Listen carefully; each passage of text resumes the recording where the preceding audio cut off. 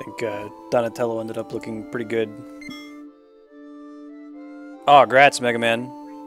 Awesome. Did you have to wait in line for it? How'd you score it?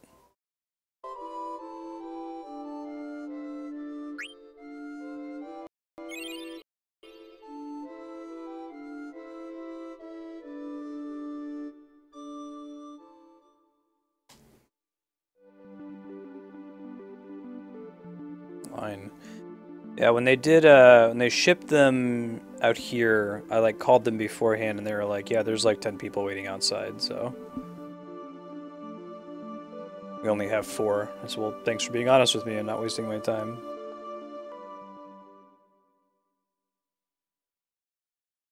Nice. Hey, Cloud Reaver.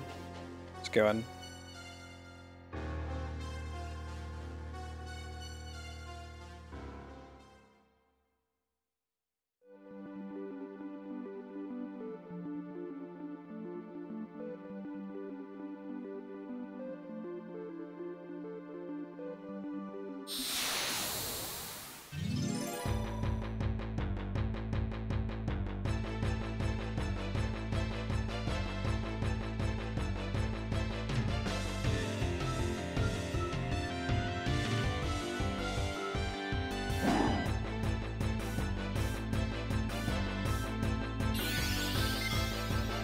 Yeah, what was happening?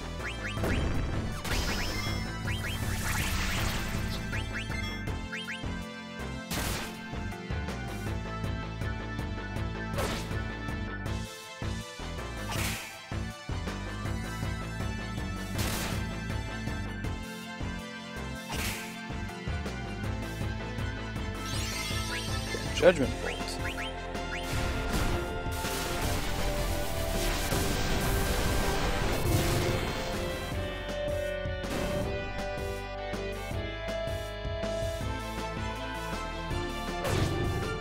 Oh, that sucks, man. I think there's just been setback after setback. Well, I hope to contribute to your sanity.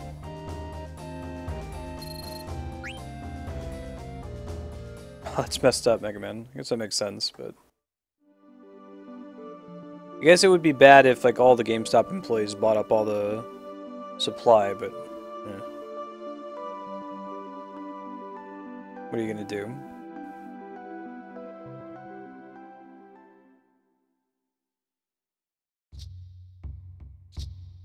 You're one of 4 people that are in thesis mode right now, Cloud Reaver. You got One Eye is one of Andrea's friends from her undergrad. She's grinding it out. I think Matt's doing his as well.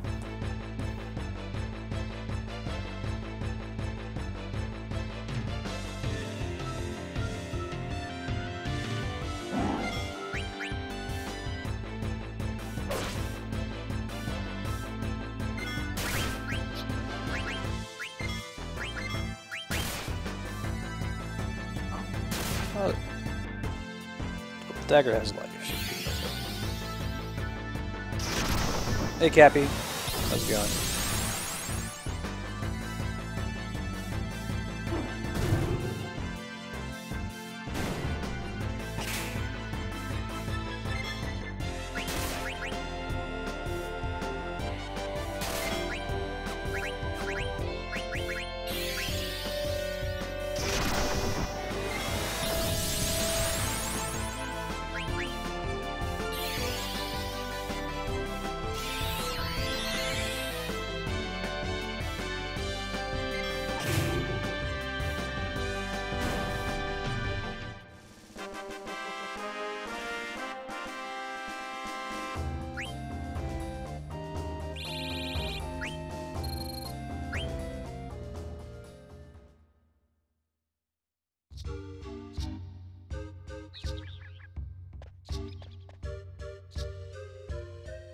Pretty sure this is the way we want to go.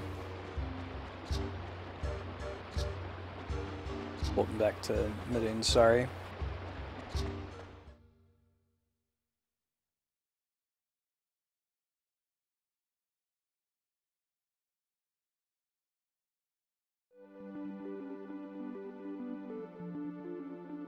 it sucks, man. I mean, good on you for finding the problem and going back and fixing it. It seems like there's this problem lately, at least in Andrea's field, where people will, like, they'll just go ahead and publish, even if they know something's wrong, and then they'll get a bunch of citations for it, and then they'll post a follow-up correction quietly. But at some point, if you're going to be working on it forever and keep having to go back and redo stuff, you wonder, why don't I just do that, you know? That's why I think it's a system that's flawed, not individuals.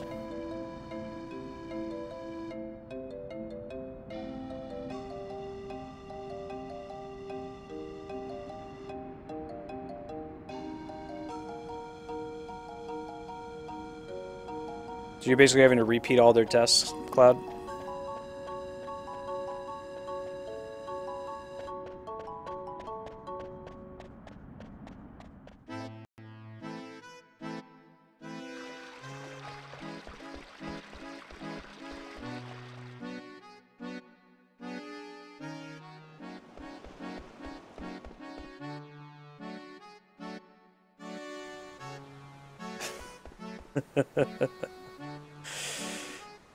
Oh, Kami, you're lucky Andrea's not in here.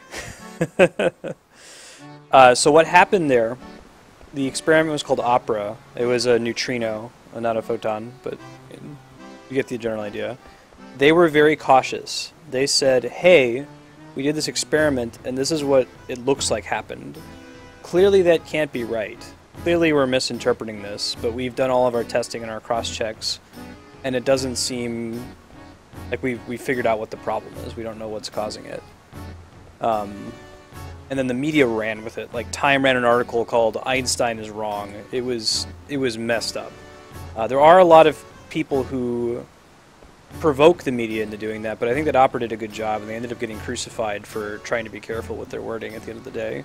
But yes, that's exactly the problem. Jumping the gun, just publishing something and then quietly fixing it later. And there's still people to this day who think that, you know, neutrinos are traveling faster than light and that Einstein was wrong, as if that's something that we need to freak out about anyway. Like that's a fundamental pillar of science, that we're overwriting old things, learning new things.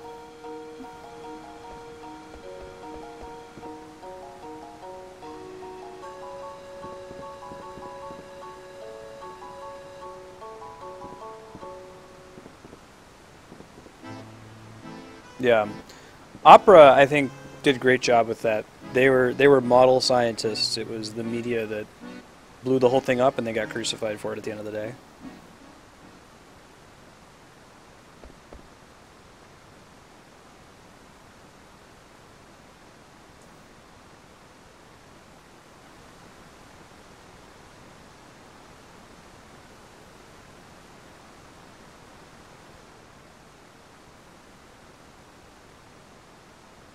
Yeah. There's a really, I'd say, bad, rocky relationship between science and the media. Looks like Cloud Reaver hasn't even taken it to that point, though. They're just like keep finding problems and having to do they're doing the QA testing for this other university.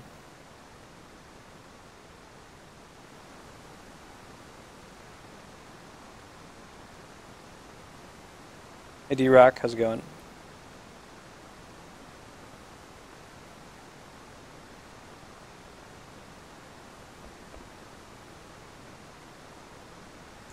I think you'd say most scientists do, but again, it's perception media versus science. What's the XKCD article about the green jelly beans? If I can find it.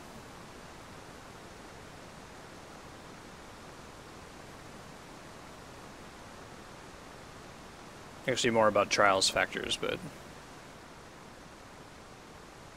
yeah, that sounds like it's just bad engineering. It sounds like what I used to do at Chase when we tested the website.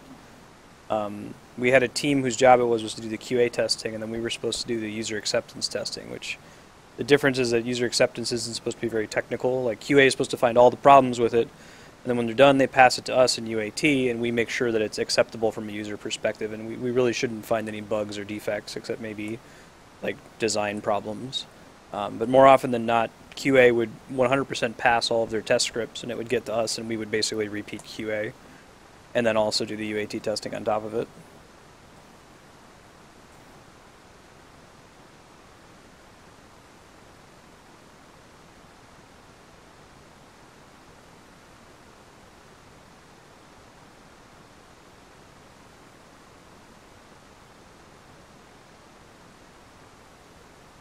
Eidolon wall. Okay. Get that chest though. Cool. I like vests. I like surviving.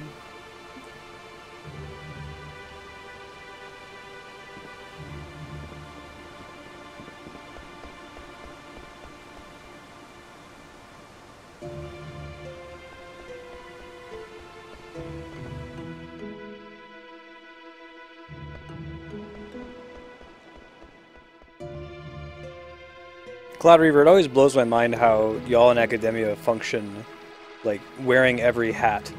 Because right, in the business world, you gotta have someone who's a project manager, you gotta have someone who's like a testing lead. Like all these people fill these different roles, and that's their entire job. So the fact that like in academia, like doing the project management and the program management and the testing all just follows under the umbrella of like, you know, postdoc or grad student or tenured professor. Like there's not a position in place for that kind of a thing.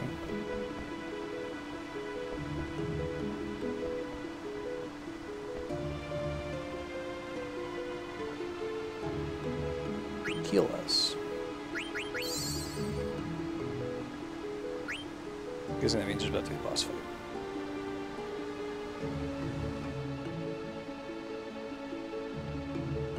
Hey Matt.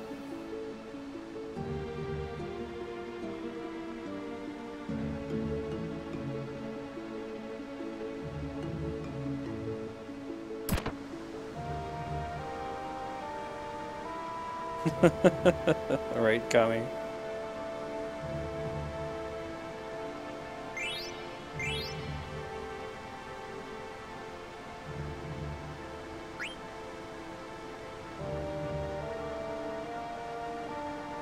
Working at Chase, I worked with maybe, so every project had a project manager, and if I worked with 100 project managers, I probably worked with 5 really good, useful project managers where I felt like the project wouldn't have succeeded without them.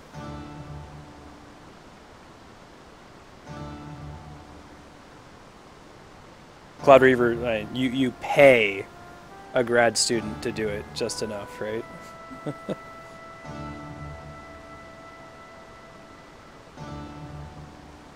Wink, wink.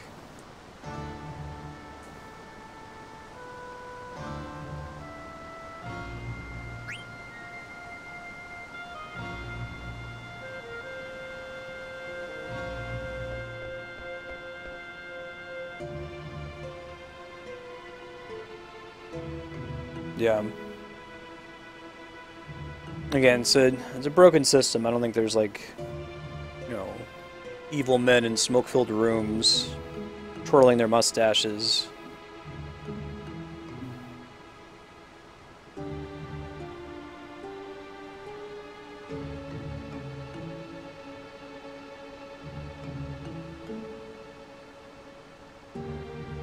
More money would certainly help.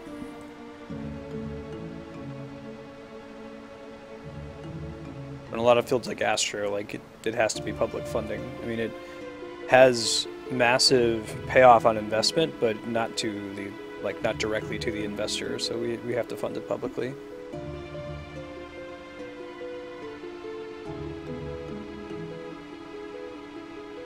And people are dumb. It's hard to get them to like think ahead to next week, let alone like 30 years from now.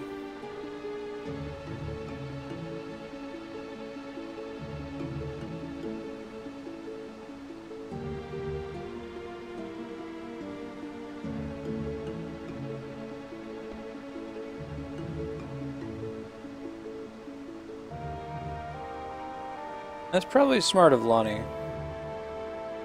Vivi's not tricky.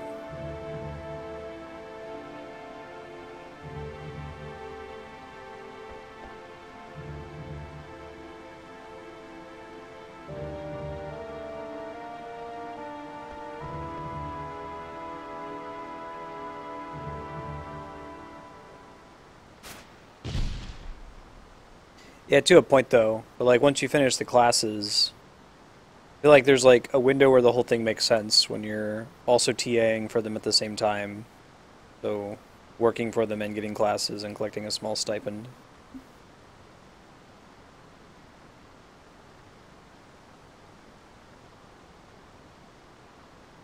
I'm talking about like grad students that I've been on for like 7, 8 years by no fault of their own.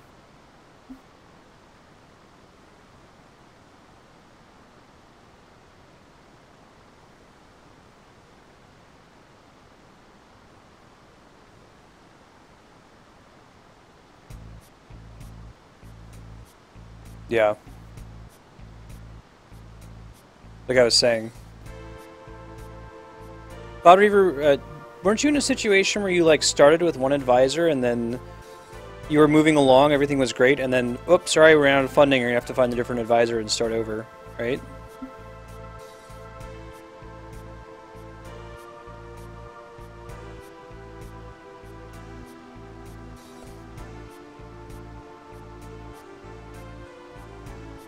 The problem is the disparity in how professors use their grad students. You have people like Andrea who was fortunate enough to have advisors where she could go in at like 9 or 10 and come home at like 4 or 5 and get plenty of work done and be able to finish her thesis in a reasonable period of time.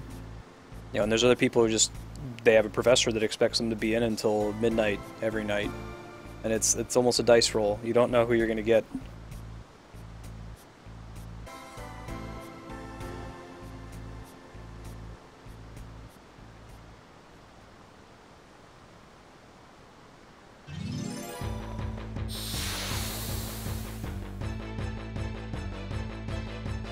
Or like if you try to go into it based on like what you want to do as opposed to who you want to work with, you might get burned.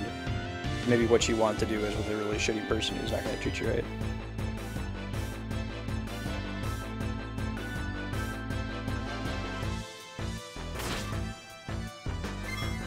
Good God, Cloud.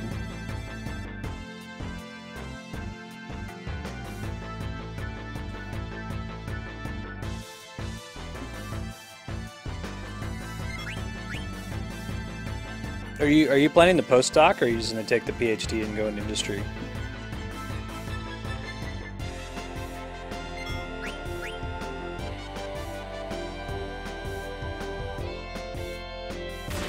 Yeah.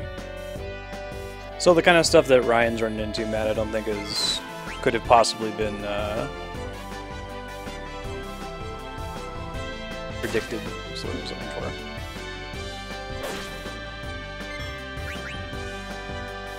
There's a gigantic luck component.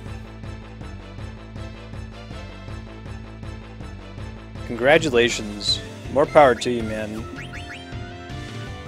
Andrea's having, I was calling it DODE, Delayed Onset Academic Dread.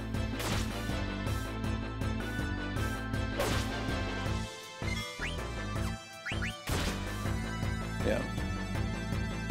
Where everything went really, really well from her from undergrad through like the end of grad school. She rolled all 20s. Now all of a sudden she's starting to see the pyramid scheme problem.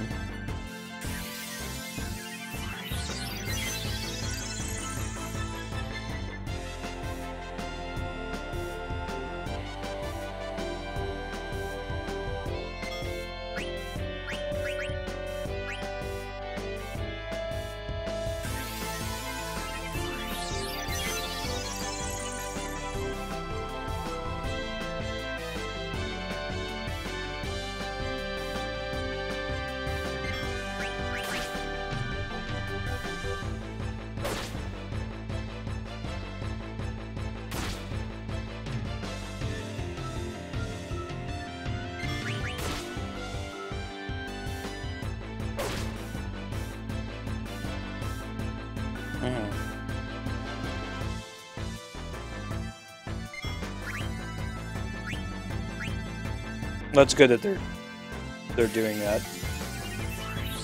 I think the model's gonna have to change. There's this like feeling in academia that everyone needs to be on this tenure track professor job, and once you drop out of that, when you leave academia, oh, you're dead to them. Like, no, We need people to go into industry. There's not enough jobs. If there were, 1,000 equally qualified, perfect people, there's only 50 jobs.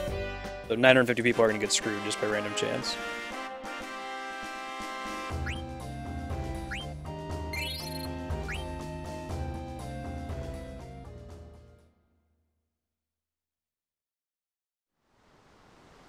Yeah.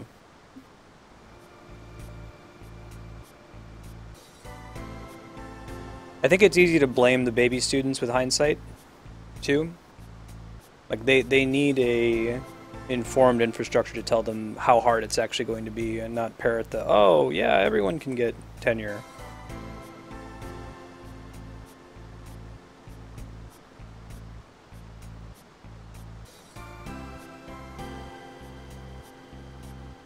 Oh man, we're about to do a bid for what we're naming Amarant here. There's not a lot of people in chat, so take your shot. Put it up here, one sec.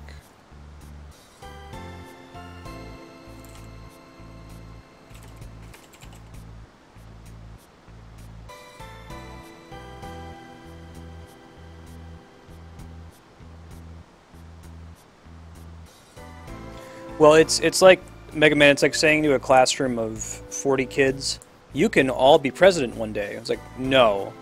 Some of you can be, like, physically speaking, like, if a president can be president for 4 years, and there's 40 kids in the class, there's 160 years if each of them were to be president. So it's physically impossible for all of them to be president. One of them could be president.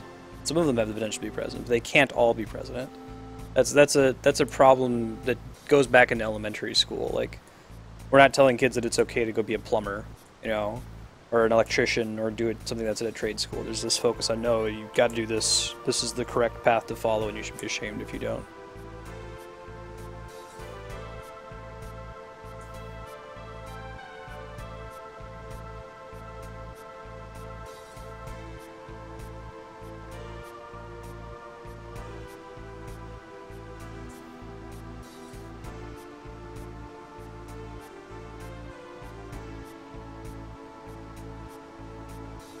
A Sly Eagle doesn't kill it when.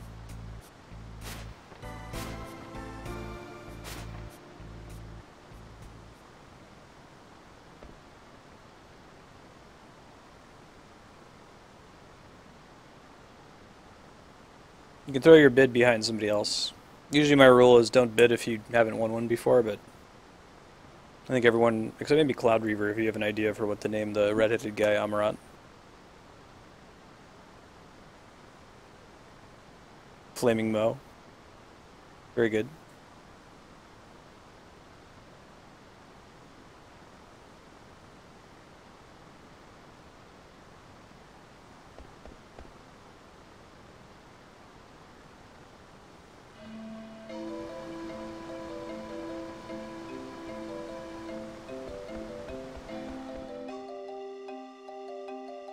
Soulless. Because he's a ginger. Cloud Reaver, since you're the only one in chat who hasn't named somebody yet. I don't know, I think, Cappy, if you're around, you haven't named somebody either. You guys can overrule if you want, if you have an idea in mind.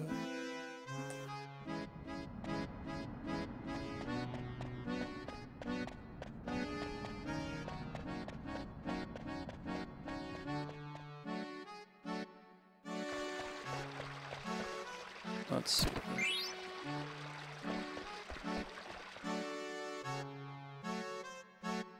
Very good. Looks like it's going to be soulless. Yeah, add your power to Matt's.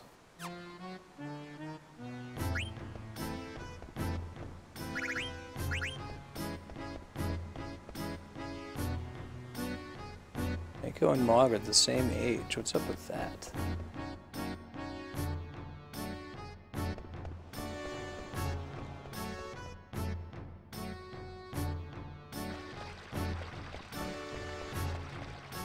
Okay, see if I can fit it.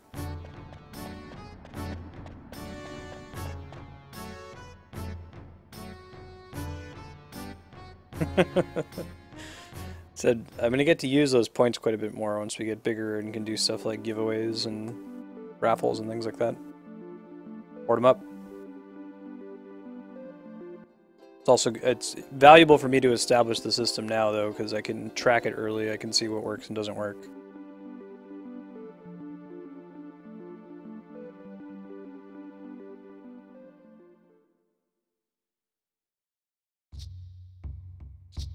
Could have sworn that you like name Amarant when you leave the town there. Let me go back real quick.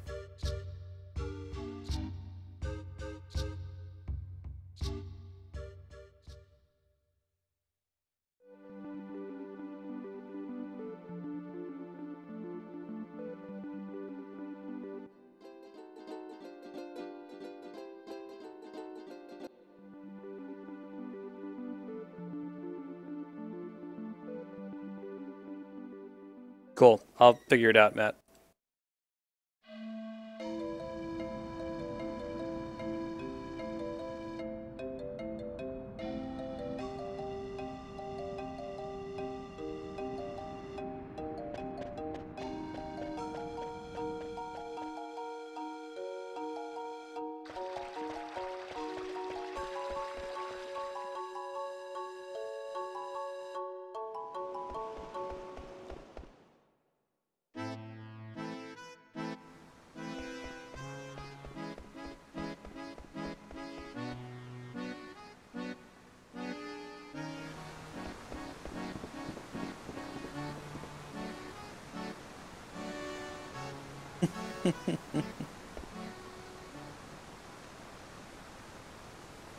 Potato racism.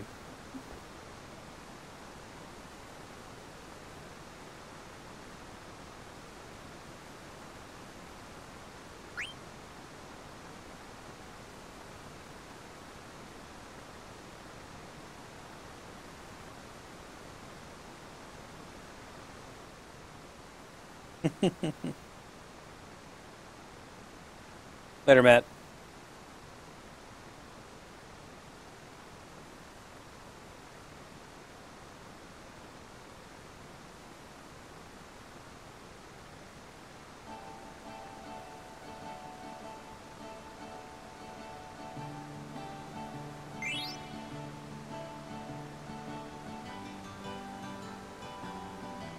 What's up, Mog?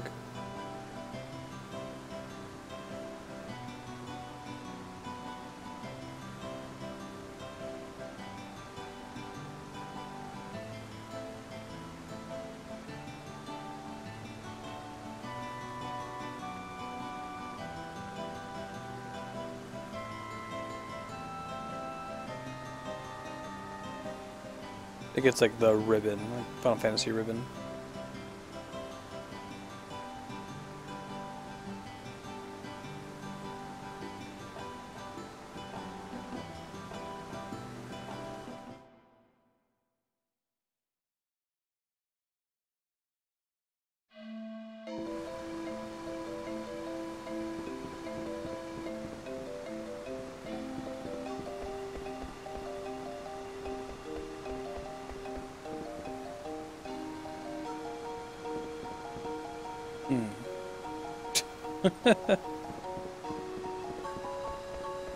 Queen is an interesting character.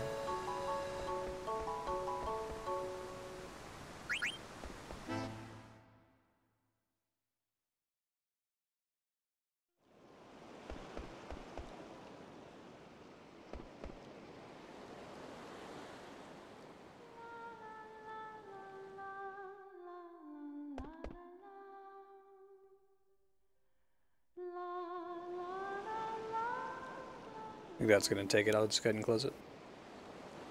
I think we actually get to name him for a little bit.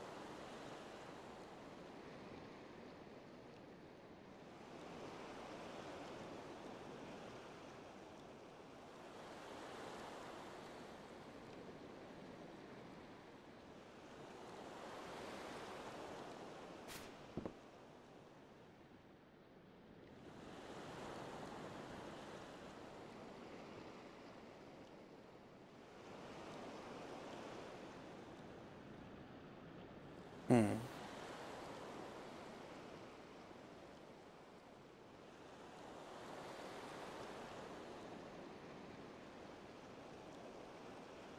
We're gonna go to a place called Ibsen's Castle later in this game.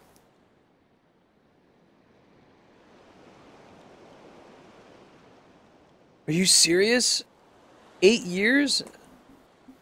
You haven't even published like a hey, shit's not working paper?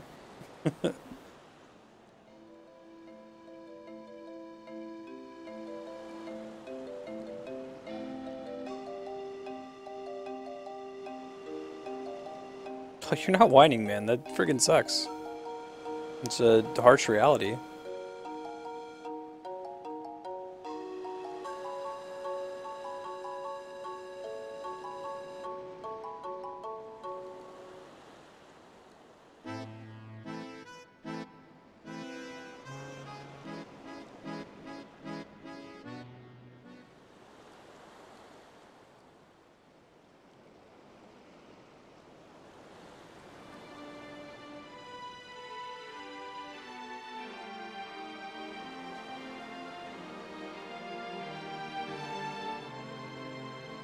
It's gonna be rad when you get out, man.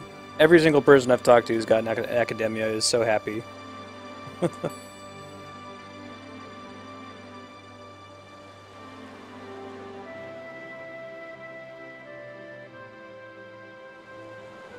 Hmm.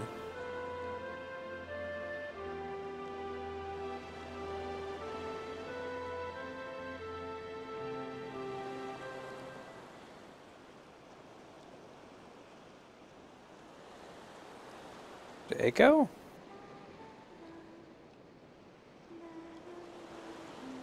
Remember the very opening cutscene of this game was like Garnet, basically in this tempest out at sea.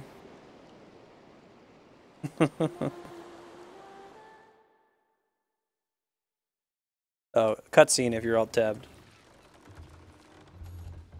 Pretty graphics.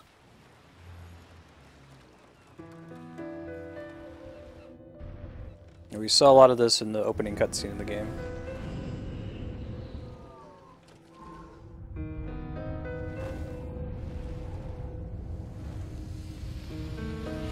Can I wait, Shepard? Some calibrations.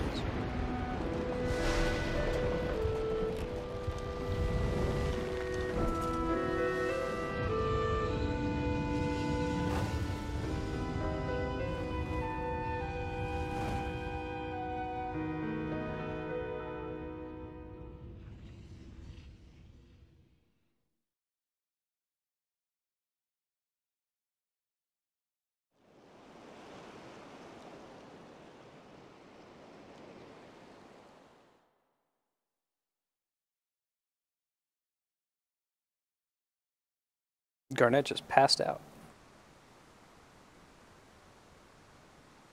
So does Vivi sleep? Does he eat? We know that he pees. We had that scene earlier where him and like Zidane were broing out.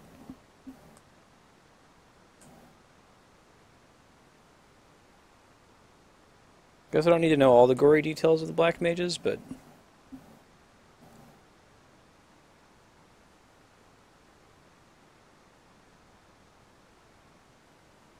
yeah, that makes sense. I like savvy characters. It drives Andrea crazy when like something in the plot is really obvious and the characters haven't picked up on it. It happens a lot in Dragon Quest VIII, where it's like, you know, you're chasing this gesture, Dual Magus, for most of the game, and you'll go into a town and like all the townsfolk will be like, yeah, this guy was mysteriously murdered, huh? There was a gesture here too, you know. I wonder if they're related, and it takes the party like maybe an hour after you talk to that NPC to figure out the same thing. Dagger's pretty savvy. I was like, oh, we both have summon magic. I don't remember what I was doing before I was 6. I probably came from here.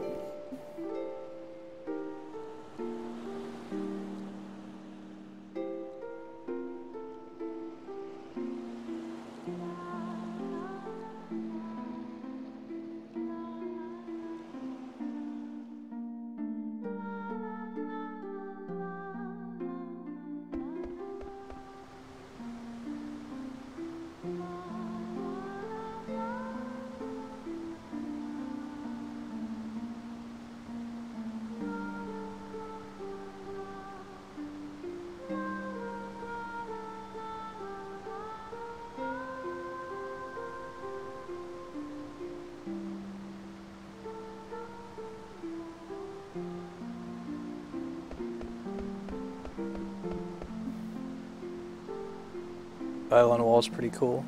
That's a Tomos. I'm not sure. The one looks kind of like Red 13. I don't know if that's an actual summon from this game or not.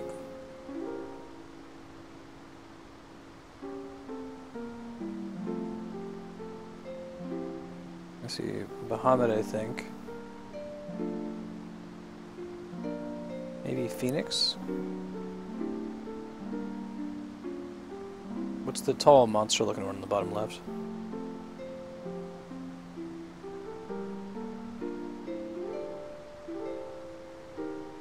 Could be Kieran, yeah.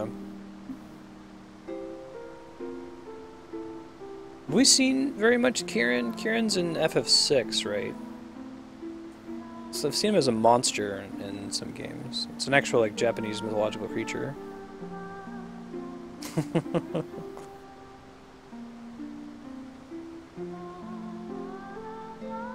Yeah, if what you're doing is calibration, just get Garrus online. That's all he does. Motherfucker just calibrates constantly.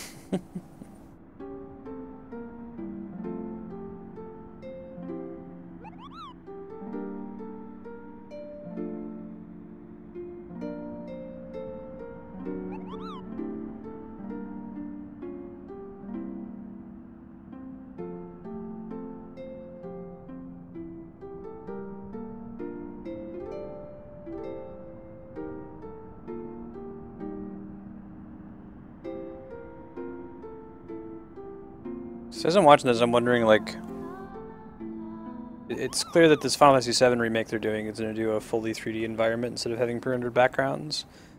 It makes me wonder, like, how much are they going to change it? You watch that trailer and, like, I don't know, their vision of Midgar is very different from what the pre-rendered backgrounds imply. Is that trailer supposed to be, like, in the future? Or it's actually supposed to be of the game at the time?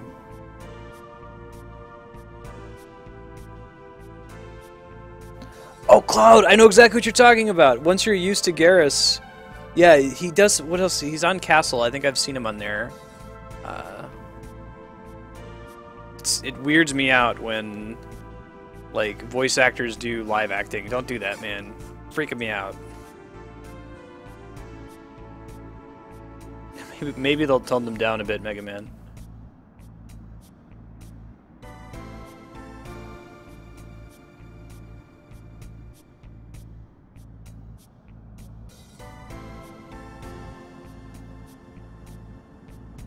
Castle's really good.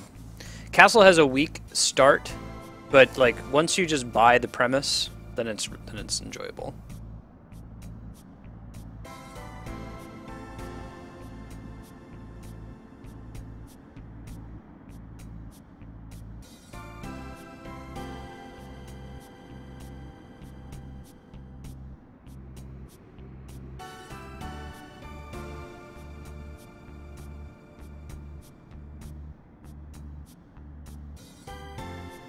Yes, he is. Keith David's in everything, though. He's the best.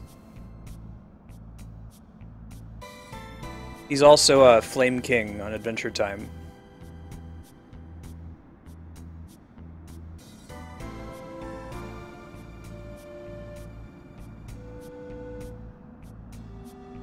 Yeah, Cloud Reaver, I haven't watched the later seasons. I did when I watched those first couple, I was like, I don't know, man, this seems like a pretty thin premise. And then I started to enjoy it after a while. Oh wait, are you talking about Community or Castle? Community I thought died when Dan Harmon left. And then he came back, but then it didn't have, like, Troy anymore. It's pretty important. I can do without Pierce, but Troy was, like, a good percentage of my laughs on that show.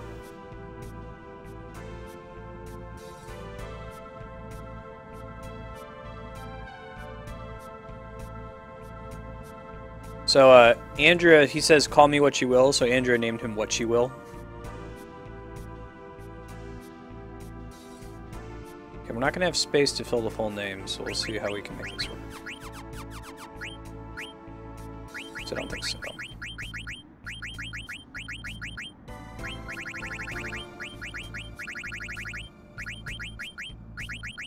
We can just barely get flaming in there, so do Flamo.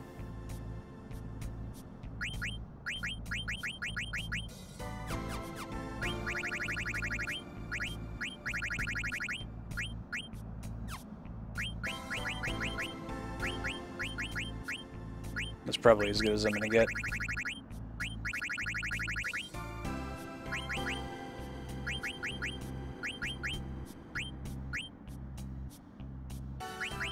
I have this problem with TV. I feel like more TV shows need to end. They need to be written with an ending in mind. It's a shame that a lot of them start off really, really strong and then just get stretched thinner and thinner and thinner until they can't stand on their own two legs again. That's why I like Breaking Bad so much. The Flaming Flamo.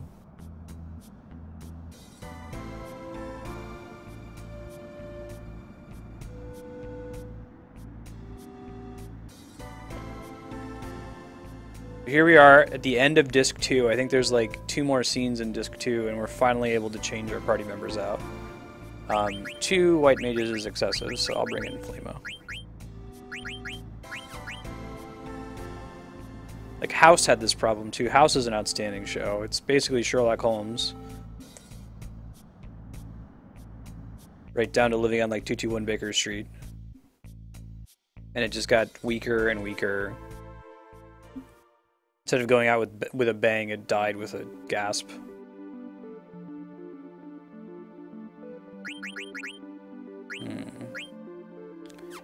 But he's gonna get counter no matter what. I'd like to get him Chakra before I switch to something else. And get counter faster.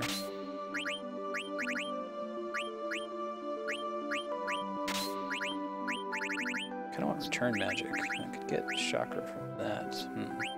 I gotta get ability up first. That's #1 priority. Get him triple counter speed.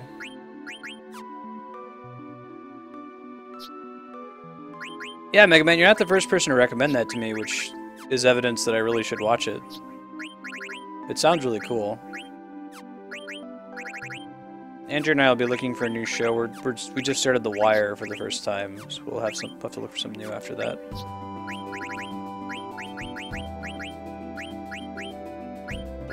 I'm never going to use Fleagill, maybe High Tide.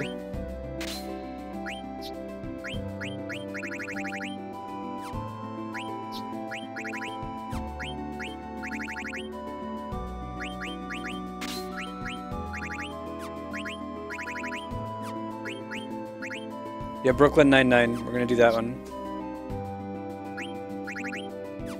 It's Andy Samberg, right? Lonely Island guy.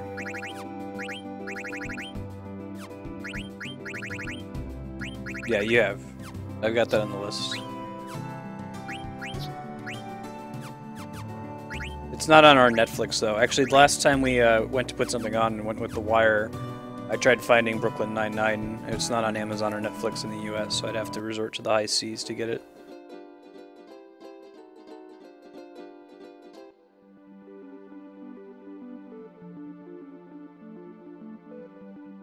Yeah, I've heard that's what makes it good, that it's not just straight comedy. Eureka's on Netflix? That makes it easier to watch next.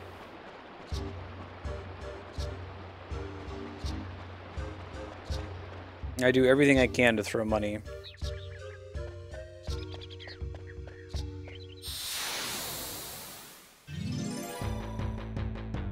Cool. Hey, Ninja Happenings, welcome.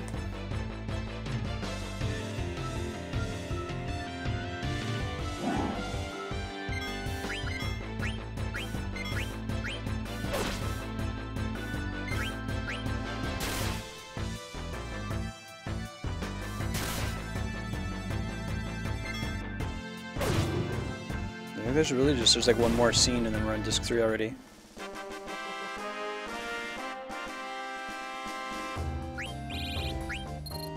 Remember, right, this game packs quite a lot into disc 3, though. But it is like the others in the series, where the final disc is essentially the final dungeon, final boss, and all of the cutscenes.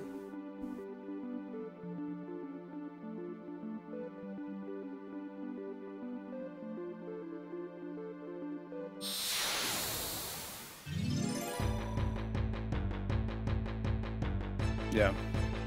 Whatever the penultimate disc is tends to be pretty huge. Disc 2 in Final Fantasy VII is pretty great. Hey Joe man, how's it going, dude?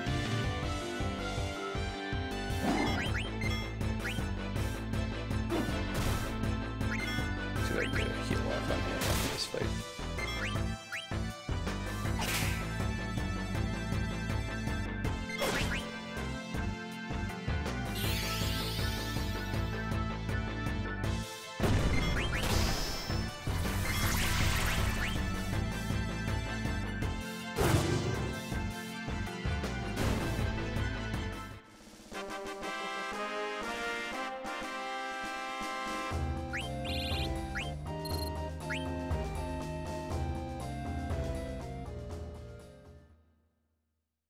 Oh, awesome. Congratulations, Joe, man. That's really great to hear. I know that was a point of uncertainty for you for a while. Congratulations. Do you have to work in Columbus?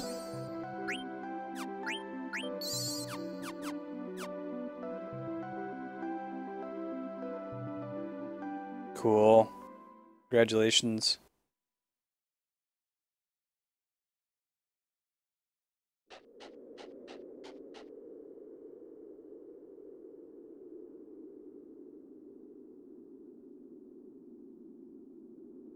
They must possess incredible powers to accomplish such a feat. Eh. We're like basically 3 children. It's a cool song here. Oh, awesome, Joe man. And it's not temporary, right? Temporary jobs are stressful. I started at Chase as a temporary employee. I managed to get out of it, but it's, easier said than done most of the time.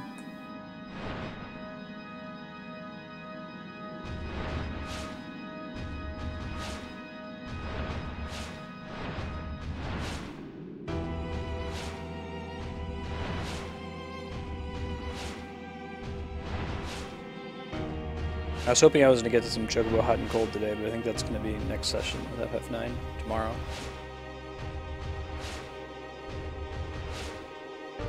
And happy with what we got.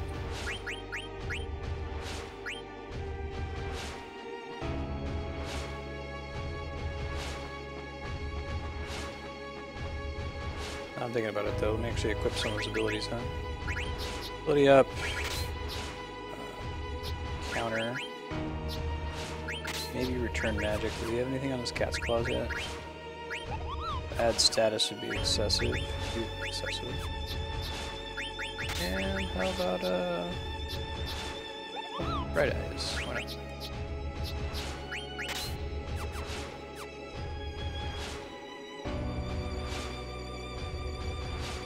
Oh, you dodged a bullet, man.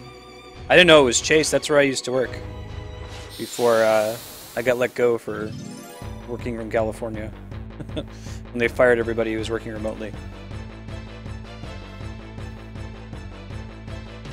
Yeah, no, even if you had like worked yourself to a permanent position at Chase, like they're too big. And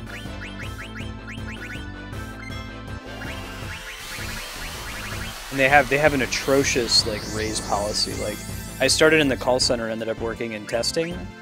And a lot of the people who are doing the same job as me were making like 6 figures, but because they base your wages on whatever your previous job was, like I started out at like $11 an hour working in the call center. So the money I was making as a test lead was based on my call center wage that I started with. They didn't bump me up to what other people were making in the same job. You dodged a bullet, man. What are you doing at this job that you actually wanted that you just got the call for?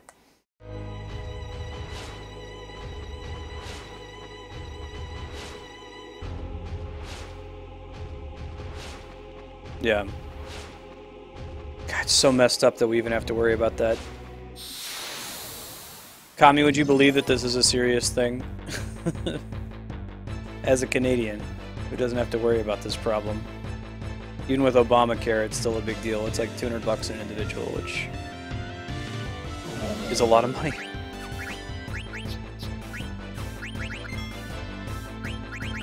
I know that my sister's in the same boat. She's a cosmetologist, so she's self-employed, and she has to make the decision: do I bother getting insurance?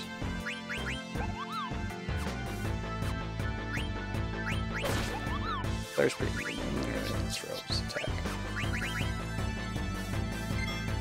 Cool. That sounds way better, Joe Man. If I go back in industry, you know, if the Switch thing doesn't work out, it's definitely going to be into a smaller company. I don't want to work for a mega corporation ever again. Oh, that's really cool, dude. Awesome.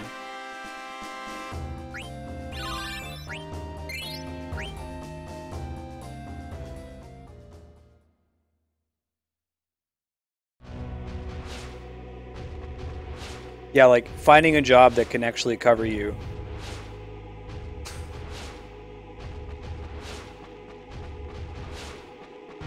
Oh man, Kami, I wish.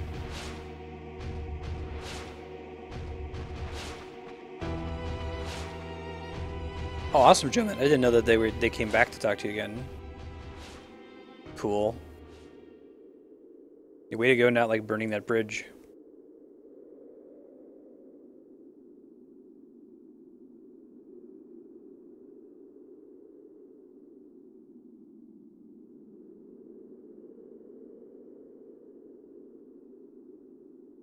$4 for your meds, damn. I have a friend who has fallen on hard times. I won't go into a lot of detail at it, but anyway, he needs to see a doctor, and he can't afford it because he makes minimum wage and he works 2 jobs. And if he wanted to go to the doctor without insurance, he would have to be paying $150 just for the visit, not even with the prescription, the cost of prescription on top of it. It's so messed up. You call it a first world country.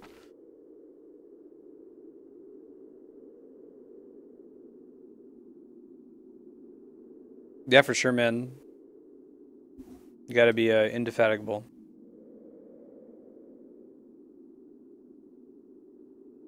Whatever. Like you actually have a plan. I like how Amarant is kind of the character that's like what Qbert was originally intended to be on Futurama, where he's like pointing out the basic silliness of the plot.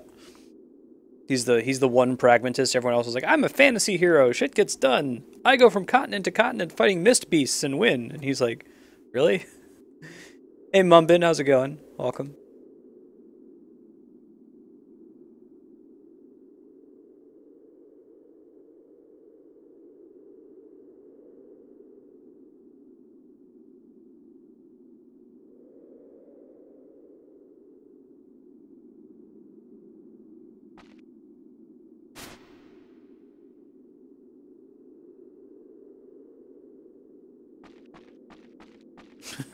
Nice.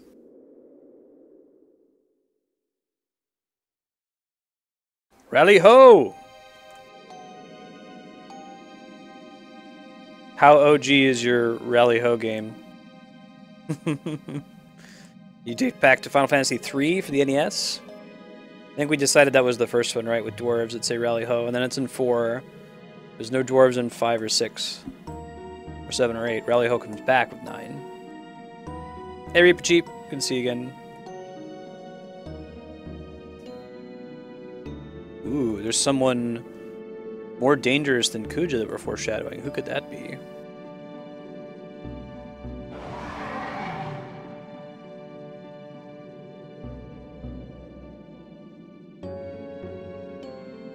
Yeah, Kuja is, I don't know.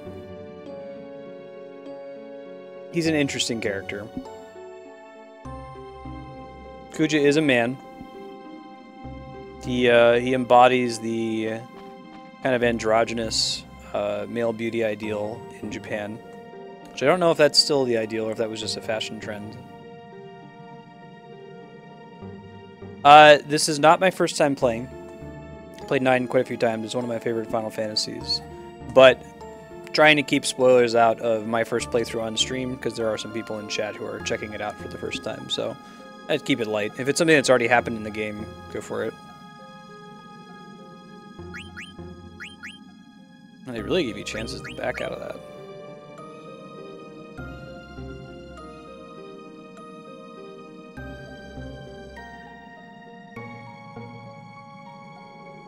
Yeah, go for it, Reap Cheap. You just ask for permission. That's all that I ask. Ask before you link. You're good.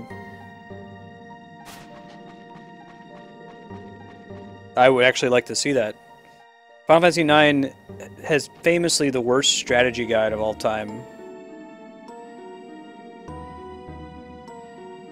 You can whisper them to somebody. Oh, you're fine, Joe, man. No worries.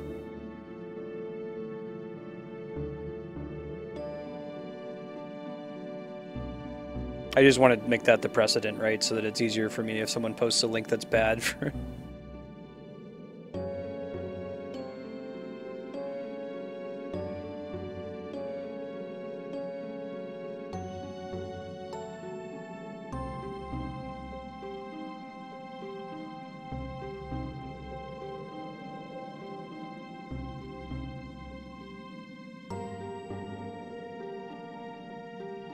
Holy shit.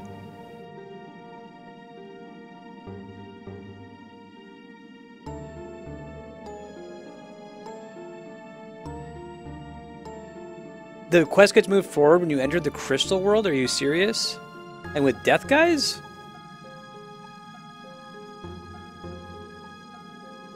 Yeah, play online. The guide was like, if you want to see what you actually need to do, even though we could have easily printed it here, go to playonline.com.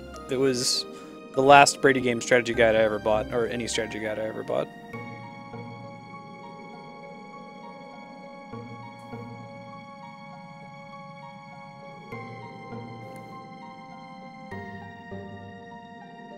Wow, that's crazy, Reaper Jeep. Thanks for sharing that. I'm probably not going to do it on this playthrough. I can try to.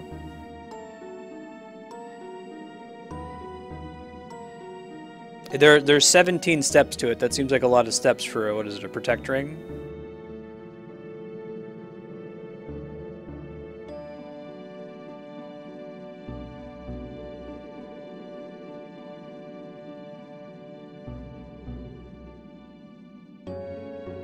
Yeah, right, Joe, man. That was the thing. I didn't have stable internet at the time.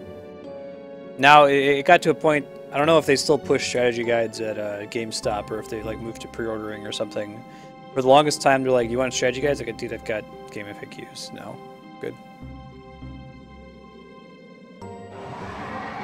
Yeah, Reap It Cheap. I know that because of Play Online. I remember doing it the first time, because it's like, you'll get a surprise. I'm like, oh, what if the surprise is important? Yeah, if you say Queen Braun, that is the person you're trying to kidnap, instead of Princess Garnet 64 times or 63 times or something, Ruby busts in the room. Yeah. Really goofy. But Play Online made it seem like it was important. So, like, my first playthrough, I'm all hyped to play this game for the first time, but I'm sitting here denying Baku, like, 64 times or however many times it requires.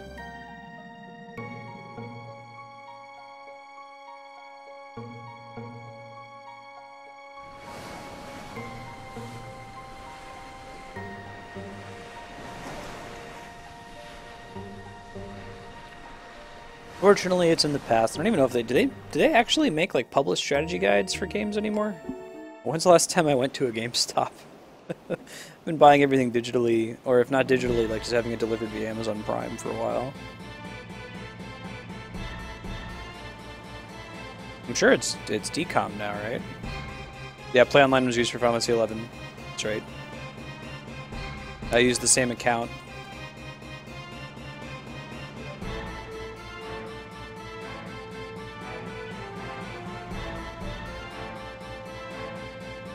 Yeah.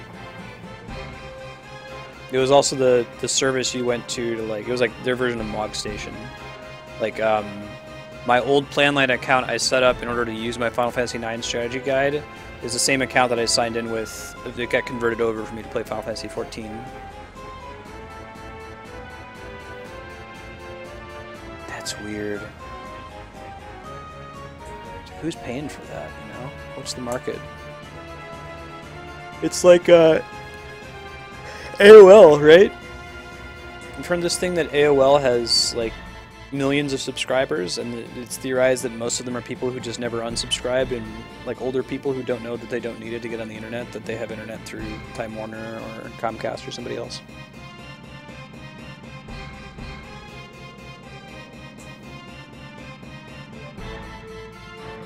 Well said, Kuja.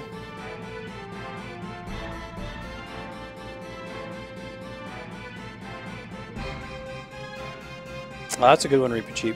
Have you... Which ones haven't you played then, since then? Probably be the easier way to ask that question.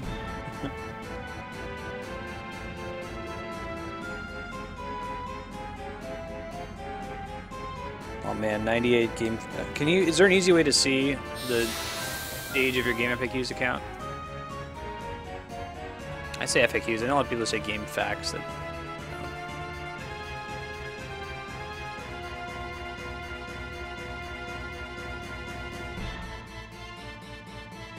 That was a long time ago. Mistodons, they might be undead? We can find out.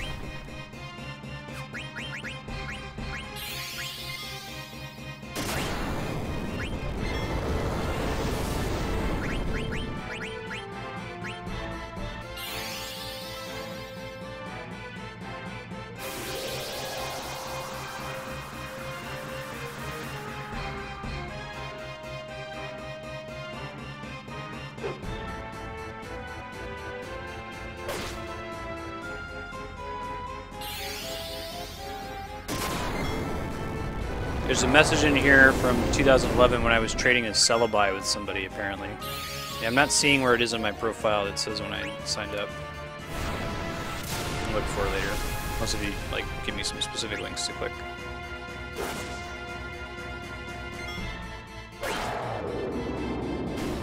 You're not missing anything 11. Yeah, I wouldn't be... I play 14 if you like MMOs. I feel like if you like MMOs and Final Fantasy, then you ought to play Final Fantasy XIV. Ought being like the strongest English imperative. But if you don't like MMOs, then don't play it. It's not going to convert you. But no, 3, 4, and 5 are all very good. 13 I've been playing more than a couple hours. If you do 3, you should play it on the DS. The DS remake is the definitive version, I would say. If you play 4, I haven't played the DS remake, but the Super Nintendo version is extremely strong. It's one of the favorites in Japan. I think Japan loves 4 and 10 most, last I heard.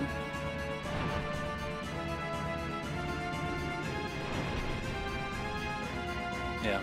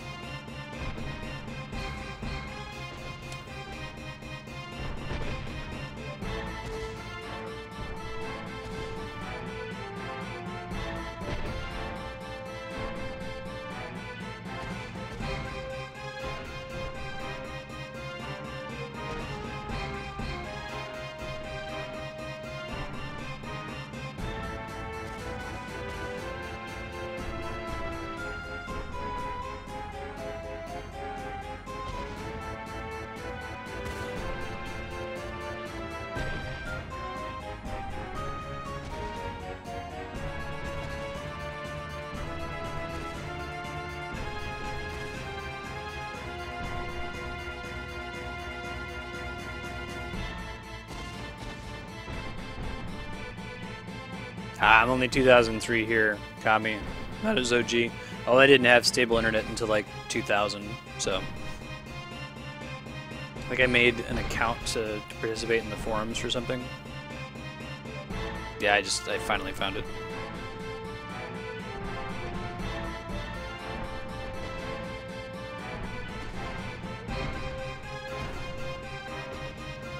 Man, my AOL username is still on there. AIM. Yeah. Awesome, Joe, man. Have you been streaming it? I might have to pop in and check it out.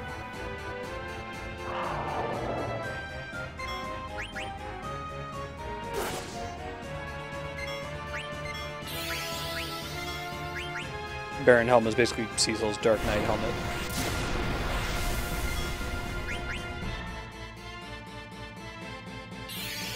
Yeah, I've got a super old address on there too.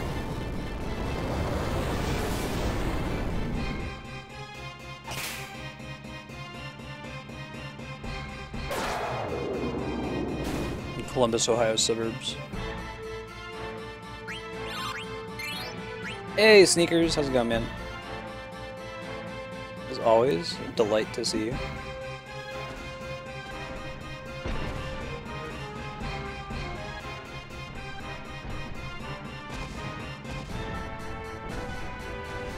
Like, we went to all that trouble to, like, decide who we wanted in our party, and then we didn't get to use who we wanted.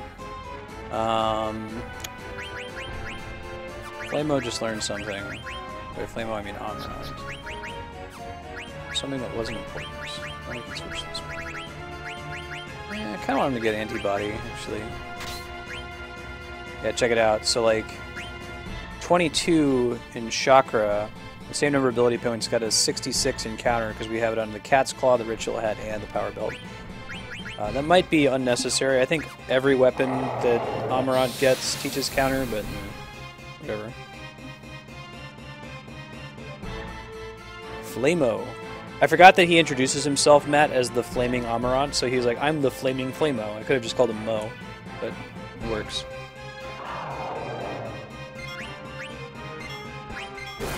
Flamo is also a character in Adventure Time bonus.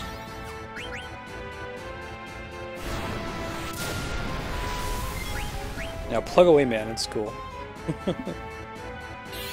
Try to host more. I had that cool auto host feature that came with Deepbot, but apparently that was like a trial thing that he has this system set up where you have to pay a $10 monthly subscription to get some of their VIP features like auto hosting, and it's really just an arbitrary content switch that he turns on or off. It's not like anything he's having to do on his end to make it happen.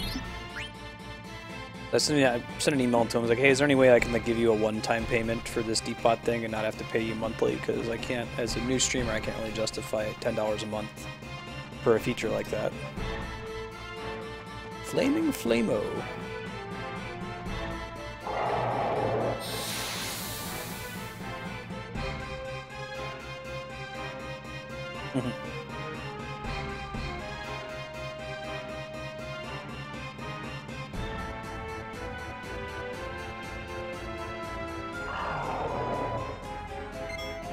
I'm a Simpsons nerd, but I'm so behind on Simpsons. Let's see, what's the last season that I can remember? I can probably base it on Treehouse of Horror episodes. Let me see. I can tell you the last one I remember, and then deduce from there.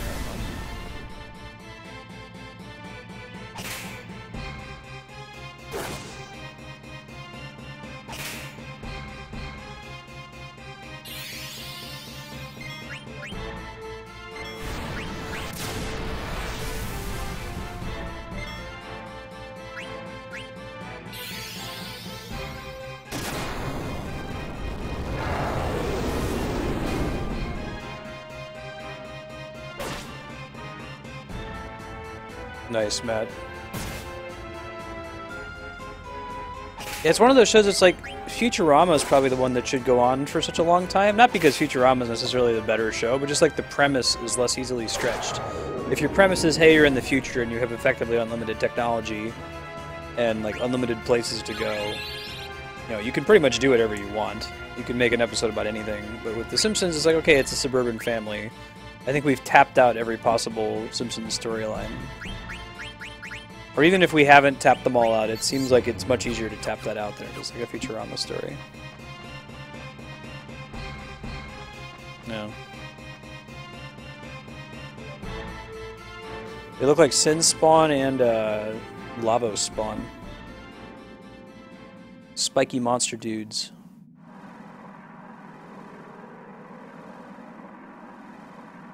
I also personally prefer Futurama. Alright, Leviathan. We just fought Leviathan in Final Fantasy XIV last night. If you check out the video, it's quite cool.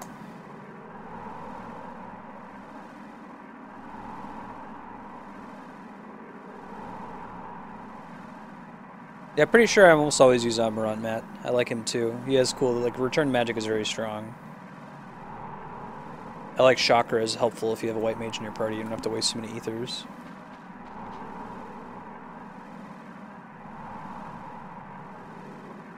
Yeah. Futurama has 4 finales, I think. There's the Devil's Hands or Idle Playthings. There's the 4 movies. The ending of the 4th one is an ending finale. There's the Bender is Omniscient episode was a season finale, and then there's the last one. And until Netflix picks it up. Talking to John DiMaggio, the guy who voices Bender, and he said that he would, like, his dream would be to just do Futurama until he dies.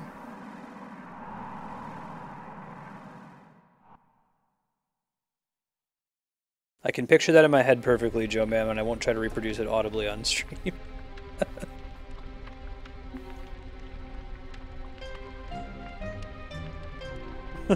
Very good, Matt. How much work was it, would you say, compared to, like, the Leviathan nonsense?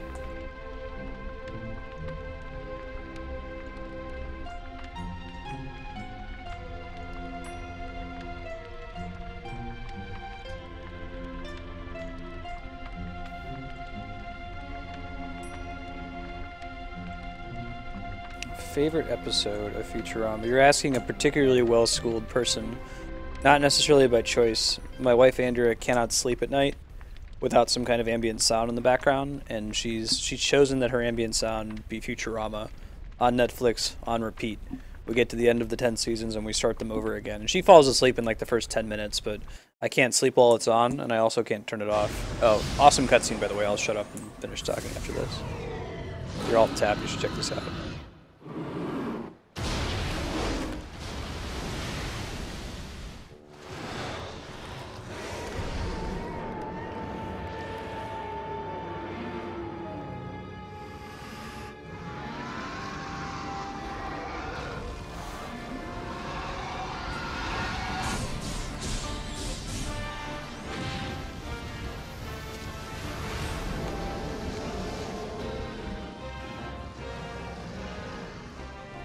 I like this Bahamut design with no eyes.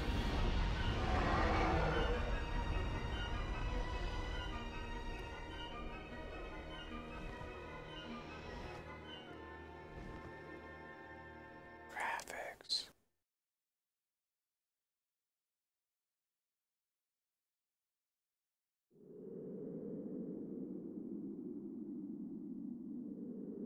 I know a lot of people hate it. So it's not my favorite, but I really like the, it's one of the later seasons, one of the last ones. It's, the, like, National Geographic, like, Morgan Freeman parody episode where they're, like, salmon. Just the narration in those episodes cracks me up. Andrew and I quote it all the time. And so the endless circle of life comes to an end, meaningless and grim. Why did they live? Why did they die? No reason.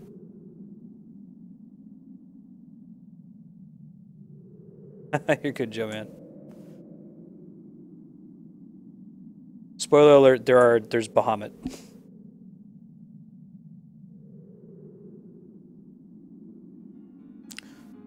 "20 million years of evolution snuffed out. For in the end, nature is horrific and teaches us nothing."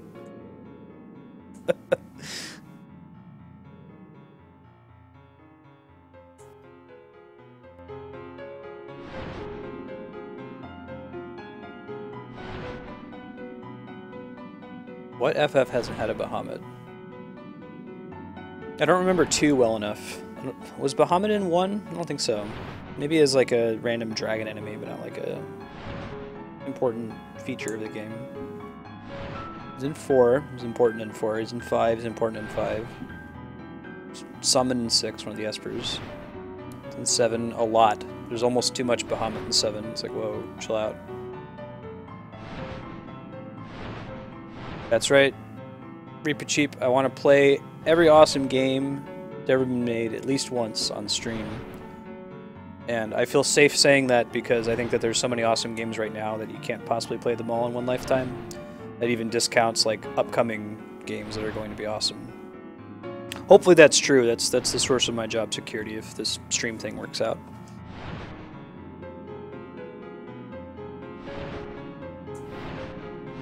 Yeah, that's a cool mission. That's the underwater reactor with Zell. Really is important in 9.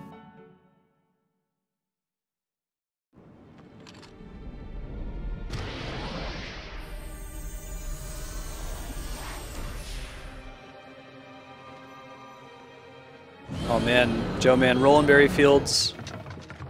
Giving me PTSD from fighting crawlers. More cutscenes, by the way, if you want to tab in.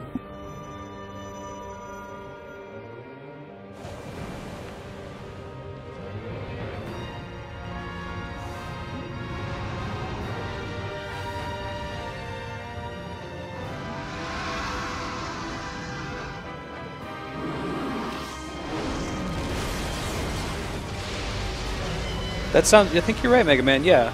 Oh, you are right. I'm not going to doubt you. But that sounds familiar now. I remember that. He goes way back. Nothing in FF2. Interesting. Sneakers, no. It might live on Netflix. The whole team wants to do it. They did Fox and then Comedy Central. Well, Fox and then movies and then Comedy Central. And now they're dead again. So if it were to come back, it would be on Netflix.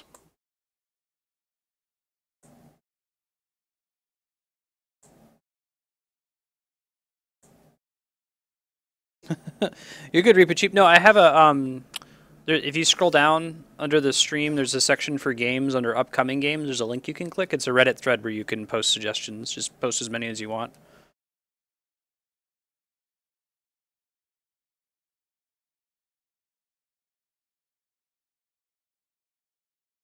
Yeah, I hope so too. God, Pit Fighter is pretty bad, Joe man. I've played that game. Thank you, Matt. It's tough with the stream delay.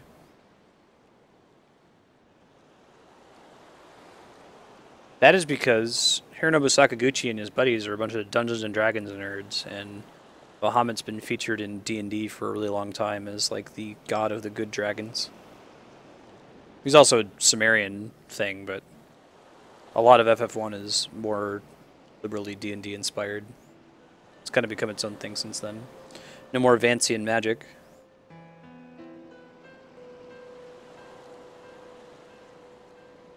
Yeah, I agree, Sneakers.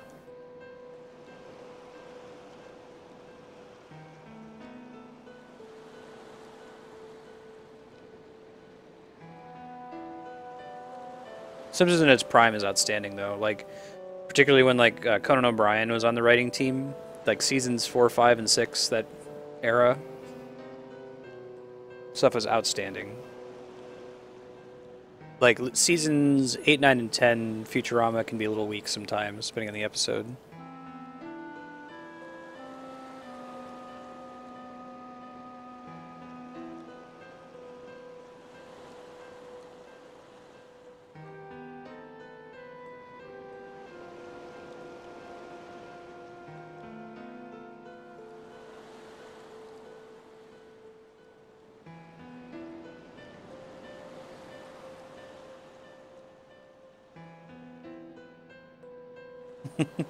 I think my all-time favorite episode of The Simpsons is the Hank Scorpio episode where they move away and Homer works for a supervillain.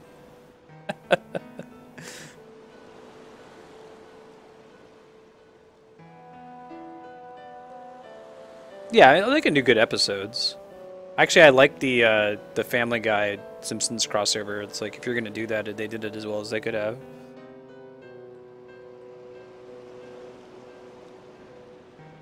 Yes, Reaper Jeep, I'll give you a link. Sorry.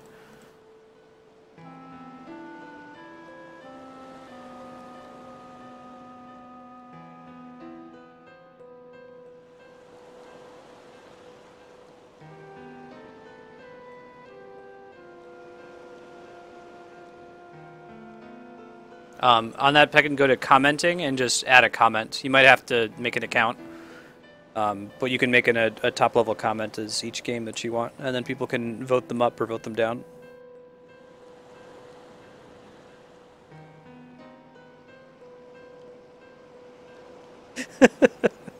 Yeah, Matt.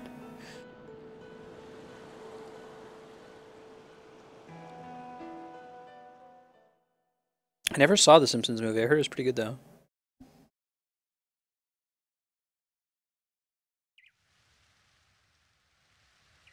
Alright, so Braun became her old self. We've only ever seen her be an evil, horrid monster bitch, but there at the very end, she came around. I think we're going to end up swapping discs and then saving. We only got 9 minutes left. I might just transition right into Paper Mario once we get to the disc swap.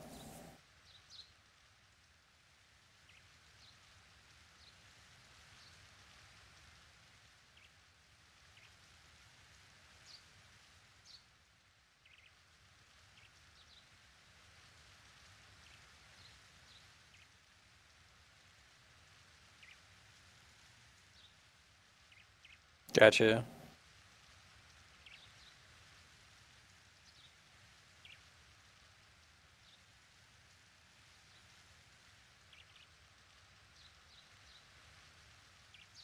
Most of what I know about the Simpsons movie is that Futurama jokes about it.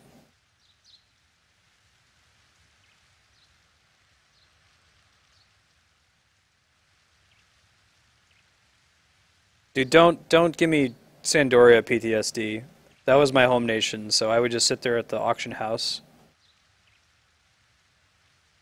hearing it forever.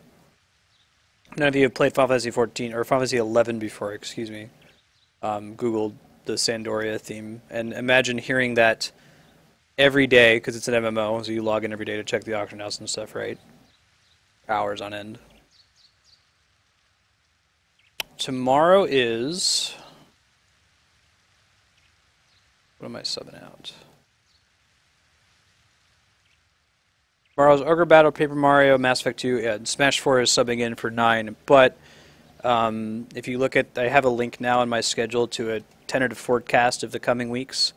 Final Fantasy 9 is going to get a much longer block. Next week it's going to get a 1 2-hour block, and the following week it's going to get a 3-hour block.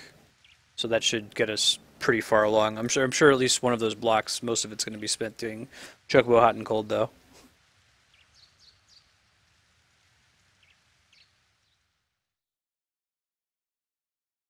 Their cutscene, end of disc cutscene, if you want to tab in.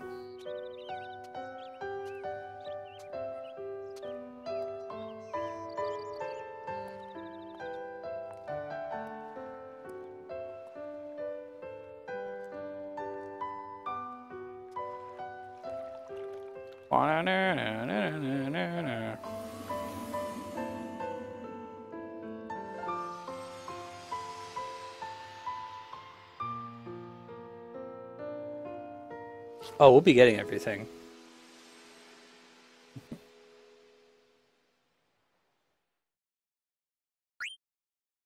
Alright, so I don't think I'm going to get to another save point in 7 minutes. I will take this time away from Final Fantasy 9.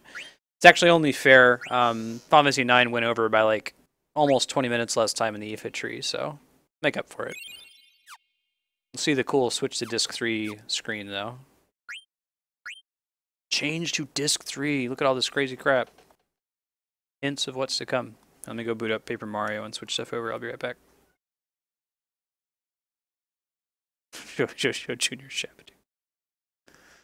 Shabadoo shows up in Futurama too. That's what Fry calls the professor's dad. I'll be right back.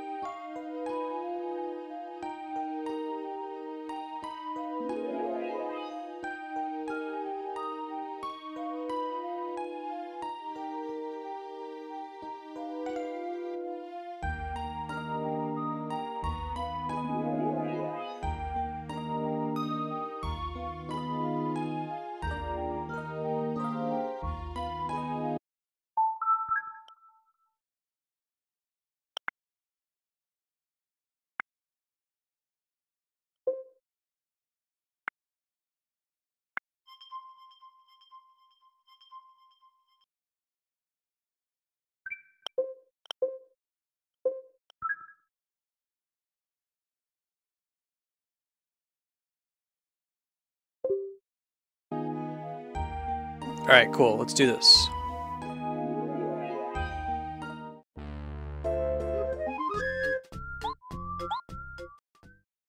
Cool, Mega Man. Did you talk to me about that before? Is that...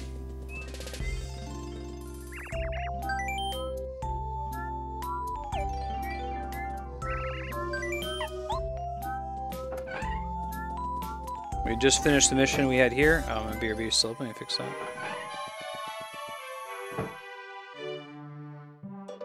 There we go. Ah, very good. Yep. Gotta do all those games. Shin Megami Tensei. Damage dodge. Okay.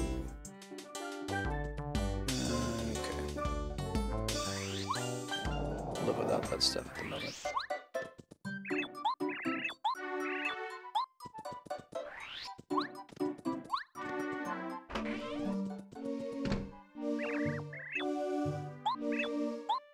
I'm glad I stopped in.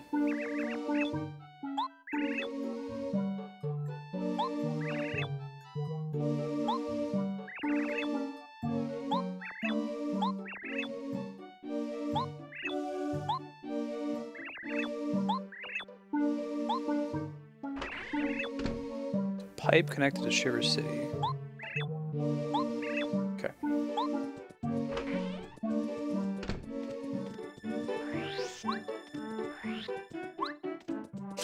Right, Matt? You play the Luke Crane game and it's just like, well, there's hundreds of hours not spent playing a whole bunch of other stuff. That's why stream has been liberating for me. I feel like I'm actually able to get through a lot of these games in my personal backlog because I feel like I shouldn't do stuff that's excessively boring on stream. Even though it brings me great joy. Like, I'm never gonna... we'll do Diablo 3 grinding when the new season comes out. I'll probably do that a couple nights a week. But we'll likely not do it extremely excessively. Like, we'll cap out, you know, we'll get to a reasonable greater lift level and get some cool loot. And I'm like, okay, I'll stop streaming it. I might still play it off stream.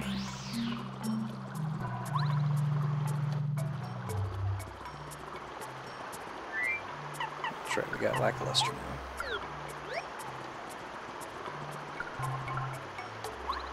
And I hope it continues to never end, because that's my job security if this Twitch thing works out.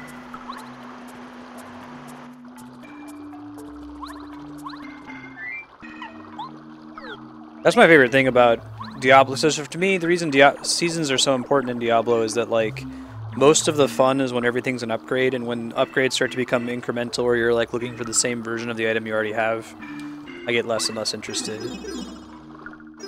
Diminishing returns on fun from the Diablo series, in other words. Ouch.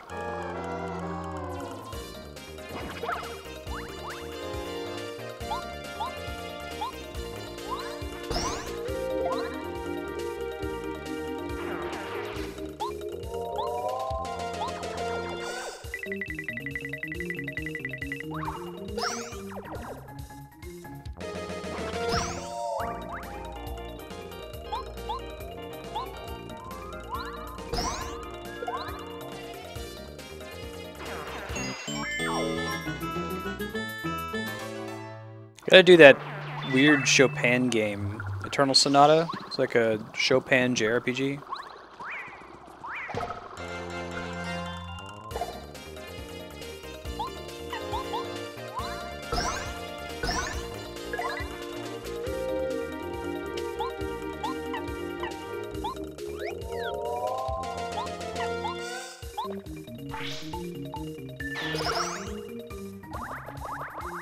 Nice. That teamwork. Yeah. Yeah, I'm pretty good at playing non-stop on handheld games if I'm like traveling or something. I have anything else to do on the plane. In fact, most of my playthrough of Pokemon X and Y has been like in transit places. I got to like the 7th gym or something and didn't finish it. Bravely Default glued my attention though. What's that, Joe Man? I did the equivalent of like fishing while watching Netflix. In Bravely Default, I would like sit and grind levels with, because you can do the whole game left-handed while watching Netflix with Andrea. Oh god.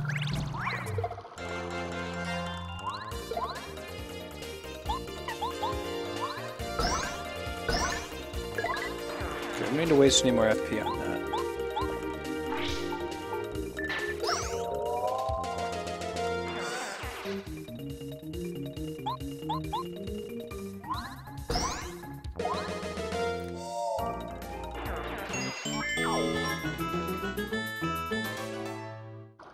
Yeah.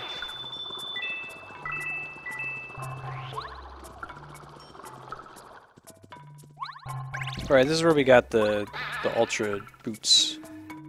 There's got to be something else down here that lets us progress to the Shiver area. Yep.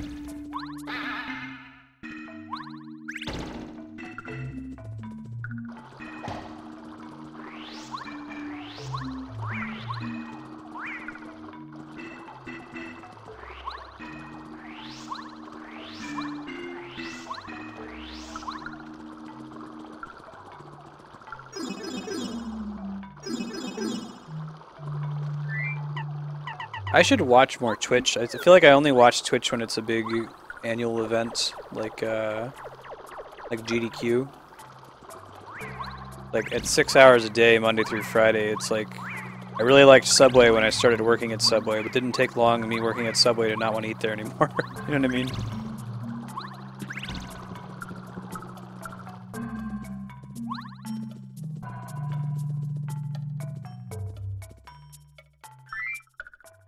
Oh, cool, Kami. I was thinking of doing Witch Doctor. Did you have a feeling, Matt? Maybe the 3 of us at least could play together. I don't know. I know that Haypax has been super busy, but maybe we can see. I don't know if Flarewing's interested either. We do at least the 3 of us, and Season 4 would be really fun. If you guys want. Oh, Trixie Hobbit. Slightly too far.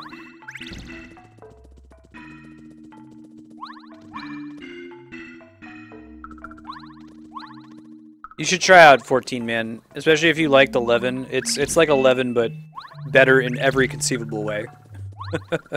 There's nothing that I can say I miss about 11. And I really liked 11 when I played it. The most important feature of 11, undoubtedly, is the ability to change jobs at will, and that's there.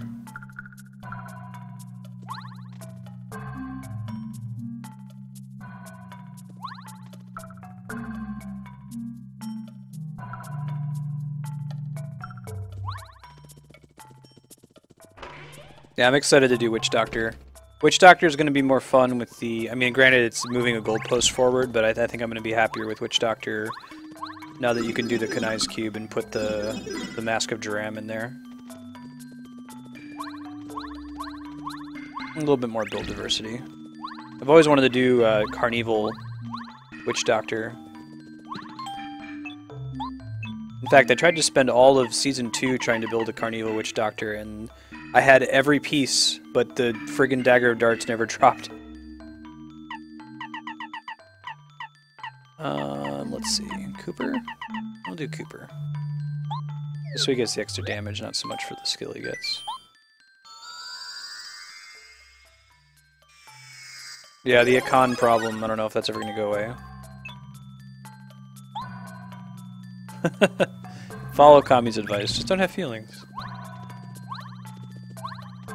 You gotta be kidding, Kami. Really? Did they just keep buffing the numbers until they got to that point?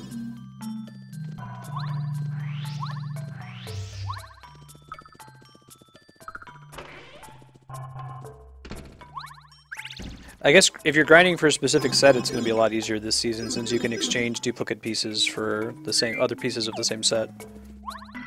It's a random roll, but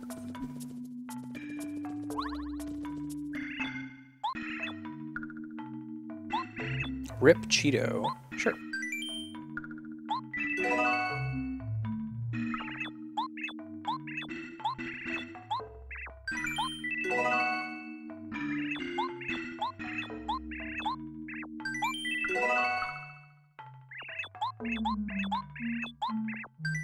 Man, screw this guy.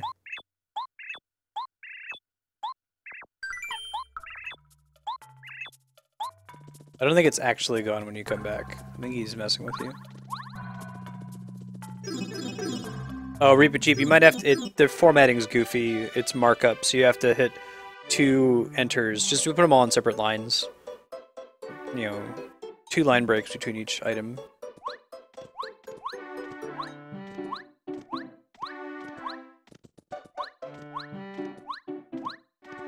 Is that on the PTR right now, Kami? Probably with that new gem that makes Rift Guardians not a big deal. Yeah, SWK Monk is pretty redonk. Like, kind of hard to go back to anything else. I kind of want to... oh, you know, maybe I should do Monk, because Monk has that cool set now that's like, what is it? There's all these different pieces of gear that revolve around 7-sided strike, so it's like 7-sided strike does its damage with each strike. The number of strikes it does is increased by 7, and then it applies Exploding Palm each time it hits.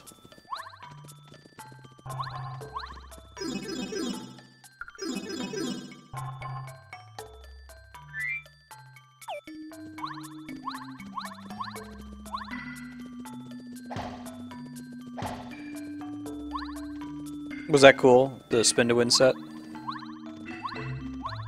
I really enjoy the mobility sets.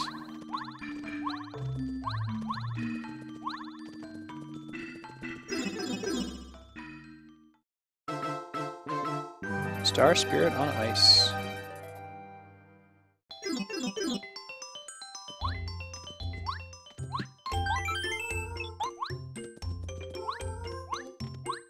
Come on. There we go.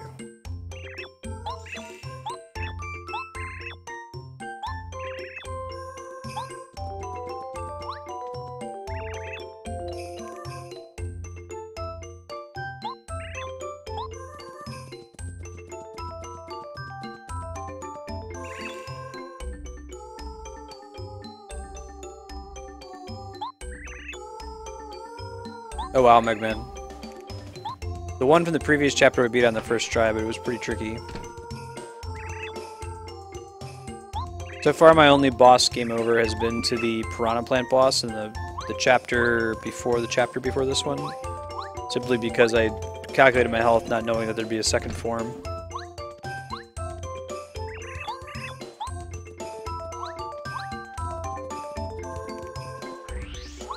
Yeah, so I've started to stop following the I mean, I'll read the PTR patch notes, but other than that, I won't like follow each iteration or play on it. For kind of a similar reason. It's like getting yourself overhyped for a game that's coming out soon. I've tried to stop doing that.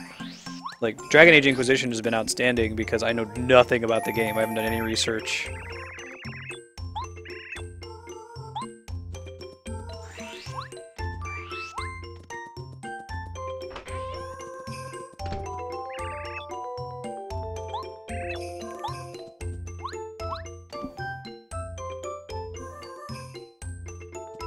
Ben, what are you doing, man? Benedict Timothy Kittleton Cumbercat the third.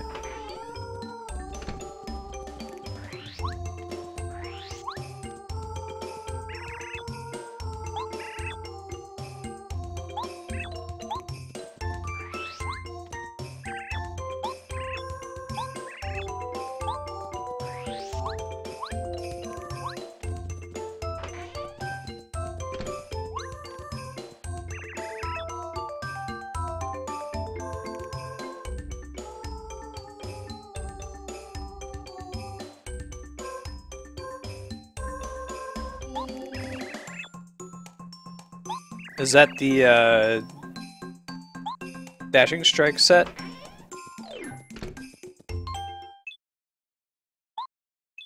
Herringway.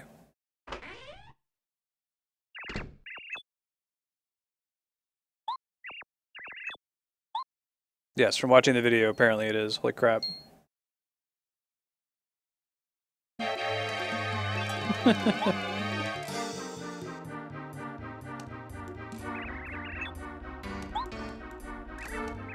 I like how Mario doesn't really care that there's a dead man in this house. We're just excited about the mystery component.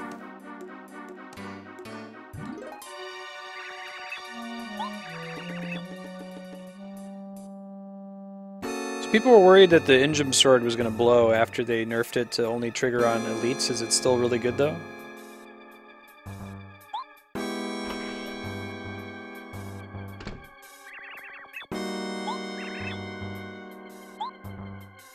Somebody clipped his flippers.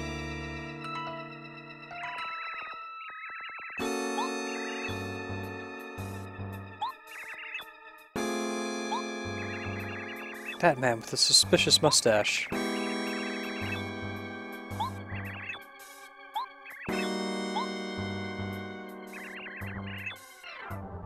Mario's like, no.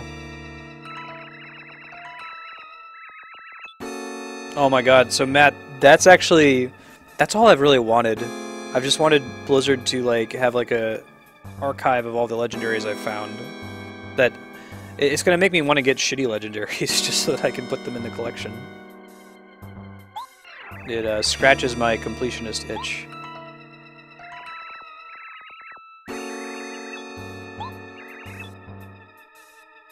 And now you don't need the specific item to be ancient anymore. You just need to have one or the other, not both.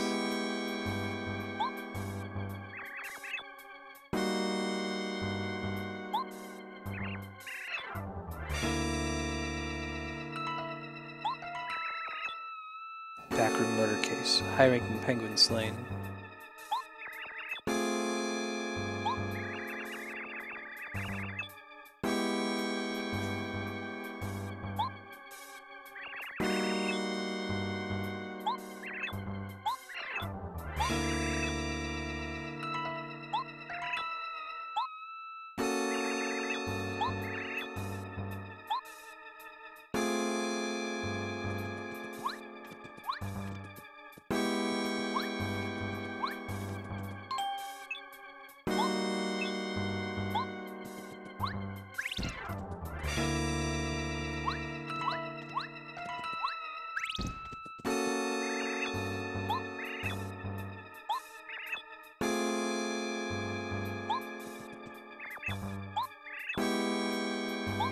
On it.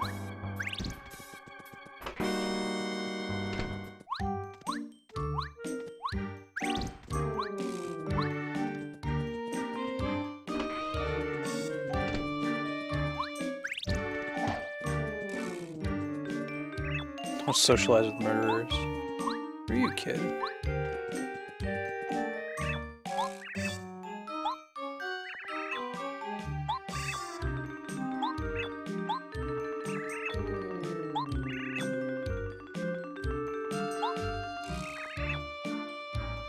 You know, you probably should be scared of Mario. He's a frightening person with frightening talents.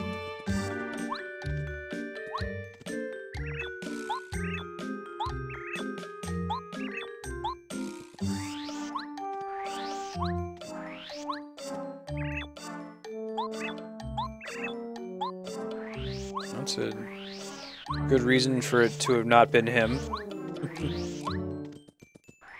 The crime rate, like, overwhelmingly between people who know each other versus random acts of crime between strangers.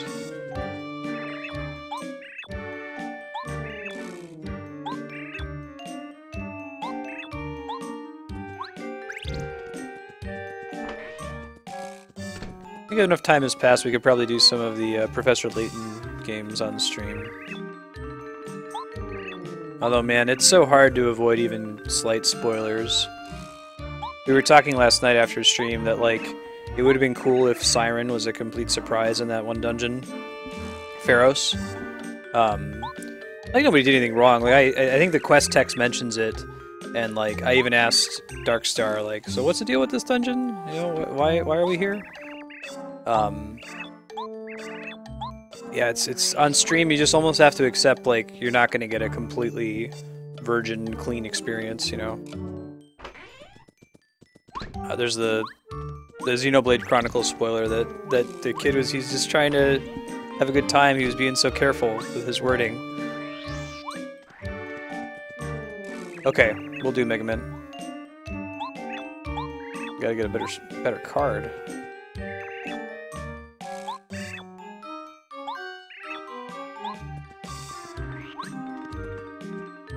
Talk to everybody in the meantime.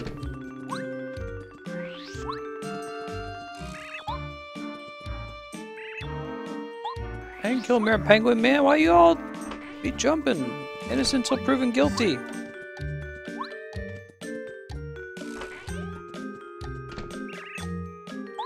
Toad doesn't care. He'll let anybody sleep in his house. Murderer, giant hammer, or not.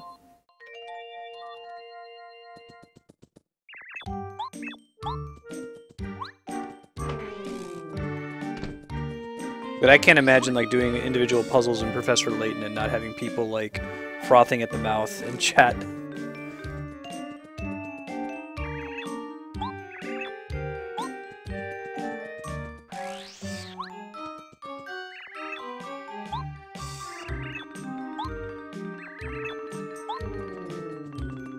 Ooh, fancy key that we can't get to just yet. Disregard, totally get to it right now.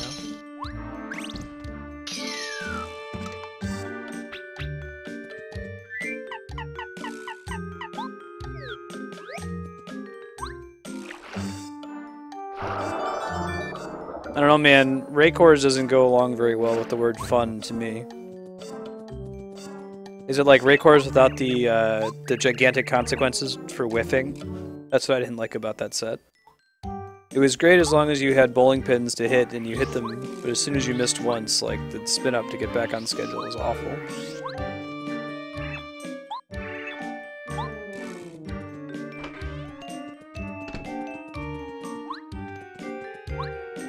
Suspicious.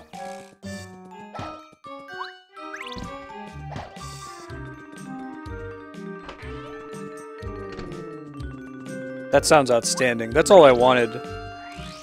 Like, if Raycors just didn't have the damn cooldown at all, if it just had removed cooldown instead of, reduces the cooldown per target hit. Yeah, it's Raycors if Raycors was fun. I could feel the fun that was hidden behind Raycors, but couldn't actually enjoy it myself. I never saw Raycors with Injim. Probably the same thing. The problem was the cooldown. I don't think I did Season 3 at all.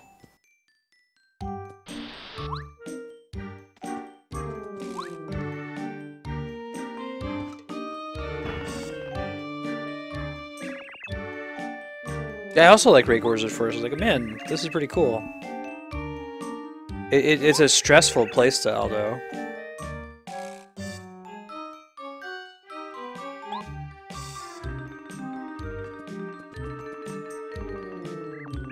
Yes.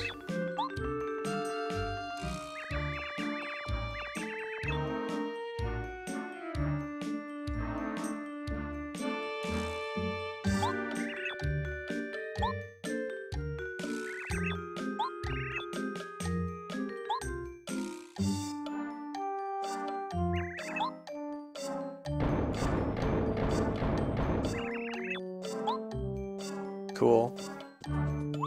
Be cool if they eventually make a set. Each season they have a set until they have a set for every skill, and there's a viable playstyle for every skill. I feel like that's where they're going. Sweet, Reaper Cheap. I'll take a look after stream. Thank you. Appreciate that.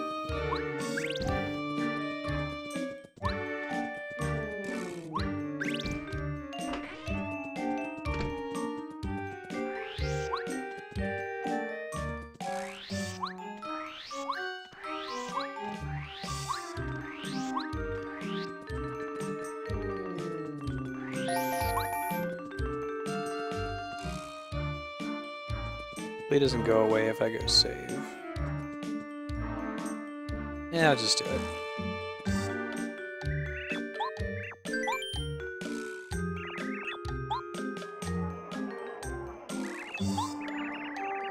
God, I think there's 6.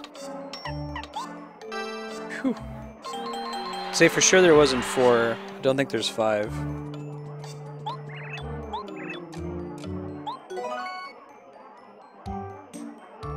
Oh, lame Reaper Cheap. Yeah, there's a lot of... It's one of those, like, bots ruin it for everybody else kind of a thing.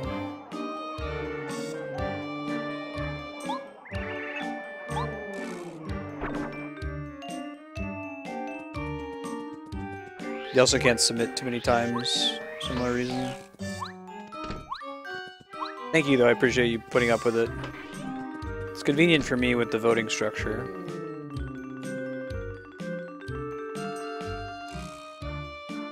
Oh man, I'm just kind of previewing your list. I'll tell you the ones that I agree with immediately just because I've played it before. Alundra, Battle Kid, I actually have already started. I own both of those games on cartridge. Reaper Cheap, you should check the channel. I think you can find them. It might be under like NES Day. I have videos posted for those. Awesome games. Breath of Fire, Cave Story. We did Chrono Cross already. You can see that one. Let's see. Grim Fandango I haven't played, but I've heard is outstanding. Gunstar Heroes we played very briefly on a Genesis Day, but we should do a full playthrough of. I gotta do Legend of Legaia. I've got Magicite and I enjoyed it. Violent Secret Castle. Fun game. Shenmue all day. Secret of Mana, of course. Secret of Mana I'm gonna wait until we can do a 3-player. When Apex moves out here, we're gonna try it. Legend of Dragoon, Toe Jam and Earl, Wild Arms. I love Wild Arms.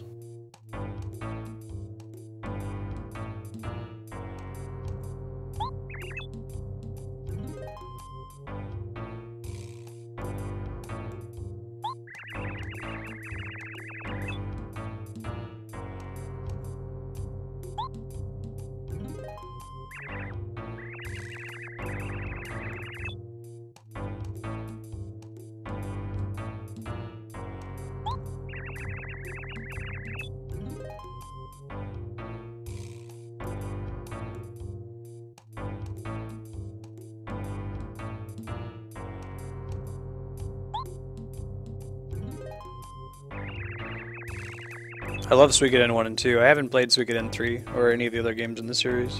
What's wrong with 3?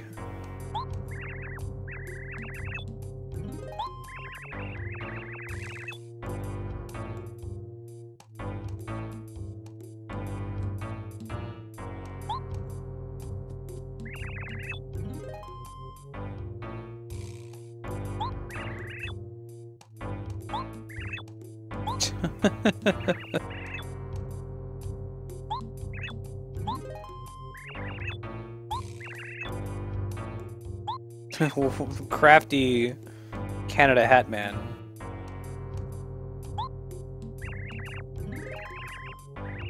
I don't know what the names of those hats are, but let's call them Canada hats. I have one. They're very comfortable.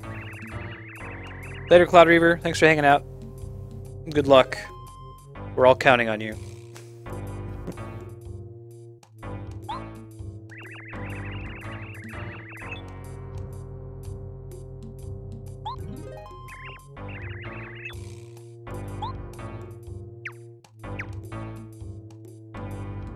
Yeah. What? Tell me what it's called, Kami. Call them Canada hats down here, south of the border. We're all Southerners south of the wall. He wasn't dead at all. That's why it wasn't so morbid. Good list though, Reaper Cheap.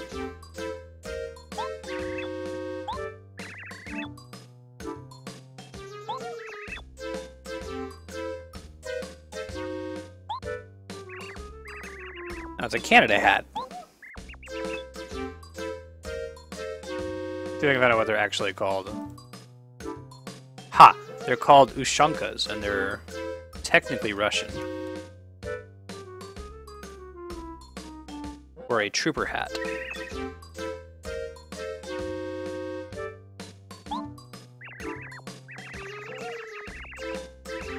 and they're exceedingly comfortable.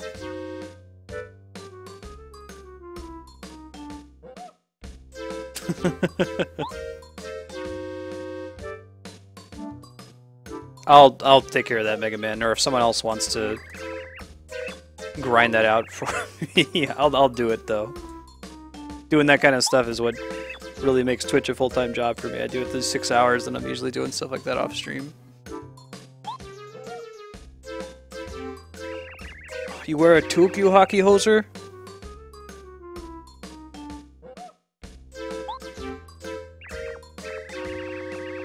My dad's family is from northern Wisconsin, so that's basically Canada. I remember they would always harass me because I said from Chicago, so we called it pop, not soda. Like, so I'd talk to my cousin and be like, "Hey, can you get me a pop?" He'd be like, "Oh, okay, I'll go get you a pop." And he'd come back with my dad and say, "Oh, there's a pop." I'm like, thanks. That's cute. Don't you know?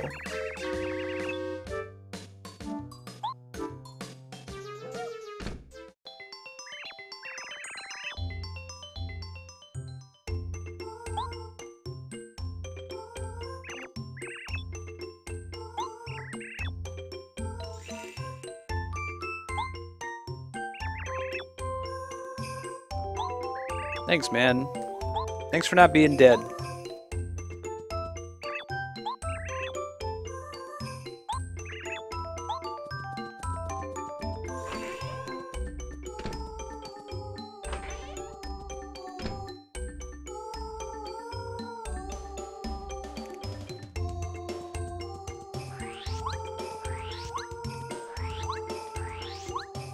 Wish me luck. Matt, 2 chunkas. Chunkas.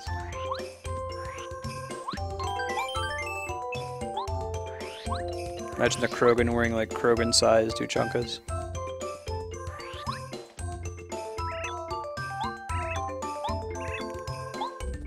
Oh, so that's where Twink is from.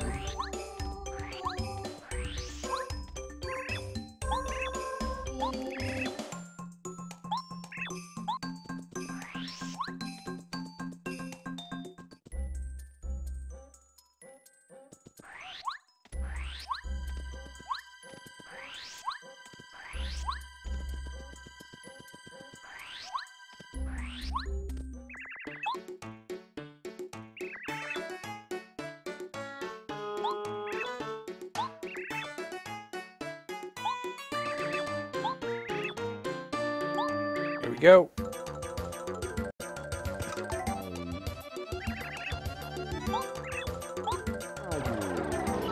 Got magic.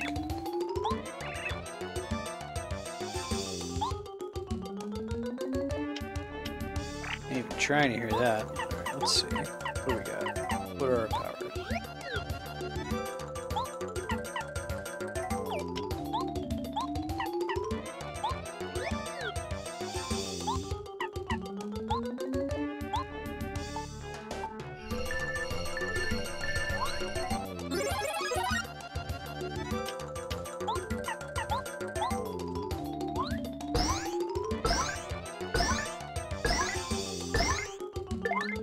Six is where I cap out for some reason.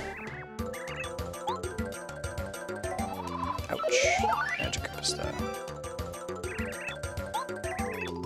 I like how he gets stronger and stronger every time you fight him.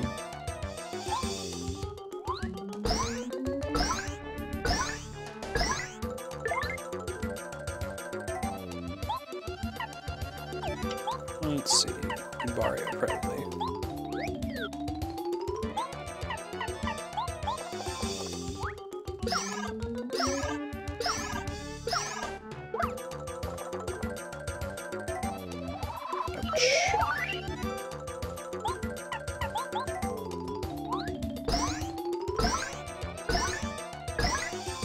Get the classic sound effect back. Alright.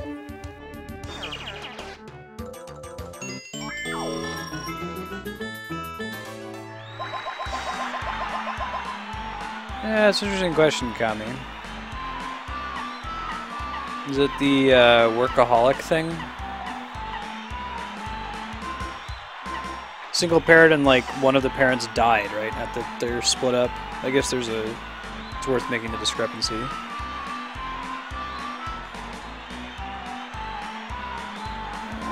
I think we're gonna do. It's much easier to restore FP. Max HP is how long it can go before I have to start worrying about it. So I think I'm gonna do HP.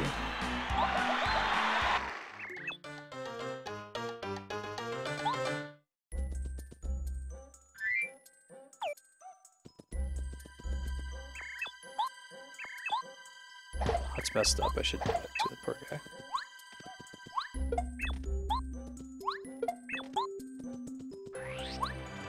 Let's go save. Let's do that again.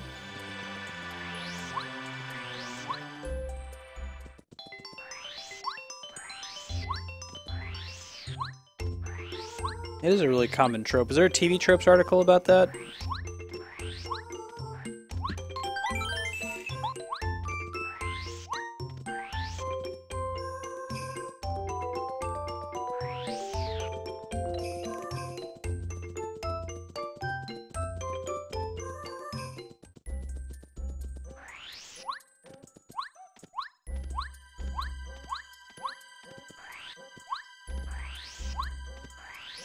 Oh, poor guy.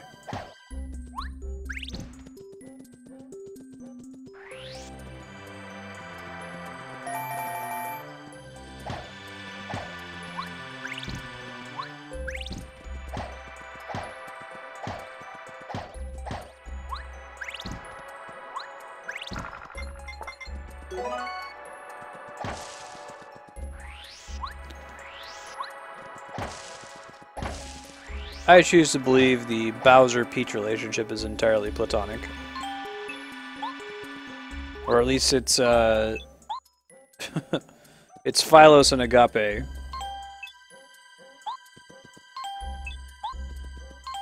Oh, those are all snowmen, alright.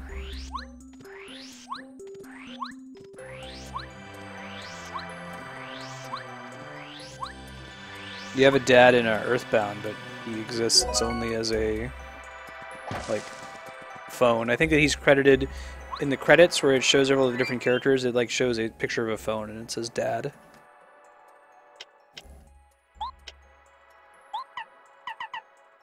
Those repel gels are pretty good.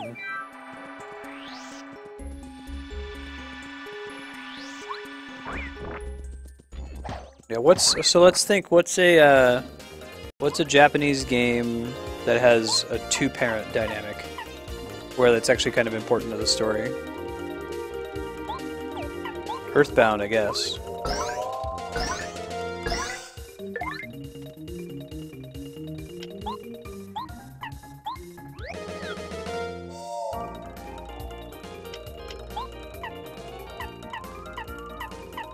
Oh, cool. It's a good skill to have here. I did not go to college, actually. Oh, I just did this wrong. That's okay, I'll get it right next time. My wife is an astrophysicist. She's currently working on her postdoc at SLAC, which is part of Stanford. But I grew up very poor, and for many other reasons wasn't able to attend college. So I ended up working as a test lead for a website for Chase, the bank. Started in the call center there and worked my way up.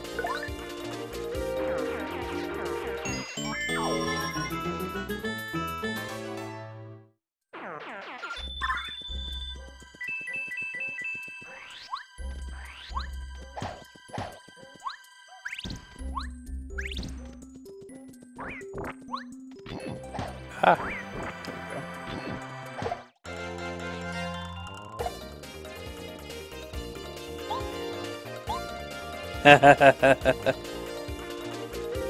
I see why you asked, Reepicheep. Phylos, Agape, and Eros. Right, the three kinds of Greek love. I'm pretty well Wikipedia educated. Home educated. No, but that in particular, my dad is an ordained Lutheran minister. That comes up pretty frequently in theology. The notion of three different kinds of love. Phylos being brotherly love, Eros being erotic love, and Agape being like deep like interpersonal love. We would call real love, and that in Greek you have 3 words to describe that. In English, really just the one. This would come up pretty frequently, like marriage ceremonies. Very good. Man, I was thinking I was gonna drop Agape and Phylos, and everyone would be like, "What the hell is he talking about?" Good to have you, Reapachi.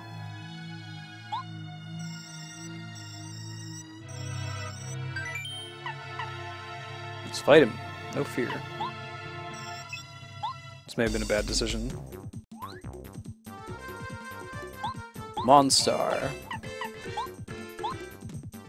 Well, he takes damage, so it's promising. So we'll see how much damage he deals. It'd be nice to be full up on health for this, but I think we'll be okay. Let me just tattle him.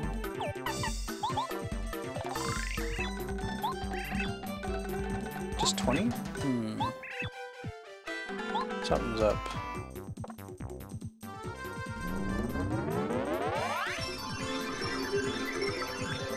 It's a good negative Starstorm. So spooky scared.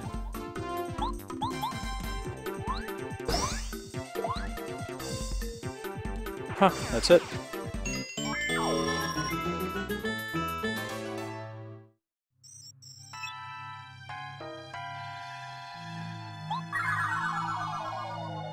They're all little twink stars.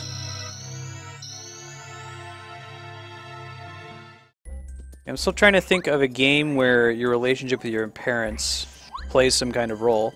It's weird because that's important, right? That's part of a lot of people's character arcs. I mean, this is true even outside of Japanese media. You have, like, it's important that Luke Skywalker is essentially an orphan, right? Maybe having parents complicates the story.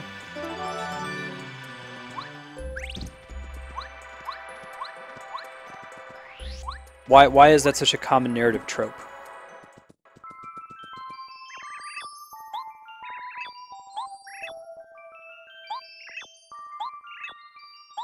I think the same reason it's common that heroes are orphans is why you have the common beginning where like a hero's town is destroyed and then they have to leave. Like you need to like remove any of their obligations, I think.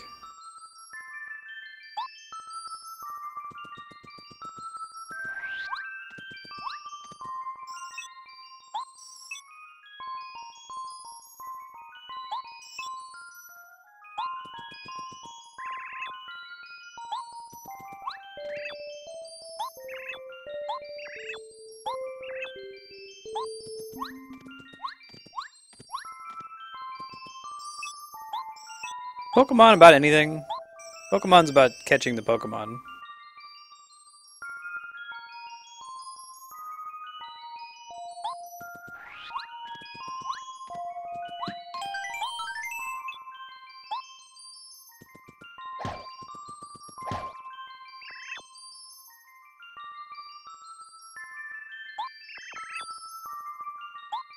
Oh wait, I'm not sure I know who you are disagreeing with there, Matt.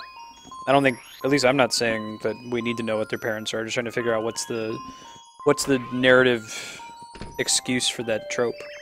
It's a fine trope. I mean, right? I don't read a story and go, "Oh man, there's no parents in this. This is garbage. This fails the parents Bechdel test." Like, but it's still you have to wonder like why does it seem that that's overwhelmingly the answer?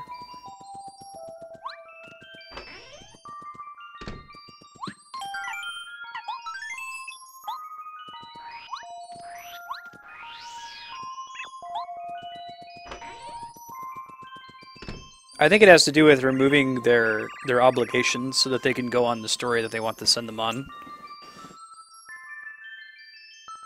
A lot of the time, because like if you have this backstory and you have family and you have, you know, all the stuff that you want to trace back to. Oh, Final Fantasy X, both his parents, beginning of the game, and a lot of it is about his relationship with his dad.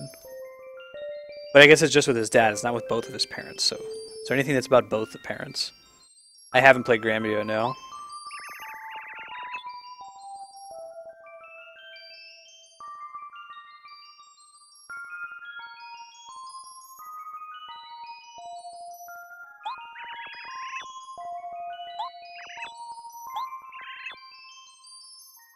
I think it's just something interesting. I don't think that you need that in a game. It's not important.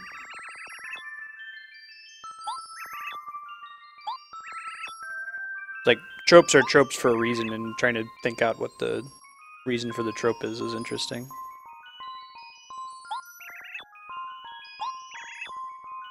Hey, Hunter, how's it going, man?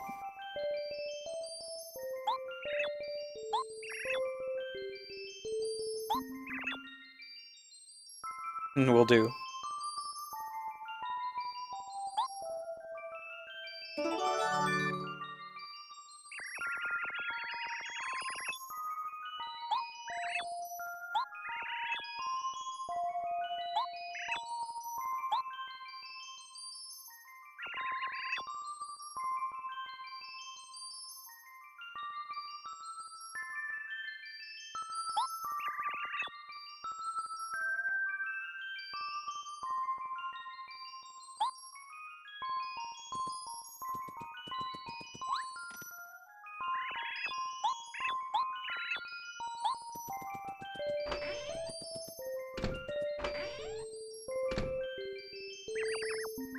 Yeah.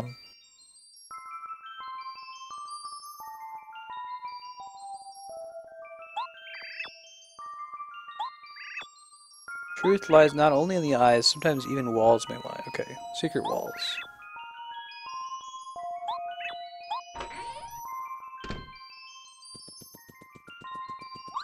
What class is your homework for, Hunter?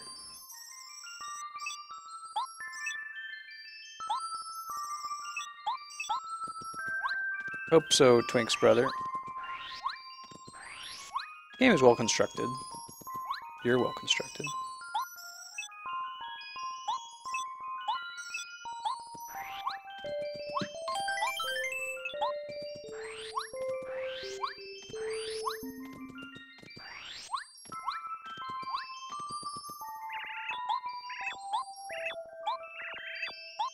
Or any of those characters, it's not important to the story. But you can envision that, like, okay, so you think about, like, people. How many people is the story of their relationship with their parents important to them? It's a surprisingly large number of them, right?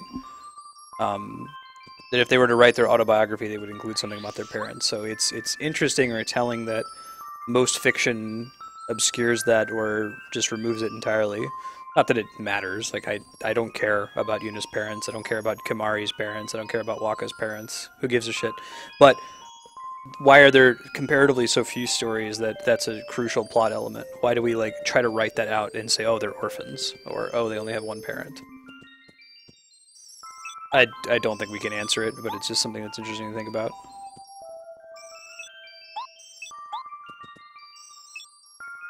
Oh, right on, Hunter.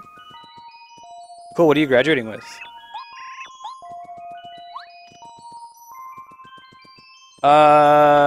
I guess I'll have to see the maze to be able to answer that question, Mega Man. I'm not sure.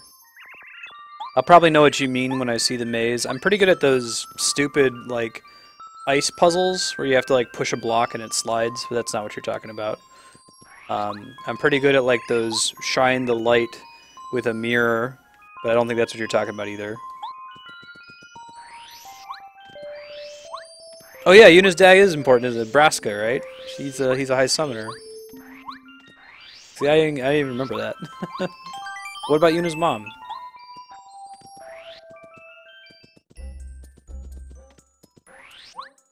Same thing, like, who cares? This is the way we just came, I think, right? Hold up, wait a minute. Yeah, there's an exit to the east from this town. Oh, is it backtracking?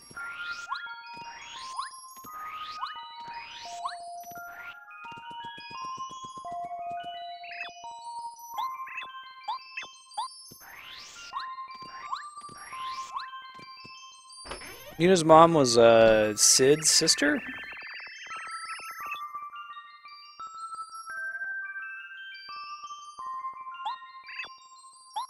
Okay, talk to Mirror Penguin. Got it.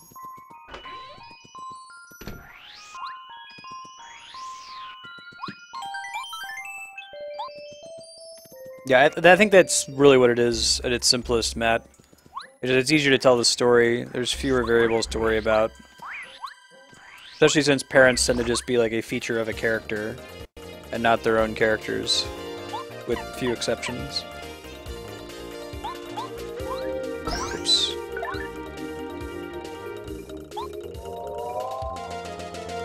Yeah.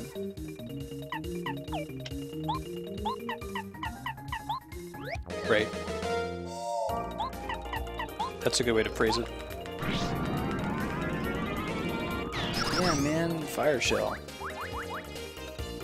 Try to not screw up the multi-bounce this time. Oops.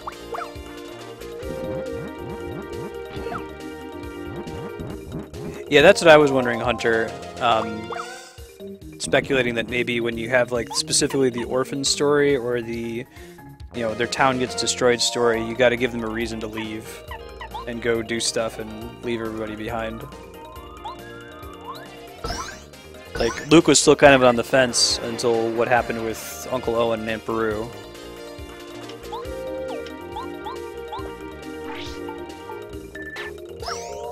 And if you do it like Phantom Menace style, then it's super weird. Like, really? You're not gonna save your mom? You're gonna let her stay as a slave? Okay. Probably should have just killed her in Phantom Menace, but... actually, Kami, I think I disagree. I don't think it's very Japanese, necessarily. It's another scarf.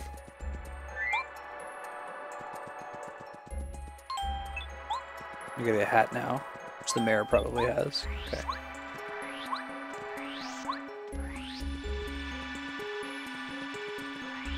Yeah, I think that's just fiction.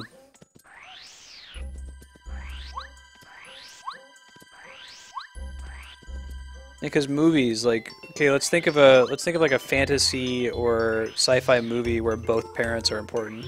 Mass Effect, like, most of the origins, your parents don't matter. The one where they do matter, you only hear from your mom, and it's like in a side cutscene.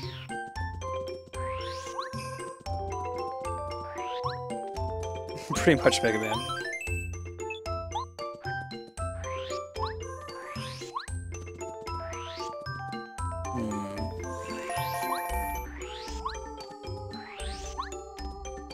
I think we're distinguishing between East and West when we should probably be distinguishing between genres, right? Like a romance show or like a soap opera will probably have more focus on both parents, but like a fantasy or adventure or sci-fi show, you know, something that's less aggressively character focused.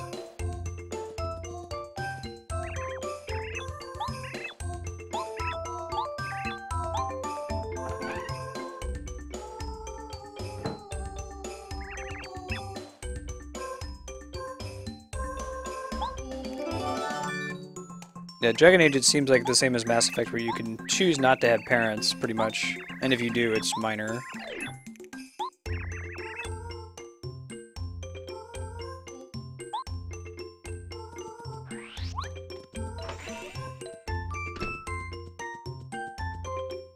Interesting, Mega Man.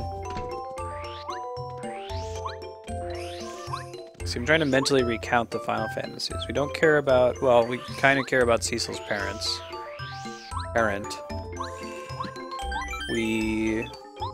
we care about both of Bart's parents, but more so the one. We care about both of Terra's parents.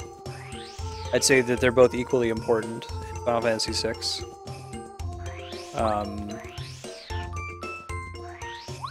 We don't really get Cloud's mom, and she's not particularly important in 7. We care about both of Squall's parents in 8. Because we know who they are. 9 is tricky, and I'm going to skip that one. 10... I think you guys are right, we just care about Jecht. And, you know, Jecht's wife in the context of Jecht.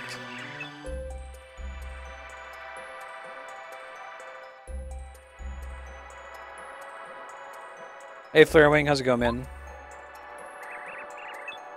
Yeah, 9 I'm just going to skip, that's too complicated.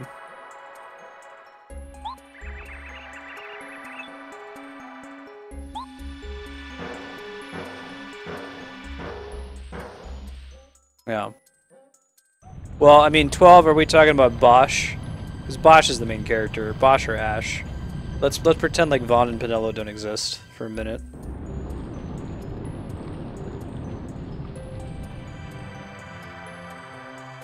I guess the problem Kami's positing of like the completely absent, like not even mentioned parent. That's in Tactics as well. We know that like Ramza's dad married a commoner woman, but we don't know anything about her. There's zero mention of her, despite it being the perfect kind of game to fit that in there.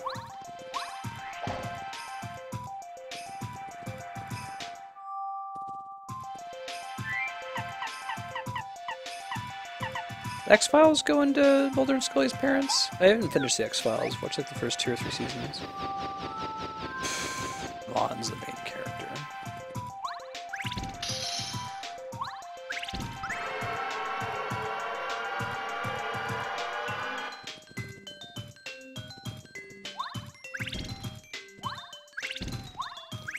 Oh, that's an interesting observation, Matt. That's true, isn't it? It's like overwhelmingly like plucky 16-year-olds, or like the grizzled military veteran in a Japanese game is like 20 years old. A hardened soldier. Yeah. No, that's an interesting observation.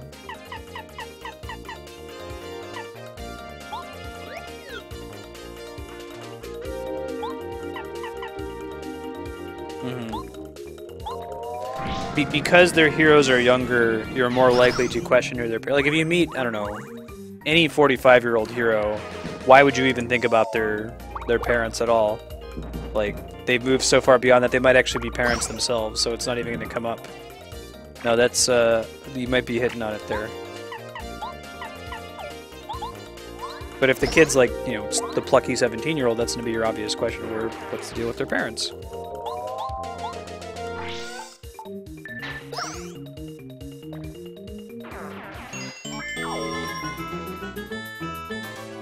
So, like, I think that the fact that there's only one parent and, like, the other one just doesn't exist, I agree, Kami, that is, like, a quirk of Japanese fiction. But I think that it's easier for us to notice that because of the thing that Matt's pointing out.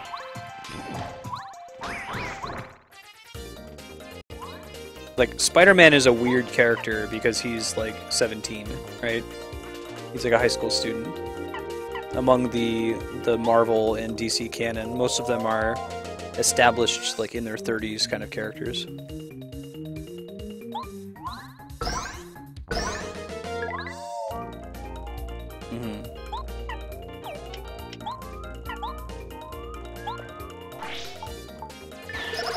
I have to start using refresh here soon.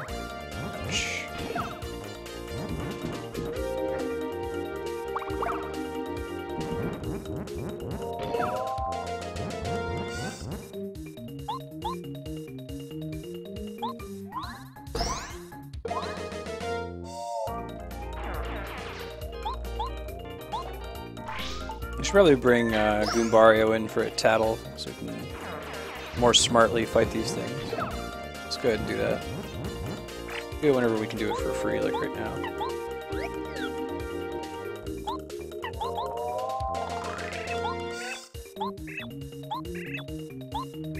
We have to warm his hot heart with a cool island song. Wait, that doesn't make sense.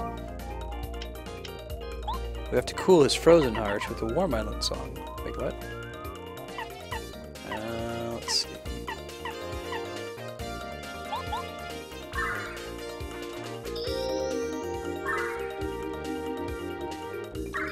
Right, it's funny.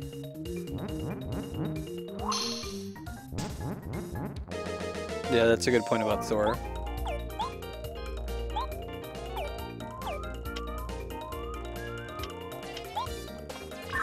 Freeze me, bro.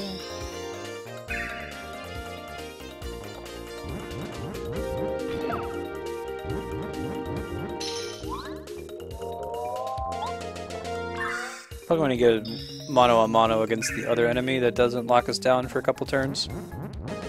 We're gonna try to farm FP back up, so I'll finish this guy off.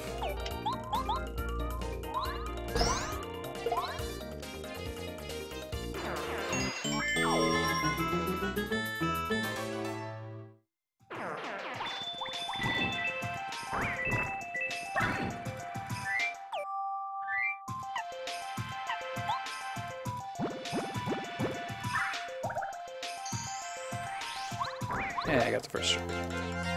Whoa! Alright, well, we all have 10. That's helpful to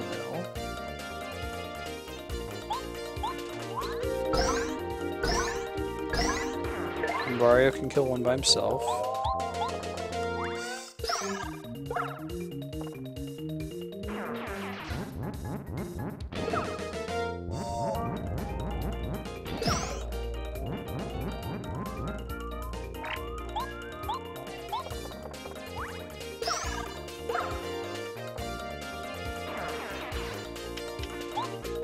Oh yeah, that's with the tasty chick in Mushroom Town.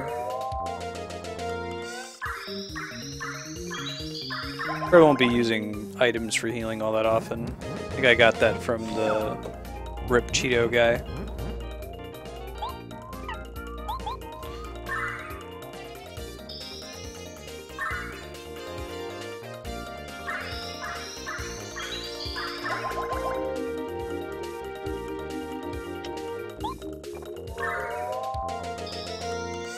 Might be able to sustain this indefinitely if we use a character that like defends Mario. Try that. We'll see how much FP it costs.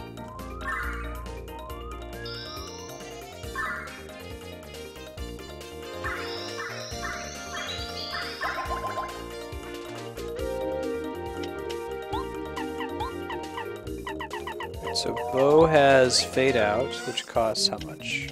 Out of sight. Just 2. She can only do it for 1 turn, though. Alright, good timing.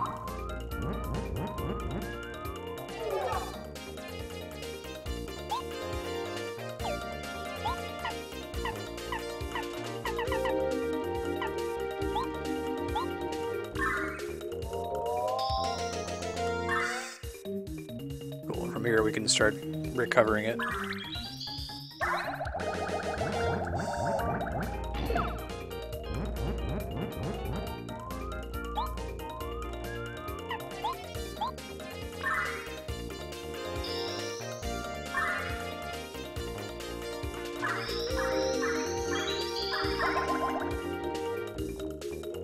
All that in exchange for all of my Star Spirit power, but I can start building it up again now. Schedule update, we're going to be playing Paper Mario for another 30 minutes. Then we're going to be subbing in Mass Effect 2 for an hour and a half. And then Ogre Battle from 4:30 to 6. The 90-minute block structure is not permanent. If you click on the tentative schedule link below the stream, you can kind of see what's coming up. I want to be able to simultaneously have a large variety of games going on at the same time, and actually have a hope of beating them in a reasonable time frame. So basically every week we'll rotate whether we have 90-minute, 120-minute, or 150-minute blocks. So we can try to focus down some of those games that are almost done but have just been on the plate for a really long time, like Paper Mario, Final Fantasy IX.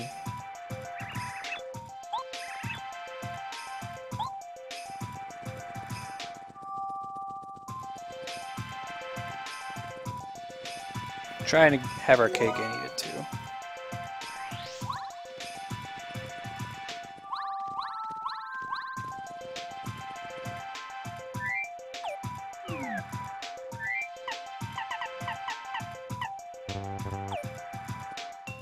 Yep. We'll probably beat Paper Mario when we do the 2-hour and later 3-hour block.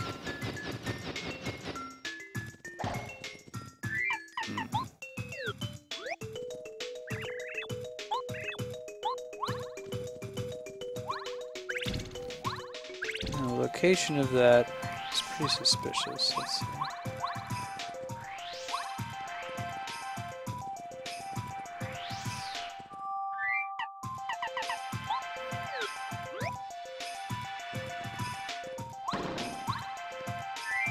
It's not what we need, I don't think.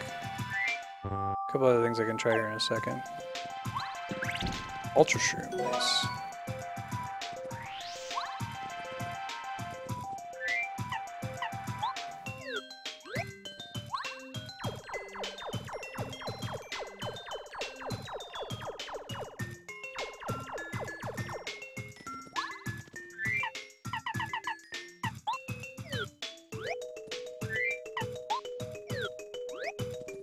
Are they going to do a generational thing with the next Fire Emblem? Is there any evidence? It seems like they're trying to carry over a lot of that stuff.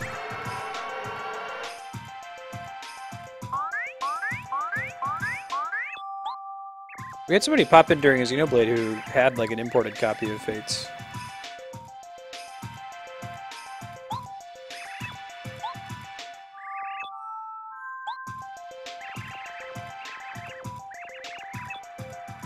Cool.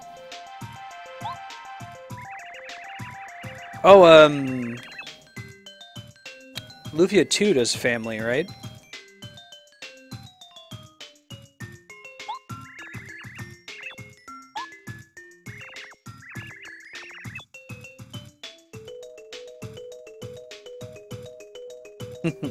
When I did my eugenics playthrough of Awakening, I just gave everybody, as humanly possible, Gale Force. Pretty much my only focus.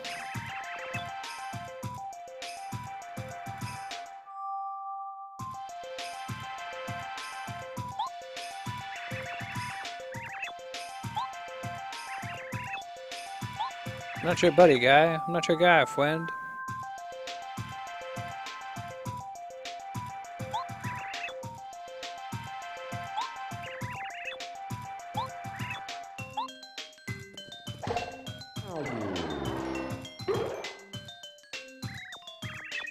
No one in syncs that good.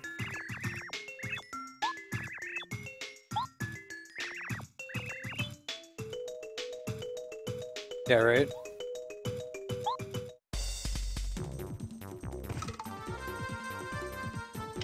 I'm starting to wish I had some, no, power bounce. Star power.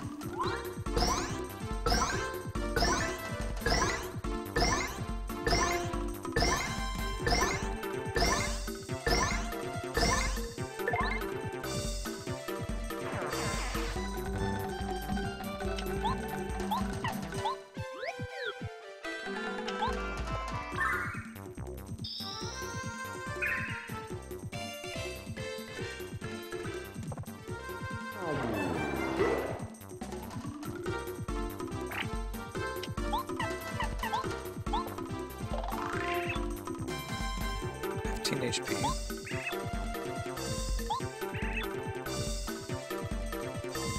No way I'm that pudgy.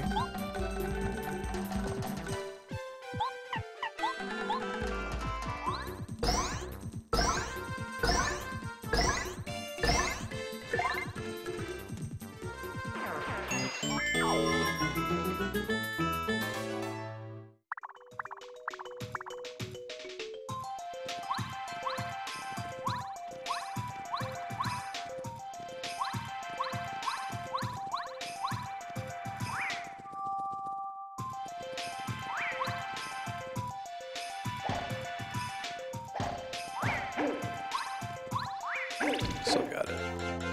Didn't think we were going to.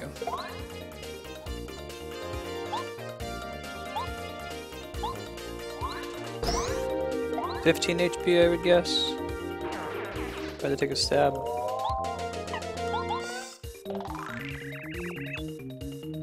Yeah, now he's a weird character.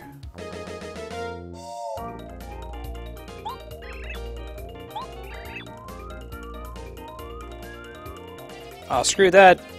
Chrom and the Avatar. Female Avatar all the way.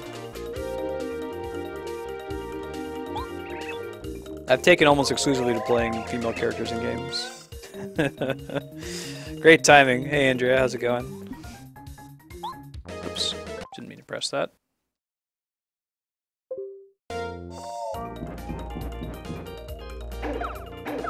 Ouch. Oh, only 12 HP.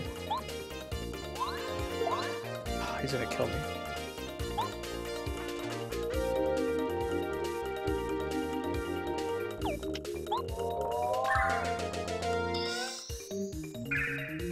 You coming home, Andrea?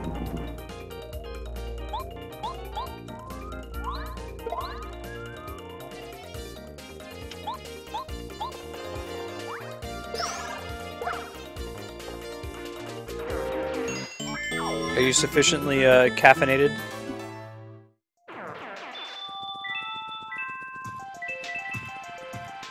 Very good, Andrea. Seems like a good system.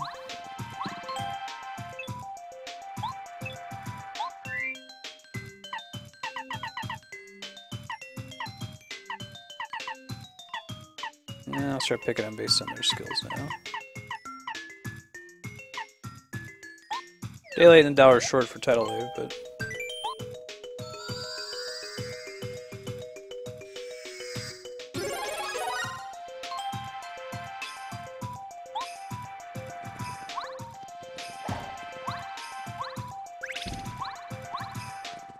I got to the point in Fire Emblem where I just set it to skip all the cutscenes, skip all the enemies phase.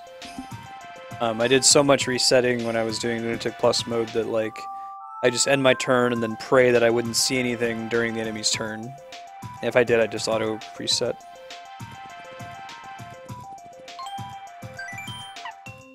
The fact that it gives me an option makes me suspicious.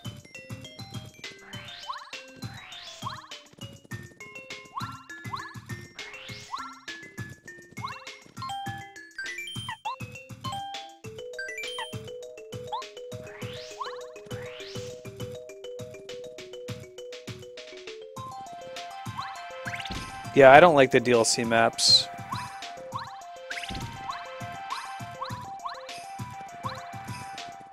They feel bad. Like, I feel like there should be a finite amount of experience in the game. You shouldn't be able to grind something over and over. The rest of the game is balanced around the idea that you're not able to grind.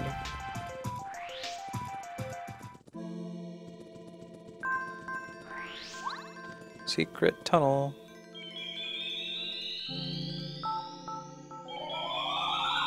Hey girl, hey!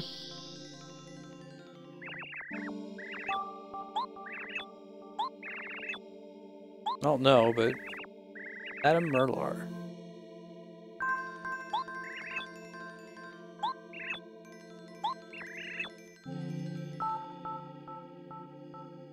Yeah, it's not worth it. I wouldn't do it again. Once I started, I felt committed. So I went ahead and finished it, but it was not worth it in any way.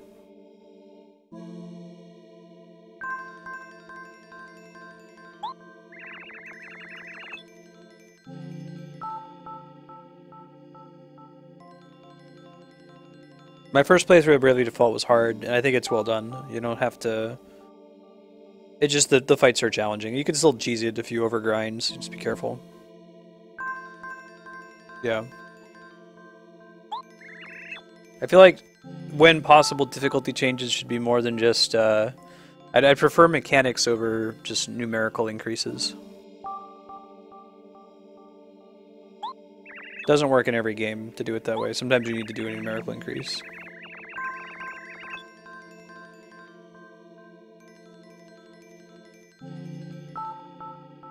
Yeah, I do the same thing, Mega Man. I love that about Bravely Default. That's why it's one of the best JRPGs to, and it's one of the only ones to innovate recently. I don't like having random battles in dungeons. I like to explore.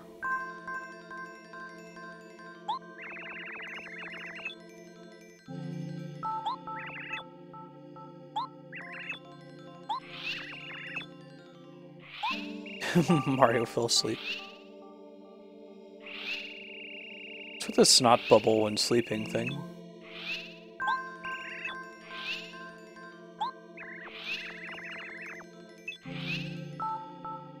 Oh, that's interesting, Kami. I like that kind of thing. We did that in Mother 3. I think I beat all the technically unwinnable fights in that.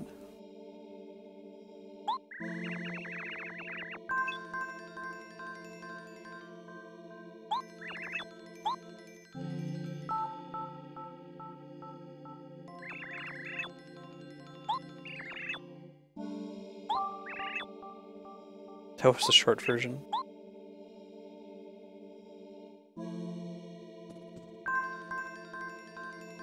That's cool that they give you a reward for it too.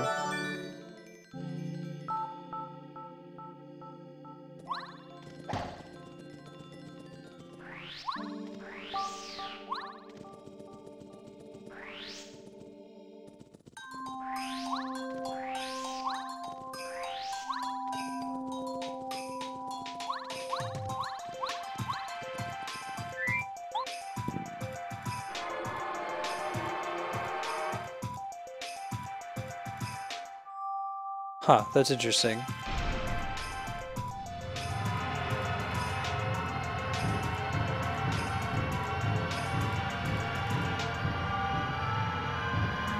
Interesting. That's cool.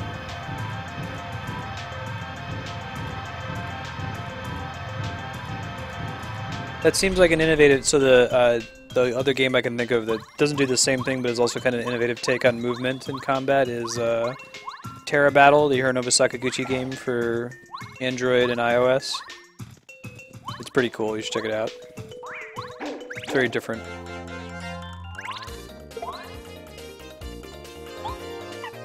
Let's see. It's not doing damage, but it gets out of my inventory. Maybe they take extra damage.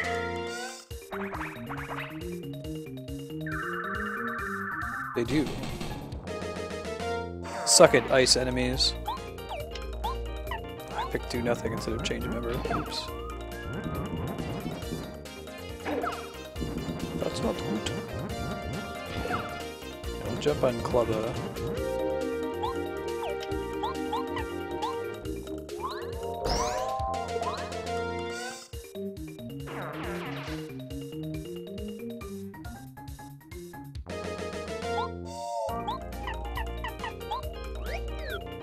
I don't remember, did you ever play World Ends With You? Boo earns.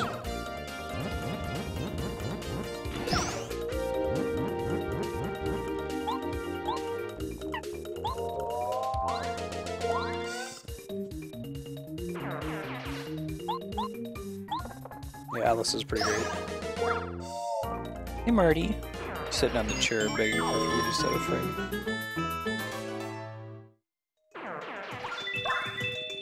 Let me review my badges and see if I have a stinking badge that I can use to get health back. Just temporarily and then sub it back out. I probably need more than one of those. Not really, I'd like to have like a drain skill. Oh, I didn't see what that did. Take a jump. It's fine. I'd rather have multi-bounce.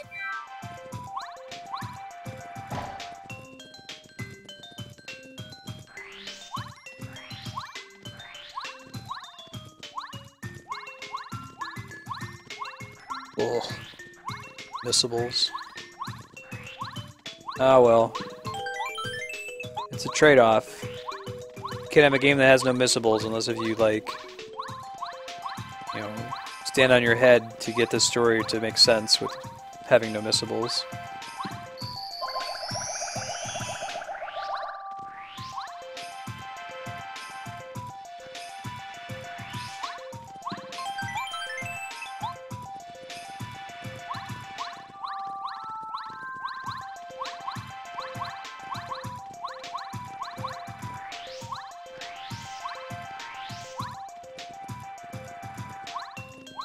Oh, cool.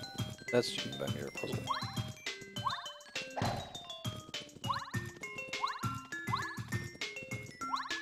Yeah, I should be able to do this, for the most part. Excited for it.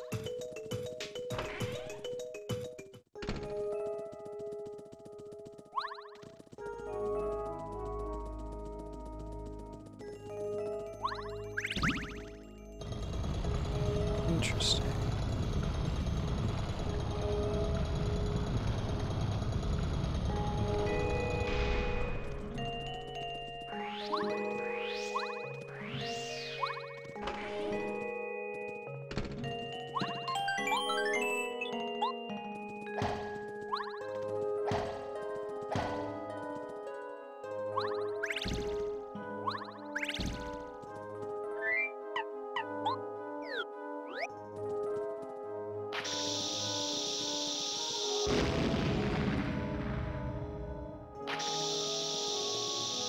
Okay, I've yet to learn what that does. I'm sure we'll find out though.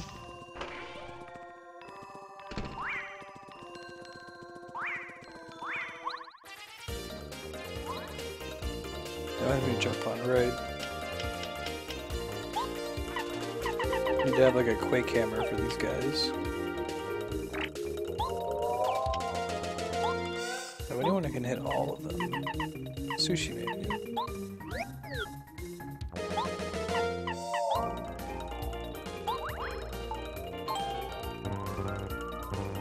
Wow, that's really hard to do on the Pro controller because you don't have C-stick or C buttons, right? You've got a stick, and it doesn't really do what you tell it to do.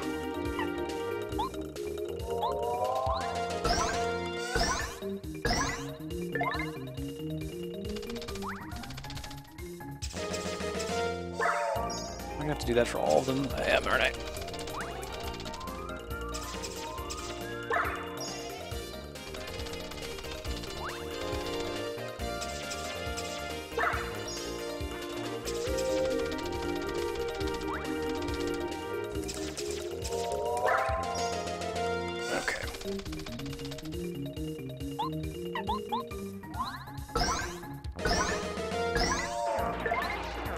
Try to not fight those things from now on. Those are nasty.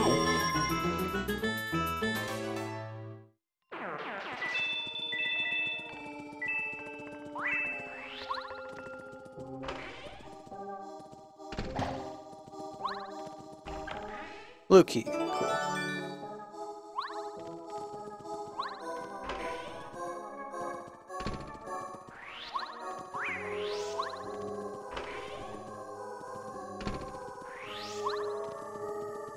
Go hit that heart box again.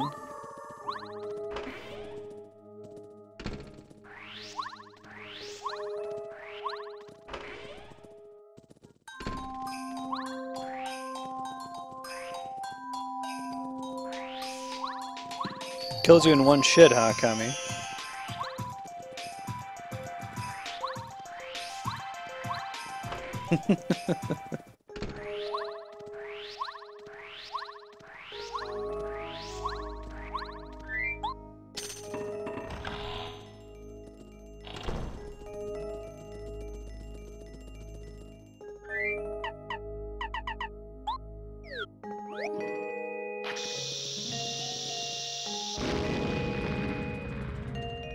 Eternautasy was recommended to me pretty early on stream. See, I'm not reflected in this mirror for some reason, so we gotta find out why that is.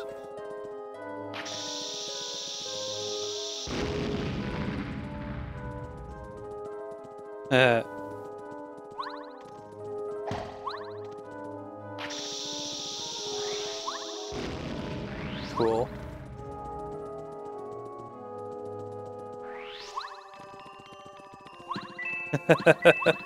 So you have to appreciate this room, right? This room is teaching you. You know, you are taught to expect up to this point that Mario should be following you in the reflection, and the pillars help you to notice that he's not there. That's how I first noticed. And if you really haven't noticed, getting to the end here, you'll certainly figure out that something's up with Mario.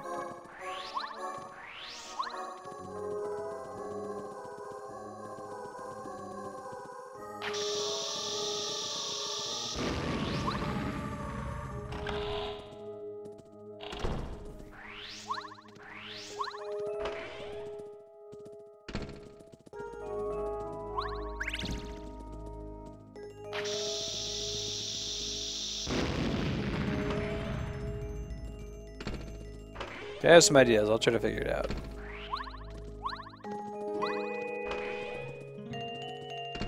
Got about 8 minutes before Mass Effect 2, so probably won't finish this dungeon, but we'll try to make some progress at least.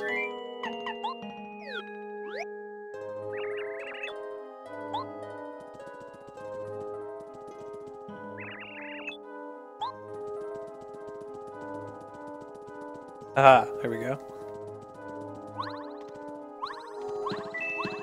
Yep, will do. I'm good.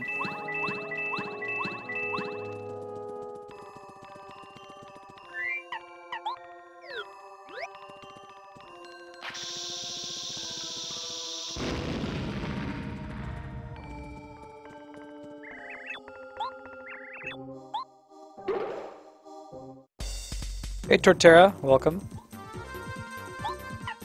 Let's see, 15, right? Could kill one by... Oh, true.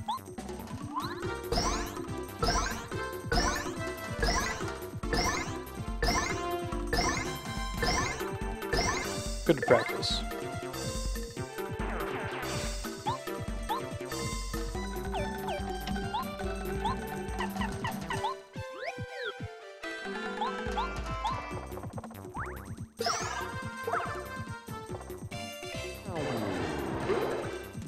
No fear.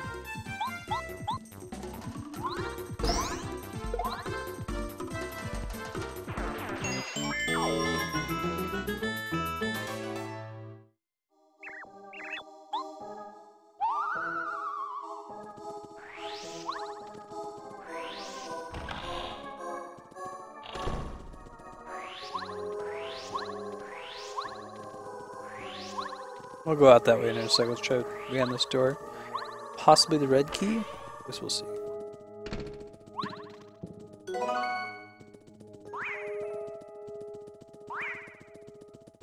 There you go, there's an X on the other side.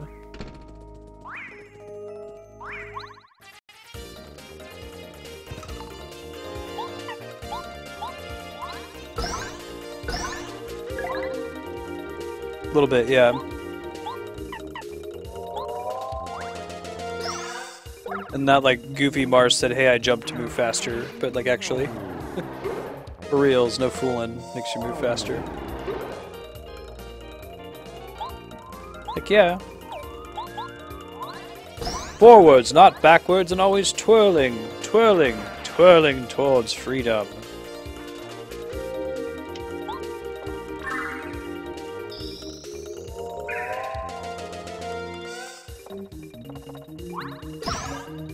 Double head bonk. He's not a big threat, so I'll take the opportunity to get a bunch of star power back.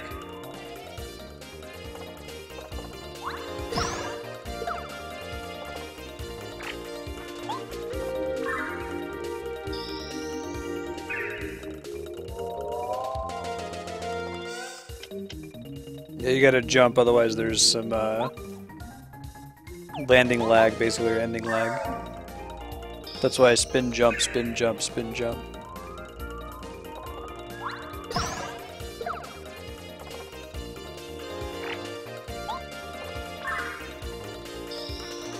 Take the opportunity to get all that back while we're fighting an enemy that is not really a threat.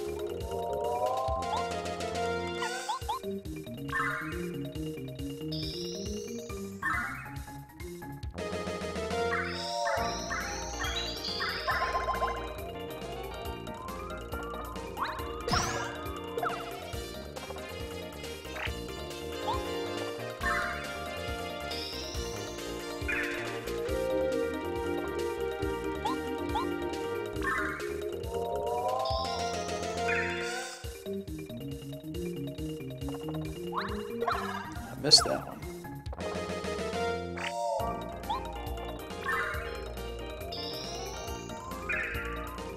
I feel like killing him with this one now.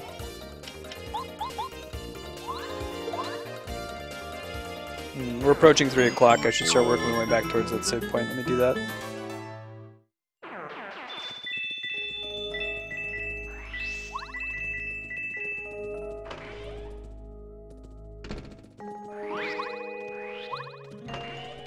So here's walking, here's spin, but then when he ends there's some lag where he's stuck in place, so you have to jump to keep your momentum, otherwise it's not worth doing.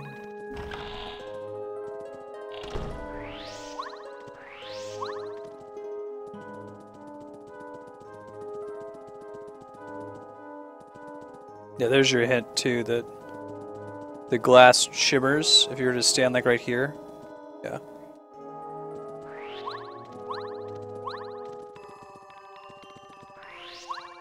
I don't trust the restore points, though. I told you my story about Final Fantasy V.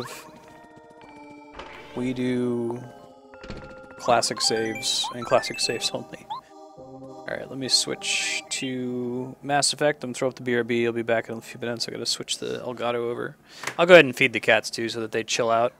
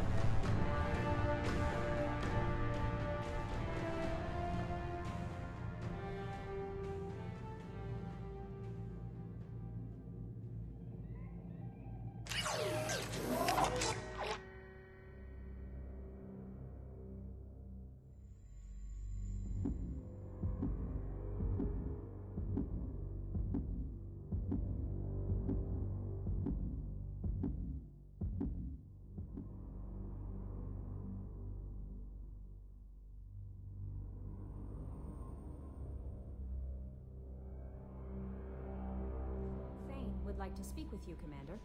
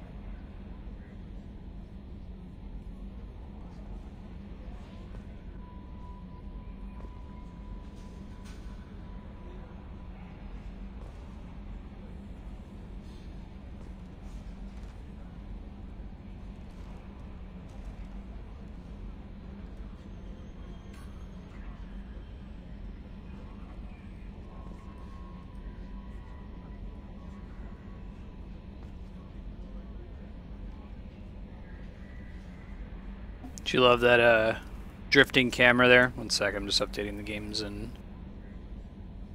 various systems and we'll get going.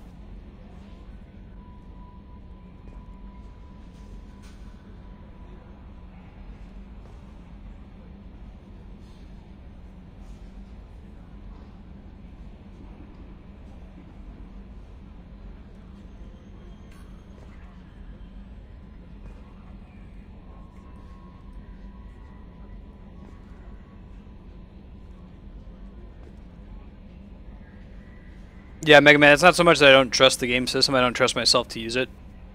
This is not actually a save point, it's like a quick save or restore point, so I probably won't use quick saves in, like, well, I didn't use them in Final Fantasy VI for the GBA.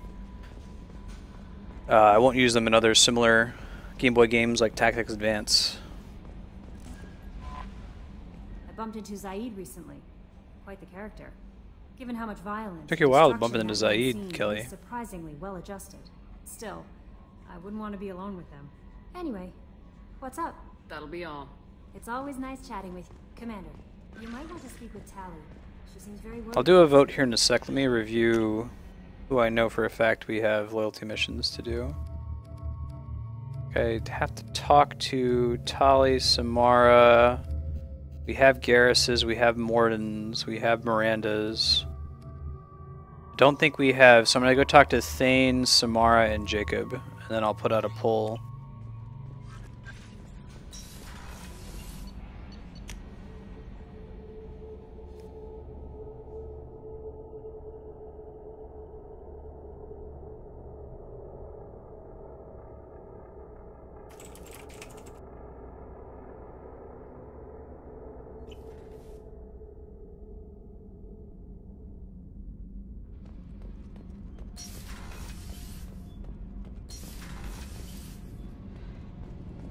Shepard, I'm glad you came by. I may need your help. I just received a message from the migrant fleet. The Admiralty Board has accused me of treason. I'm scared, Shepard. Nobody who knows you could believe you'd betray your people, Tally. I don't know. They don't lay charges like this unless the evidence seems absolute. But thanks. I appreciate your faith in me, Shepard. What happens when a Quarian is accused of treason? There's a hearing, with members of the Admiralty Board acting as judges. My father is an admiral on the board. He'll have to recuse himself from judgment. I can't even imagine what he's thinking right now. The punishment for treason is exile. If they convict me, I can never go back. So you have no idea why they're accusing you? None. The specifics of charges like this are rarely discussed on open channels. I won't know any more until I get to the flotilla. What happens if you're convicted? Like I said, exile. The specifics are up to the judges. If it's deemed only a tragic mistake in judgment, the guilty party might receive a small ship and supplies. Not that it really matters. Either way, if I'm convicted, I'll never see the migrant fleet again.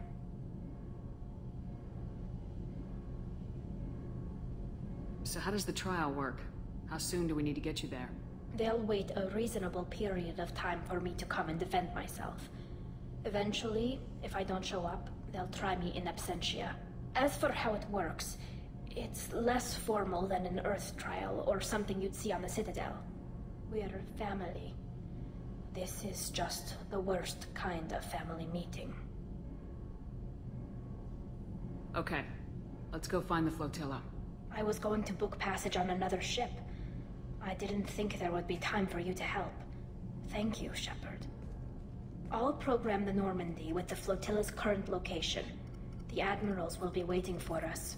Okay, I'm going to put out the poll. Don't vote on this yet until I confirm whether Thane and Samara's loyalty missions are available, unless if you're not interested in voting for those at all, then go ahead and vote away. Don't waste your vote on Thane or Samara until I know that we can actually do their mission. We may not be able to yet. True. They're built for hard, fast strikes, not firefights of attrition.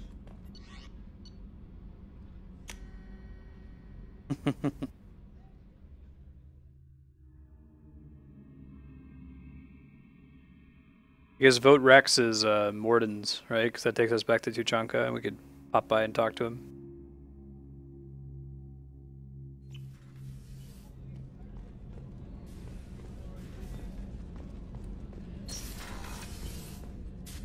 I am glad you came. I must ask for your help. That is not easy. So it's mostly loyalty missions. Vote 1 for Tali's mission, 2 for Miranda's, 3 for Garrus, 4 for Morden, 5 for Thane, maybe. 6 for Samara, looks like we can actually do. 7 for the Citadel, 8 for doing side quests, and 9 for DLC missions. It's alright. Just tell me what you need. When we met on Ilium, I told you about a very dangerous person I was pursuing. Using the information you obtained, I have located her. She's been going by the name Morinth. I would like to apprehend her before she disappears again. Didn't you say you'd pick up her trail after our mission? I know where she is, right now. In a month, she may be gone. This is the best opportunity I've ever had. Where is she? Omega, a nightclub called Afterlife, which seems a perfect place for her to hunt. How important is this? Killing her has been my focus for 400 years. It is the most important thing in my life, and the reason I became a Justicar. Tell me about her. She is an Ardat Yakshi. It is a term from a dead Asari dialect. It means demon of the night winds, but that is mythology. She is simply a very dangerous woman who kills without mercy. So is an Ardat Yakshi a special kind of murderer? Morinth suffers a rare genetic disorder. When she mates with you, there is no gentle melding of nervous systems. She overpowers yours, burns it out, hemorrhages your brain. You end up a mindless shell, and soon after, you are dead. Why isn't this ever mentioned in Asari literature or art? When we were primitive, there was much fascination with Ardat Yakshi. Some cultures worshipped them as gods of destruction. Now the Asari have a place in the galaxy, and they don't wish this defect to be widely known. As far as I know, only 3 exist today. 2 chose a life of seclusion. The 3rd ran. Morinth. She ran, and I am sworn to kill her. I don't know that I blame her for running. When she fled, she proved her addiction. She was not taking a great moral stand. She simply wants to keep killing. She is a tragic figure, but not a sympathetic one. So you hunt down these Asari just because they're born with a genetic condition? It manifests with maturity. When one is diagnosed, she is offered the chance to live in seclusion and comfort. If she refuses, it shows her addiction to the ecstasy she gets from killing her mates. There is no redemption for such a person. They have to choose between prison and death. It is an addictive condition. Remember how adaptive we are. If Morinth does not want to be cured, she won't be. Can't she abstain? Each encounter gives her strength. The effect is narcotic. The more she does it, the more she needs to do it. She will never stop. She can't. This is definitely worthy of your full attention. She confuses her victims, twists their feelings. They will do anything for her favor. We need to stop her. Thank you, Commander. There are no words to express what this means to me. There is one thing more. This creature, this monster. She is my daughter. This is interesting from a narrative perspective that they choose to reveal this at the beginning of the mission and not save it as a what the twist spoiler. I think I like it better here. It's still a surprise. She tells you all of this and now you're surprised, but I guess it would have had a blunted impact if they had waited to reveal that. You said this is genetic. How many children do you have? 3. And 3 Ardat Yakshi are in existence today. It is as it sounds. Morinth was always the wild one. She was happy and free, but selfish. I cannot imagine what this is like for you. I do not want pity, Shepard. I do not accept it. My daughter's condition is my fault, and my redemption lies in killing her. Do not pity me. Simply understand my situation. How did all this happen? I spent my youth on the move, adventuring. I killed people. I'm shocked, Kami. Simply shocked.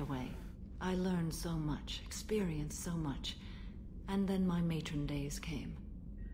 I could finally sit back, bask and enjoy my family. Matt, we'll put it to a vote.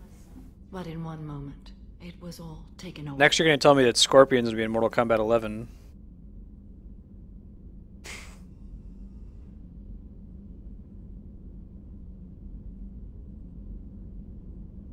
It sounds terrible. I sat in a med lab while a nearsighted doctor droned at me, and I learned that nothing was as I thought it would be. I gave up all that I possessed. I own nothing, claim nothing. All my knowledge will die with me. Now my purpose is to destroy my own children. Those moments change you. And I've hundreds of years left to live with that. I say too much. Forgive me. Help me find my long-lost daughter. And kill her. We'll go find Morinth.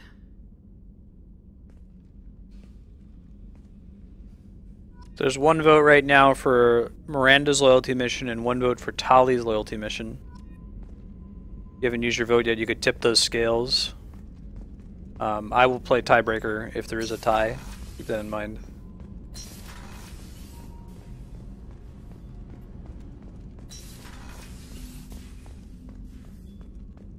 Yeah, I didn't think about the fighting game population NPC. Interesting that that's true. Probably the accessibility thing, number of possible opponents. Am I crazy or I'm crazy, aren't I? Life support's not on this deck, is it? Yes, it is. It's got turned around. You have like a screenshot, Kami? Shepard. Is there something wrong? Yes. Now that you are here, though, it seems more difficult to talk about. Are you feeling sick? I could get the doctor. No. Though I suppose that is a part of it. My mortality has me dwelling on things. Puts 2 on Tali. Andrew, I would have used the waifu power to tie break in your favor. Unless if someone else wants to vote for Miranda. That would be vote 2 for Miranda's loyalty mission. How long's it been since you talked? 10 years. He showed me some of his schoolwork and asked if we could dance crazy. We did that when he was younger. What sort of dance is that? I checked my extranet contacts. I expect an update on my next target. The console, please. Music. Old. Unfashionable.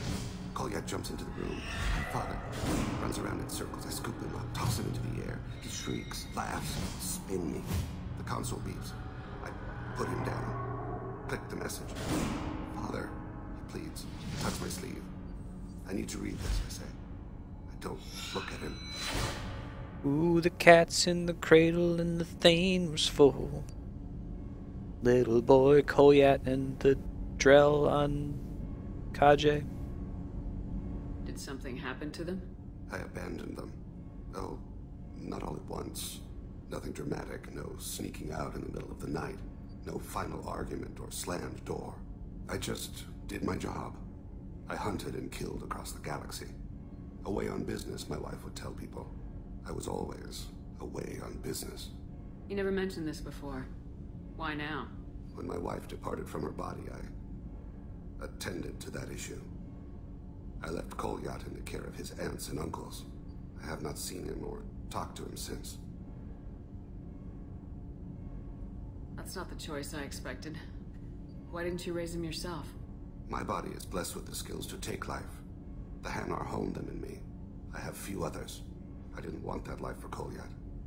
I hoped he would find his own way. If he hated me, so be it. He would not have shared the path of sin. How did you stumble on that, Matt? My contacts to trace Kolyat. He has become disconnected. He does what his body wills. You'll have to explain that one to me. Disconnected. The body is not our true self. The soul is. Body and soul work as one in a whole person. When the soul is weakened by despair or fear, when the body is ill or injured, the individual is disconnected, no longer whole. What's wrong with him? Is he hurt? Something happened that should not have. He knows where I've been, what I've done. I don't know his reasons, but he has gone to the Citadel. He's taken a job as a hitman. I would like your help to stop him. This is not a path he should walk. You don't hire a raw rookie for a contract killing. I'm afraid someone may have seen we share a name and assumed we share skills. I don't know Pretty why strong he would lampshade. accept the task.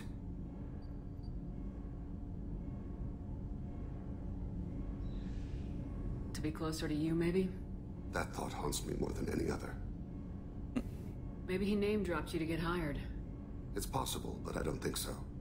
It doesn't seem right. My name. He should not respect it. Thane, I don't have your contacts, and I don't have your tracking skills. Why do you need my help for this? I don't need your help. I want it. The last time I saw my son, they wrapped her body in sea bones, weighted it with stones. He tries to pull from me, calls for her. The Hanar lift her off the platform. They sing like bells. They fire has gone to be kindled anew. He begs them not to take her away. They let her body slide into the water. He hits me. Don't let them. Stop them. Why weren't you? Rains. It always rains on Kaje. Warm water pours down his face.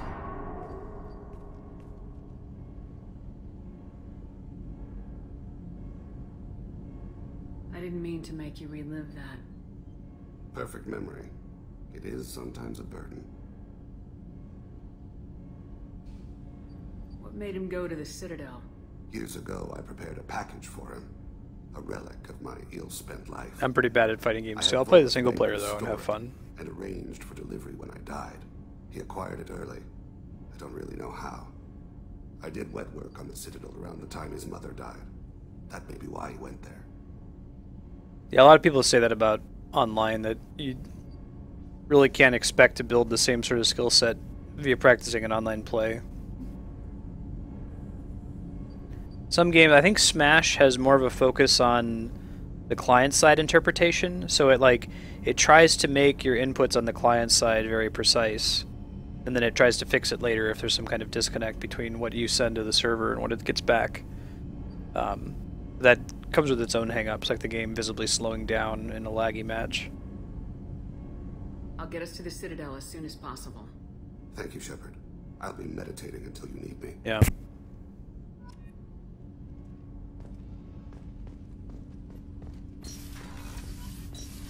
Oh, same with Smash, East versus West Coast gamers.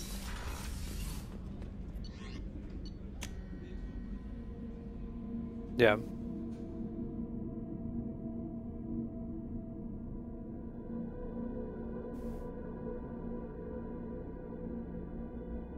Really? How is he different?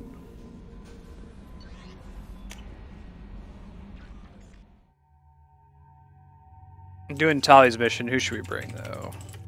Another pull out here.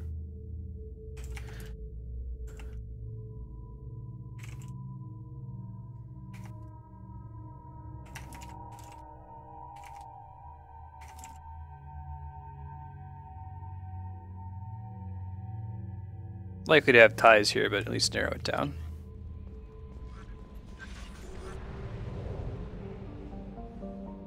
Well, aside from Tali, I didn't include Tali in the poll. And Tali and Garrus makes sense.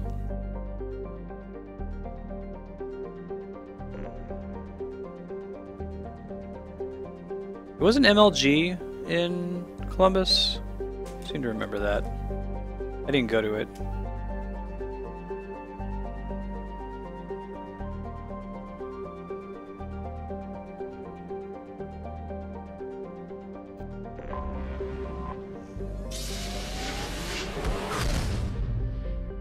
I'll probably watch some of the big Smash stuff at EVO.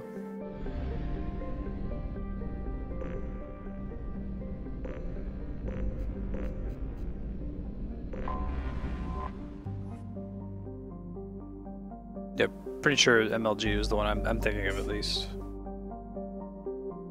Major League Gaming.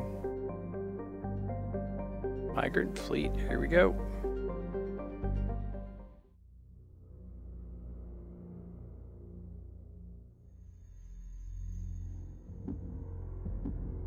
Grunt.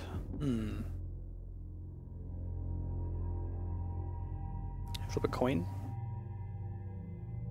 Heads Grunt, tails Garrus. Heads. See if my bot has a dice roller.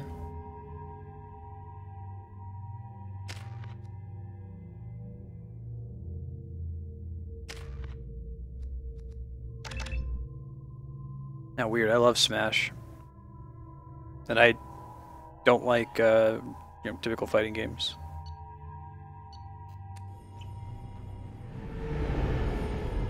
Yeah. No, I mean, I like watching Smash. The Smash community. Our system has your ship flagged as Cerberus. Verify. After time adrift among open stars, along tides of light and through shoals of dust, I will return to where I began. Permission granted. Welcome home, Tali'Zorah. We'd like a security and quarantine team to meet us. Our ship is not clean. Understood. Approach exterior docking cradle 17.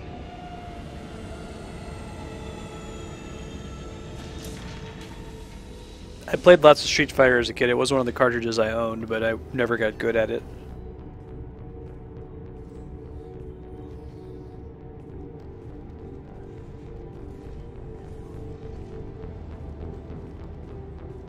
Captain Shepard, Tali'Zorah told me a lot about you.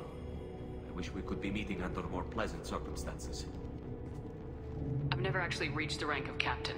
Technically, I'm no longer in the Alliance military at all. You're the commander of the Normandy, responsible for the lives aboard it. That entitles you to respect among our people. May you stand between your crew and harm as you lead them through the empty quarters of the stars.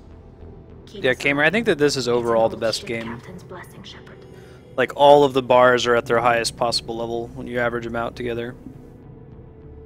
Mass Effect 1 has its strengths over Mass Effect 2, but this is a really solid game. Also, how you doing? I'm going to change that that donation goal into a Lalafell for 1 month minimum, and then change back out of Lalafell for 1 month minimum, if that matters. Tali helped the Normandy's crew out of many difficult situations. I'm here to return the favor. I understand. As the commander of the vessel she serves on, your voice carries weight. I wish I could do more to help Tali. The trial requires that I be officially neutral, but I'm here if you need to talk. They're charging you with bringing active Geth into the fleet as part of a secret project. That's insane. I never brought active Geth aboard. I only sent parts and pieces. You sent Geth materials back to the migrant fleet? Yes, my father was working on a project. He needed the materials. If I sent back something that was only damaged, not permanently inactive, no, I checked everything. I was careful. Technically, I'm under orders to place Tali'Zorah under arrest pending the hearing. So, Tali, you're confined to this ship until this trial is over. Thank you, Captain. Preparations got underway as soon as you arrived. The hearing's being held in... I'll have to make that I'd rather be a Lalafell than that. I guess that would be the revert out of Lalafell donation goal.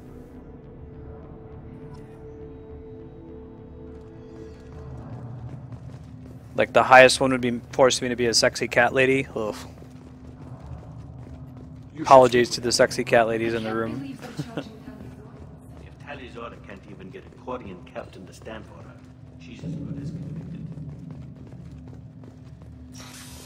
This is a really cool mission.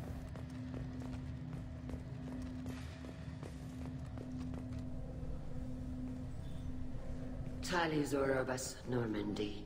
I am glad you came. I could delay them only so long. Auntie Ron! Shepard vas Normandy, this is Admiral Shalaran vas Tonbe. She's a friend of my father's. Wait, Ron, you called me vas Normandy. I'm afraid I did, Tali.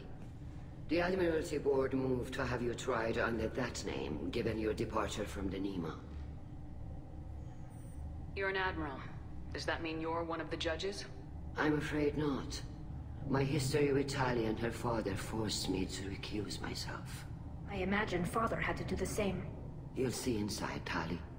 For my part, I moderate and ensure that the rules of protocol are followed, but I have no vote in the judgment. Apparently she's the voice of the Lakshmi 2 in Destiny. I don't know if that means anything.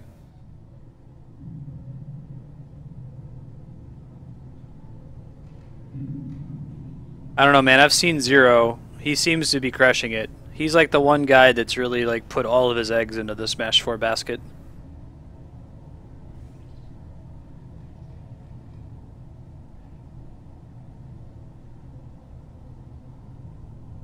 I take it being associated with a human ship is a bad sign. They stripped me of my ship name. That's as good as declaring me exiled already. It's not over yet, Tali. You have friends who still know you as Tali'Zorah vas Nima. Whatever we must call you legally. I guess we should get started. Does Tali have a defense counselor? Someone who speaks for Oh her man, side? upset coming. Indeed, No she more does, Lalafell Captain racism. Shepard. She is part of your crew now, recognized by Quarian law. And remember, an accused is always represented by his or her ship's captain. So... Who's Zero maining now? Is it still Diddy? He was doing Diddy and defense. Ness for a while there. Like I said, since I started streaming, I haven't really been watching Twitch very much. Hey, Exa, welcome. I'll do everything in my power to help you, Tali. Thank you, Shepard. I could not ask for a better counselor. Our legal rules are simple. There are no legal tricks or political loopholes for you to worry I remember watching when he was doing Ness. I was really excited about that. As best you can. It will have to be enough. Now come. I promised that I would not delay you. Not for any amount of money.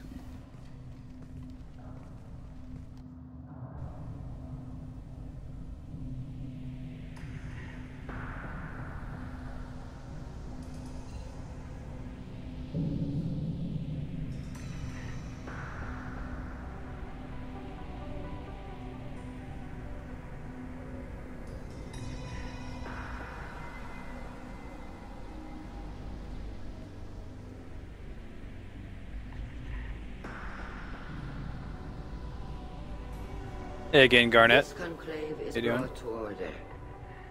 Blessed are the ancestors who kept us alive, sustained us, and enabled us to reach this season. Keep us alive.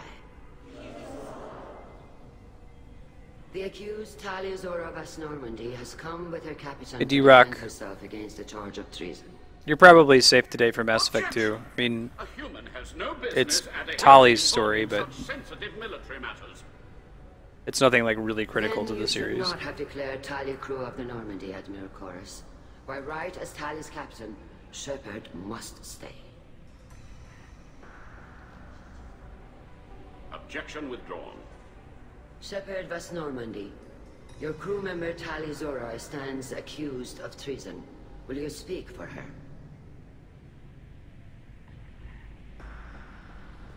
Admiral Chorus is pretty awesome. We'll talk to him in a bit. If it helps Tali, I will. But in her heart, she remains Tali Zora Vas Nima, a proud member of the migrant fleet. I regret that her captain is forbidden to stand at her side today. Nobody has been forbidden from anything. It is a simple... Lie to them if you must, Zalcoris, but don't lie to me and expect me to stay silent. The human is right.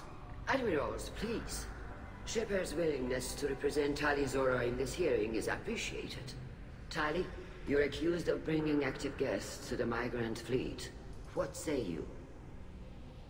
How could Tali have brought Geth to the fleet while serving on the Normandy? To clarify, Shepard, Tali isn't accused of bringing back entire units, only parts that could spontaneously reactivate. But I would never send active guests Yes. to the fleet. Every And, asset was disabled and harmless.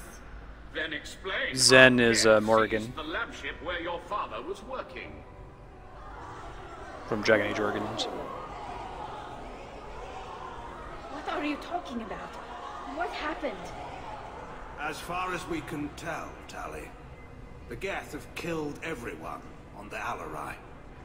Your father included. What? Oh, Keela. I appreciate the need for this trial, Admirals. But right now, our first concern must be the safety of the migrant fleet. Hey, Lawrence. How's it going? In whatever capacity necessary. Thank you. Quarian You a fan of the Mass Effect series? Take the ship. So far, without success. Thanks for the follow. It's good to have you. Take back the Alarai. The safest course would be to simply destroy the ship. But if you are looking for an honorable death instead of exile... I'm looking for my father, you bastet! You intend to retake the Alarai from the Geth? This proposal is extremely dangerous. With your permission, And Admirals, MSKG, yes. thank you for following The as good well. of the fleet must come first. And Tali needs to find her father. Agreed. And if you die on this worthy mission, Tali, we will see that your name is cleared of these charges. We can discuss that later. Then it is decided. You will attempt to retake the Alarai. You are hereby given leave to depart the Raya. The shuttle will be waiting at the secondary docking hangar. Be safe, Tali. This hearing will resume upon your return. or upon determination that you have been killed in action.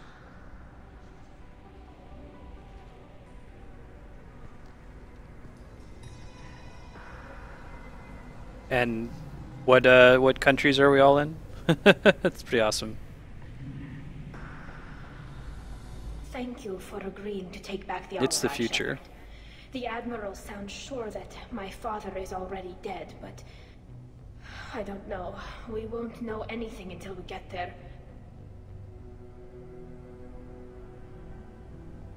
How are you holding up? They just threw a lot of fire at you, even before telling you about your father. I knew this would be bad, but I guess you're never really prepared to be charged with treason. And my father, I don't know. He could still be alive. They don't know for certain that he's dead. I just don't know, Shepard, and I need to find out.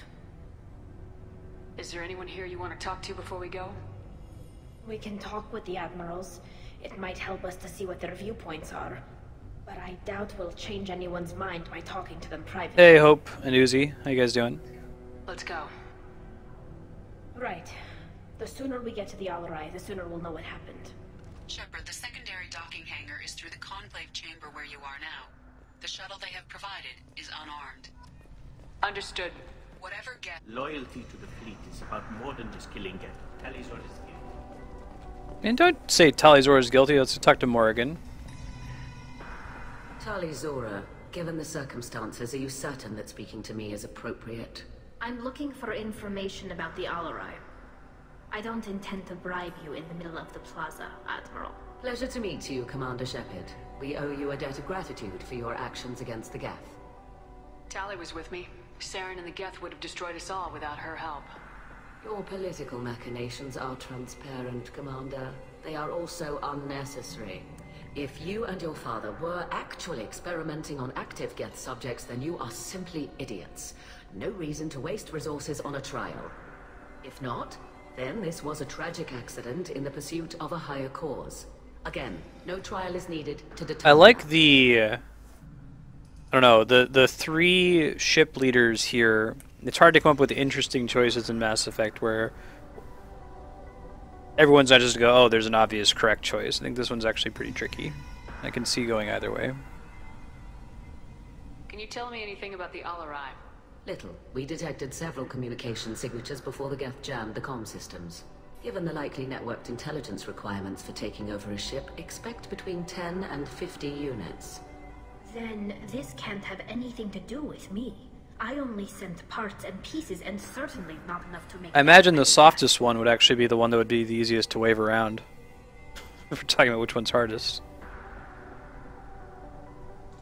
D-Rock, it was Kami's betting that Zero's going to completely take the EVO tournament next week undefeated, which is likely because he's really, really good at Smash 4. And Matt, having not followed the Smash community at all, isn't really losing anything on his side of the bet, so maybe there'll be a surprise upset and someone will beat Zero.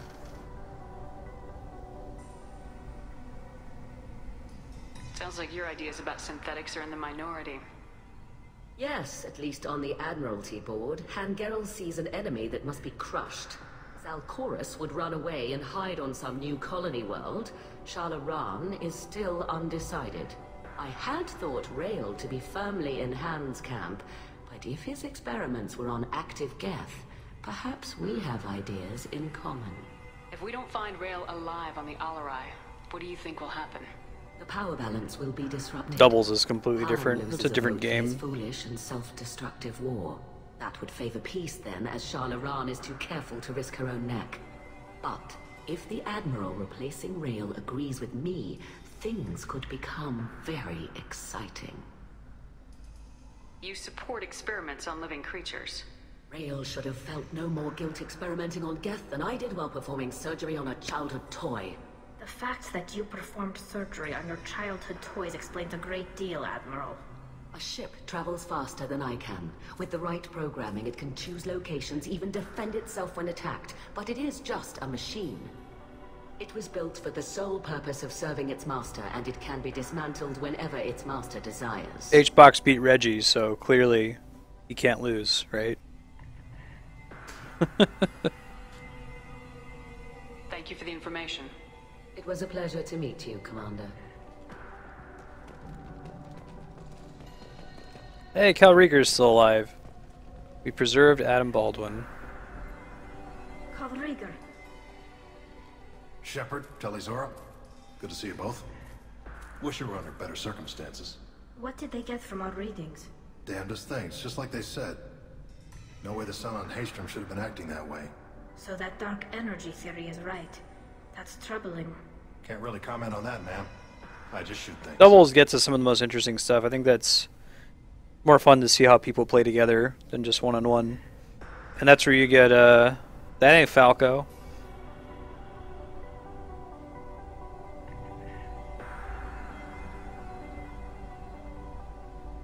What are you doing aboard the Raya? It sounds like you gave your report to the Admiralty already. Well, I stayed to argue the charges against Talizora. I've served with her, and she deserves better than what she's getting. Thanks, Cal. Just stating facts, ma'am. Have you had any luck talking to the Admiral? Okay. She and Admiral Garrel are hoping you'll kill a bunch of Geth to get the crowd on your side, then find evidence to clear your name. They were hesitant, but, well, you didn't have many other options, ma'am. I recommended getting you onto the Alarai. I hope you can handle it.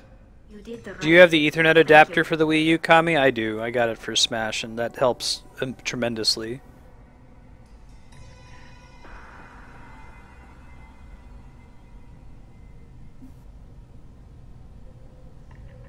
You said that your mission had something to do with dark energy? Right. Remember the damn Sun on Haystrom? Shorted out everything. Way too much radiation? The Sun's getting old. Only it's not. Dark energy. It's reducing the mass of the star's interior. Techs are worried. This has come up before. I've mentioned that I'm going to defer it because this is the original ending that Drew Karpyshyn had planned for Mass Effect that they ended up not going with. Could probably talk a little bit about it without talking about what the actual ending ended up being. Let me finish talking to him about it. Do you think the Geth are responsible for what's happening to Haystrom's son? Keela, I hope not. If they can screw up a star, our chances in war are even worse than I thought. I don't think this is the Geth. It would take massive time and resources to affect a star like this deliberately. It's too inefficient to be a weapon, and even the Geth wouldn't destroy a useful star system. Besides, they didn't show up until we did. Yeah, hope you're right, man. Synthetic bastards are bad enough as it is. I don't know if that's the cheap one that I have, but I think I got mine for like 15 bucks, something like that. Oh, dude, I'm so done with wireless. Twitch definitely has shown me that with that cool wireless headset I had. I can't wait till I get a house so I can, like, run 100-foot Ethernet cables through the walls. Good luck on the Alarai. Stay safe out there.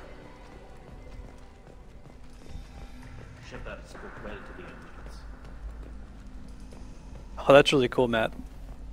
Talizora and her father are getting to her. This is on their head. Hey, it's Vitor. He's only here because of the choice we voted for earlier to send him back. Well, I guess he would be here anyway, but he would be all messed up if we let Cerberus experiment on him. Shepard? How did you get onto the Raya? Shepard is here to help me with my trial. Oh yes, I heard about that. I hope you didn't really do what they said you did. No, Vitor. I would never endanger the fleet. Oh, well, good. So, can I help you with anything? I mean, probably not, but you helped me.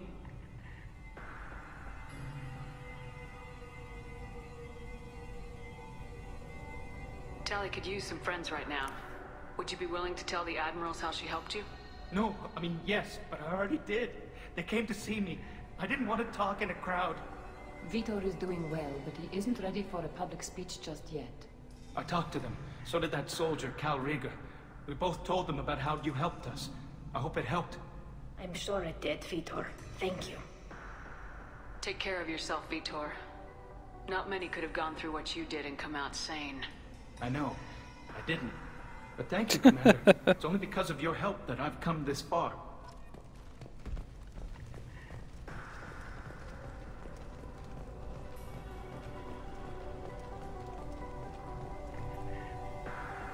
You set me up, Shala. You told Captain Donna not to say anything? I don't hear that my father may be dead until I'm in the trial? Why? The Admirals needed to hear the shock in your voice, Tali. Otherwise, they might not have let you try to retake the Alleray. That is your best chance at recovering evidence that can exonerate you. I am sorry. We cannot afford sensitivity, Tali. Yeah, I know, Matt. Oh my god, you wouldn't need to have the split screen. I couldn't believe that that wasn't the case when I played it. Because you have it on the screen in full anyway. And Mario Kart 8 is such a perfect game other than that. It seems bizarre. I know you're trying to help her, Admiral, but that was over the line. She has nobody else to speak for her, Shepard. I am doing everything in my power. That's what her father would have wanted. Don't say it like that. Because the point is to play Mario Kart on the gamepad without using the TV at all. Is there anything else I can It's still a nice option if someone else wants to watch Netflix or something on the TV, but great. There seem to be some other arguments going on among the admirals. You caught that? Yes, the guest presence makes this a touchy issue. The Admiralty Board is trying to determine whether to focus on colonial development or attempt to retake the home world. You're thinking of war? With the Geth? I am not telling. It's not outside the potential for a future patch, though, Matt. I wouldn't be shocked if they patch that in. I know the migrant fleet is formidable, but even you can't. They patched away the cursor defaulting to view highlight at the end of a race. We want our world back. We have paid enough for our mistake. I'm not giving you my opinion.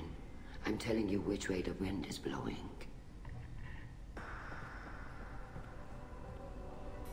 How long have you known Tali's family? Since before Real was an admiral. 25 I am fiercely anti-helmet, but you have to wear it because we're on the Quarian ship. Her mother and I had synced up our suits so we could be in the same open-air room. Can't let our germs get all over the place. But it was worth it. I was the one who took Tali from her mother and put her in the bubble. She cried so hard. I don't understand. You put your children in bubbles? Environmental units. It's a step between relying on the mother's immune system through nursing and getting a suit of one's own. The bubbles let parents take their children out of the clean rooms safely. We don't wear suits until adolescence. There's a celebration when a child gets her first suit. It's a... I notice these more and more when they're like, let's just drop some flavor on you. Like, yeah, there's some important shit going down. We gotta go to the ship. But, getting your first suit is a coming-of-age ceremony. I love it. I'm not complaining. It's outstanding. Give me more of that. Like, every NPC should drop a little flavor thing about, like, Krogan's having 4 balls or something. But it does kind of stand out on multiple playthroughs.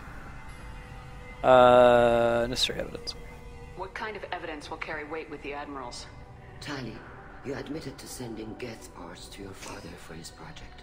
Yes, but never anything that could have come back online on its own.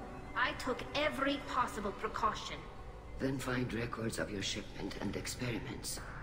Something that proves you were careful. Something that proves that this is all just a terrible accident that nobody could have foreseen.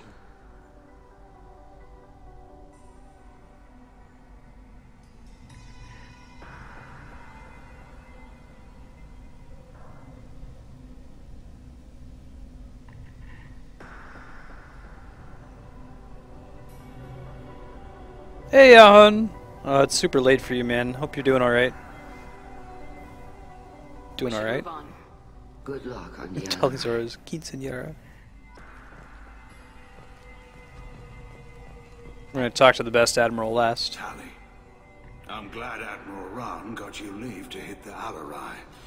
Hopefully you'll find something that clears your name. I'm more concerned with finding my father, Admiral. I wish you luck. Blow up some Geth on the way. And your Captain Shepard, Admiral Hangarel Vasnima. You got Admiral Corris backing up worse than a Krogan toilet. I'm glad to see Tali's captain knows how to handle a courtroom. I'm just here to help Tali, Admiral. I'm glad someone is. You believe I'm innocent, don't you, Admiral? I know you and your father.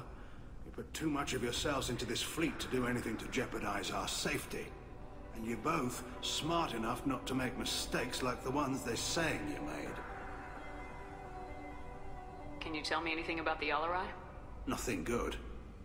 We sent some of our best Marines into that hellhole. Damn few made it back. Whatever Rail was doing, it blew up in his face. The ship is crawling with Geth. Don't go in expecting survivors. Admiral, my father, your friend, is on that ship.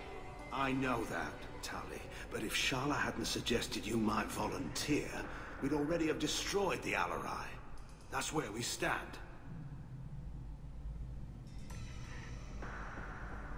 Thanks for the information. Hang in there, kid. Thank you, Admiral. Here we go. Best Admiral. Judging by your ability to play to a crowd, human, I have done Tali a favor by stripping Vasnima from her name. Commander Shepard, this is Admiral Zalkoris Vasquibquib. Do not ask about the name. I take no pleasure in this, Tali, truly. You have gravely endangered and dishonored our fleet.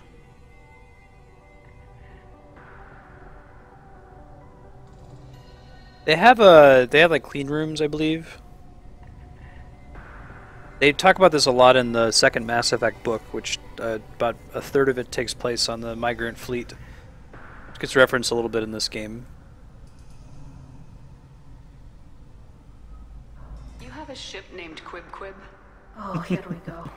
Our people have, during difficult periods, purchased pre-owned vessels from other... Right, so his name is Vasquibquib. Since everybody among the Quarians, their last name is basically the ship that they come from, so that's why we're saying Vasquibquib is the ship that he commands. So anyway. And have, on occasion, had difficulty altering the ship's registry information. The citizens of these foreign-named ships have borne the stigma of these names with grace and honor. If it bothers you, maybe you should find another ship. I've occasionally entertained the idea of requesting a transfer. Something with a nice, respectable name, like the Defrons or the Ictomy. But I am proud of the Quib, and I will not flee because of petty insults. Can you tell me anything about the Alarai? Only that you should have let us destroy it. When we find the evidence of what Tali and her father did there, any hope of convincing the other admirals will die. I did not bring active Geth to the Alarai, Admiral. I know how dangerous that would be. I only brought pieces. The captured ship with its crew slaughtered by living beings in pain belies your argument. What exactly is your problem with my crew member, Admiral? I respect Tali immensely. Her actions against Saren are to be lauded. But, like her father, she wants nothing but the destruction of the Geth. The people we created. The people we wronged. The Geth drove us from our homeworld. Of course they did. We tried to kill them. I haven't seen that show, Flarewing. I missed it, Yahun. Where are you going? What are you packing for? You and the other admirals appear to have some disagreements beyond Tali's trial. You are correct. Tali, I apologize for it being brought into your proceedings. The other admirals are pushing for war. Rael Zora was researching new weapons to use against the Geth. They would see our fleet destroyed in the skies over our homeworld, rather than find a new colony and adapt. Can the Quarians coexist with the Geth after all your history? I don't know. We all deserve to find out. They are our children, Shepard.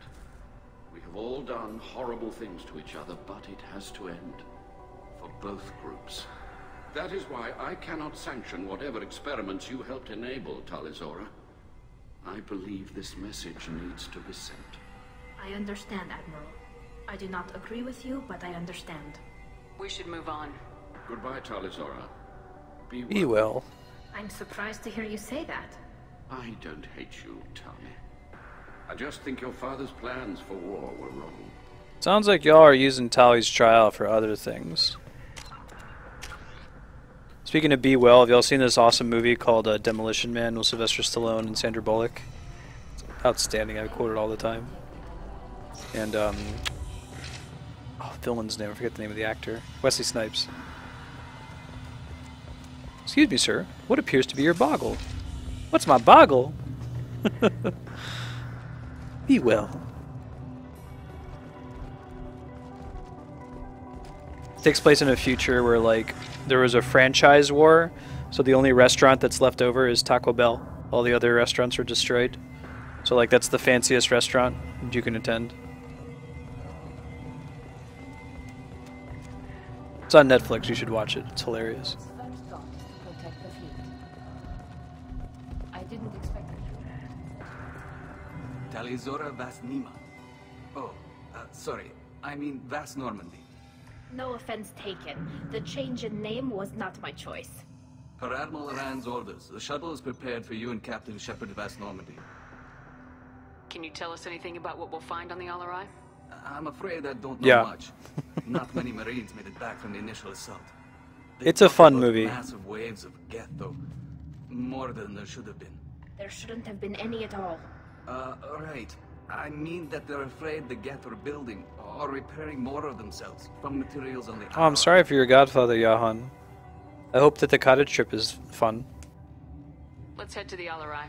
Of course. I'll unlock the Cool. shuttle now. Very good. I hope it's relaxing. Those Geth, Talizora. Kira Selai.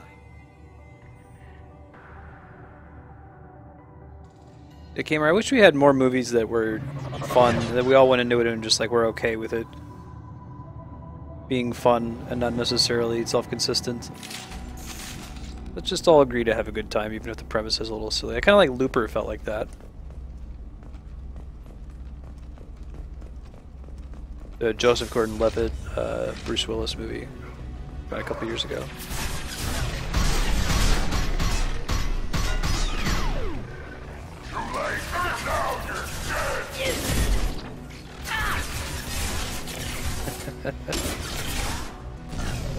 Yeah, I guess the problem with The Hobbit is that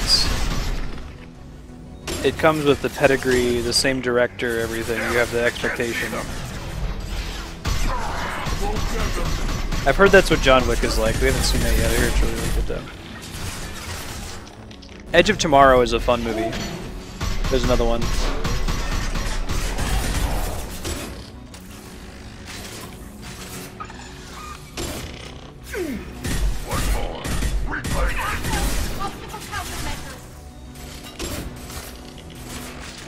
Ah! No!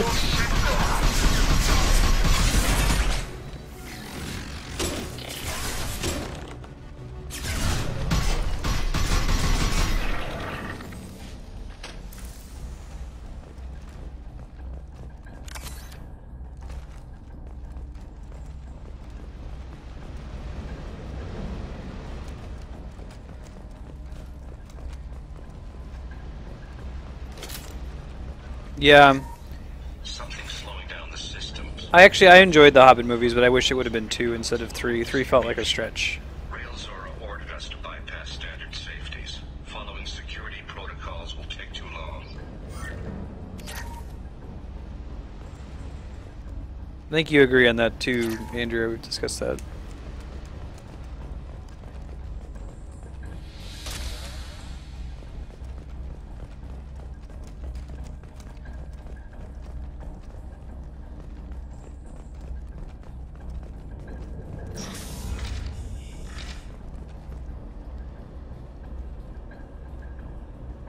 This is one of the storage units I sent to Father. Looks like parts from a disabled repair drone. Have you seen the original Death Race with Sylvester Stallone and David Carradine from like the 70s? I got this on Haystrom. It's pretty bad. You should see it though. What made a part worth sending back to your father? It had to be in working order. Something that could be analyzed and integrated into other technology. Anything new had priority. Technology the Geth had developed themselves. Signs of modification. Clues to their future. Yeah, I worry that's a source material problem though, Matt. Like, as much as I love Tolkien, The Hobbit's a kid's story, and like the fact that there's 13 dwarves, they may as well be 2 dwarves. They may as well be Thorin and all the other dwarves. Maybe even, you might say Thorin, Balin, and all the other dwarves. You can't really characterize 13 people in a book very well like that, let alone a movie, especially when they have names that are basically interchangeable. Maybe George R.R. Martin could do it, but with the hindsight of what's wrong with fantasy. Haystrom was a war zone. How did you salvage gear in the middle of all that? These suits have more pockets than you'd think. Quarians have learned how to salvage whatever we can, whenever we can. Within reason. We're not I see what you Ogre, mean, but Matt. we repair what most people would throw away. Hundreds of the ships in our fleet were salvaged wrecks, either found dead in space or purchased for next to nothing. Yeah. Does that salvaged gear Yeah. give you a clue I was as to what mad happened too. here? No, I don't know. Shepard, I checked everything I sent here. I passed up great finds because they might be too dangerous, prone to uncontrolled reactivation or self-repair. I don't know which possibility is worse. Yeah. That I got sloppy and sent something dangerous, or that Father actually did all this. It is Sean, that's right. I noticed that too. They went all in with that, with all the Quarians. They all have pretty strong accents. Yeah, D-Rock, Sin City is a great example. Sin City 300 is another one. It's you know, just go and enjoy it. Have a fun time. Don't think about it too much. And I love cerebral movies, so I think it's good to have a mix of them.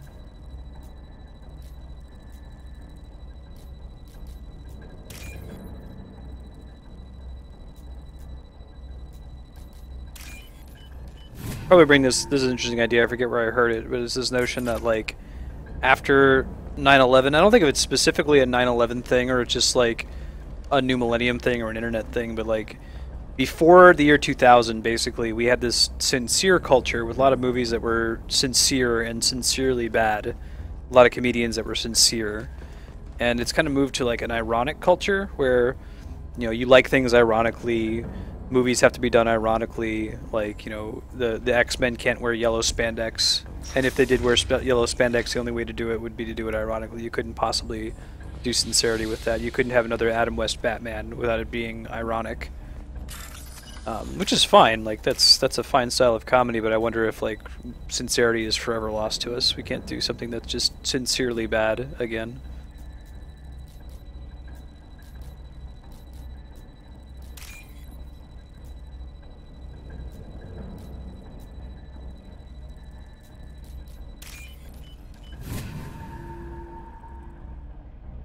This might be useful. Yeah, I agree, Flarewing. I like the idea. You look behind the script in the movie they showed us, it was a cool idea. Who's running the system diagnostic? I didn't authorize.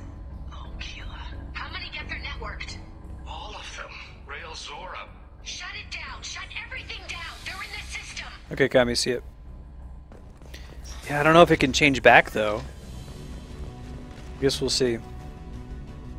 Hostile spotted.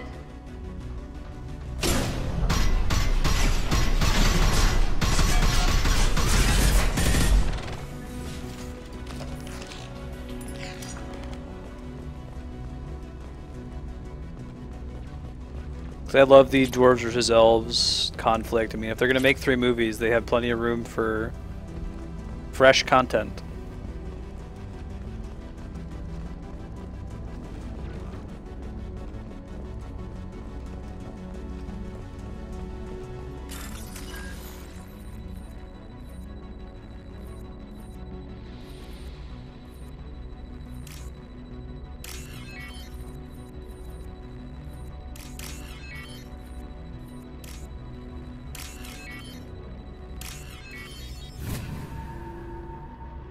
I think he just bounced. Just ask him when he get back. I'll try to remember to ask him. Navigation. Weapons are offline. Our mistake won't endanger the fleet. They're burning through the door. I don't have much time. I'm sorry. I'm so sorry. Jonah, if you get this, be strong for Daddy. Mommy loves you very much.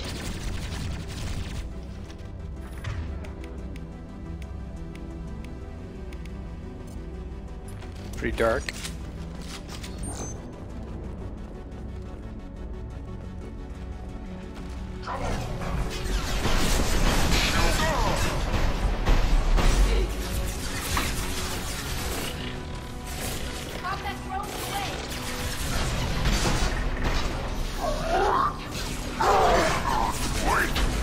Too late, now you're dead.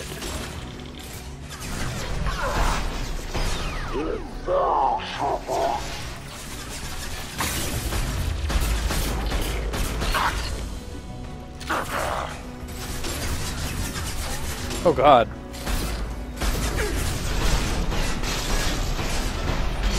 That's awful.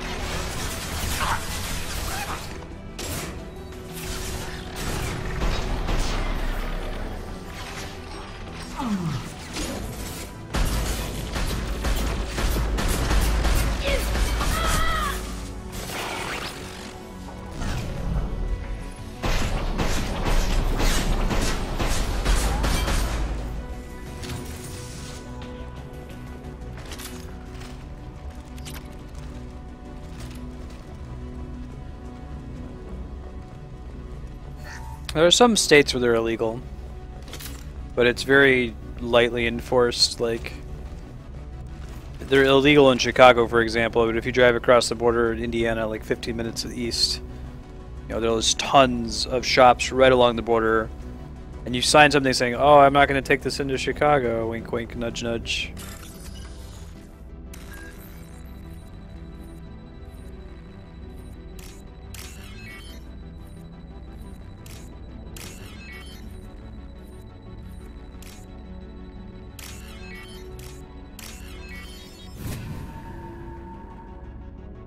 God. You know, I try to think, like, well, what's the problem here? All I can think is that, like, we don't... There is no association whatsoever between fireworks and danger. We don't talk about, like... You just go to see the fireworks show, like, it magically happens. You never see, like, the firemen that have to do the lighting, or see that it's often the same equipment that we're using for, like, weapons. We're using gunpowder, you know, explosives. They're really cool to watch, but holy shit. I don't think that kids get an intuition for how dangerous they are. This console might have something. Most of the data is corrupted, but a few bits are left.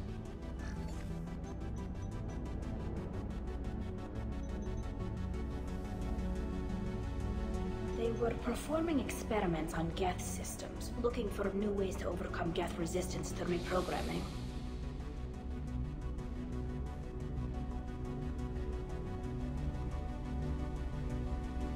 Do you think testing weapons on the Geth was right? It's not testing weapons on prisoners, Shepard. I only sent Father parts. Even if he assembled them, they wouldn't be sapient. You saw what Saren and Sovereign did with the Geth. Any research that gives us an advantage is important. Could any of that data clear your name? Doubtful. This is mostly results data, effects of different disruptive hacking techniques. I don't understand all of it. But they may have been activating the Geth deliberately. I don't know. Nothing here says specifically, but if they were, then Father was doing something terrible. What was all this, Father? You promised you'd build me a house on the homeworld. Was this going to bring us back home? Maybe it's time for your people to let go of reclaiming your world from the Geth. You have no idea what it's like. You have a planet to go back to. My home is one hull breach away from extinction. You've got a place here, Tali. Don't throw it away in a war you don't need. Don't need? Shepard, if I don't wear a helmet in my own home, I die. A single kiss could put me in the hospital. Every time you touch a flower with bare fingers, inhale its fragrance without air filters, you're doing something I can't. Damn the pilgrimage. Without it, I might never have known what I was missing, what we had lost when we lost our homeworld. Have the Quarians considered colonizing a new world? We'd have enough difficulty reacclimating to our own native environment. Adjusting for exposure to a foreign colony would be even harder. It's the difference between 60 years and 600. For anyone alive now to watch a sunset without a mask, we must take back our home. At the very least, we can take back one ship. I'm glad that they point that out there, because that's a really good question. Like, why don't the Quarians just colonize another planet? Oh, okay, because they're not forward thinking on that subject.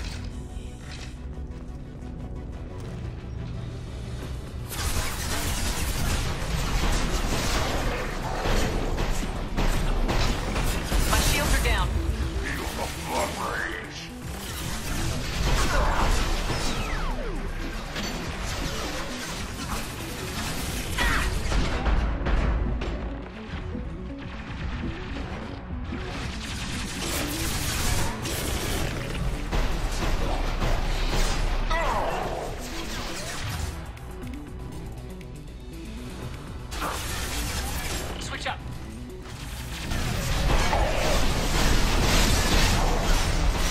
for Voss Quib Quib. Oh god, I'm gonna die. Maybe not. Ah, we died. That's cool. I think we'll pick up from that last cutscene. This game's pretty good about saving. Unlike Mass Effect 1, where when that happens, you go back about an hour.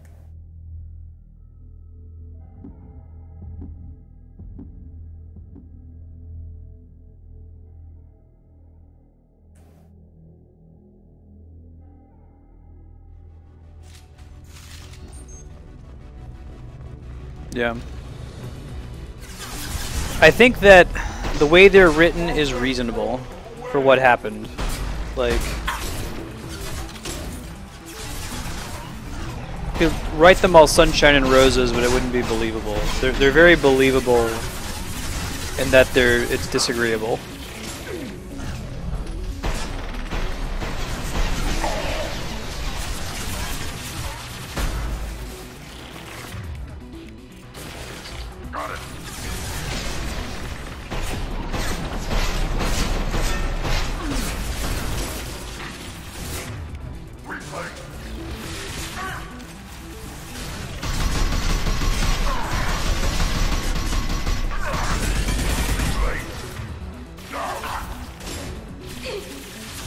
Yeah.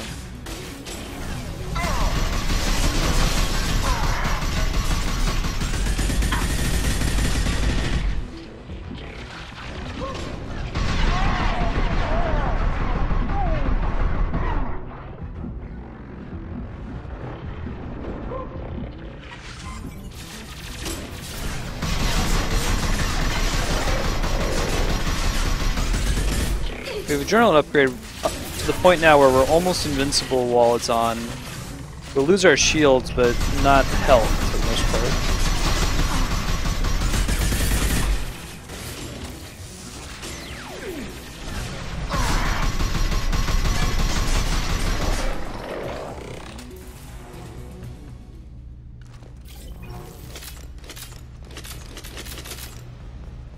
There's a lot of Geth.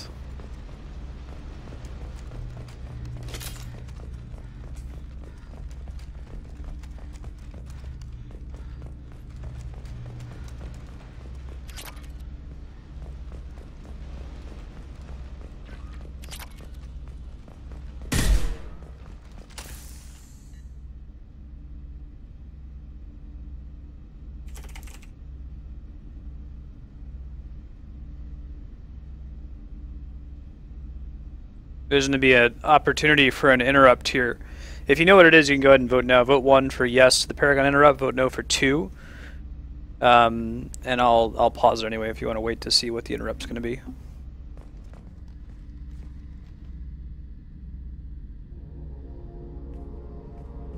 Father! No. You always had a plan. Masked life signs or an onboard medical stasis program maybe. You wouldn't. They're wrong. You wouldn't just die like this. You wouldn't.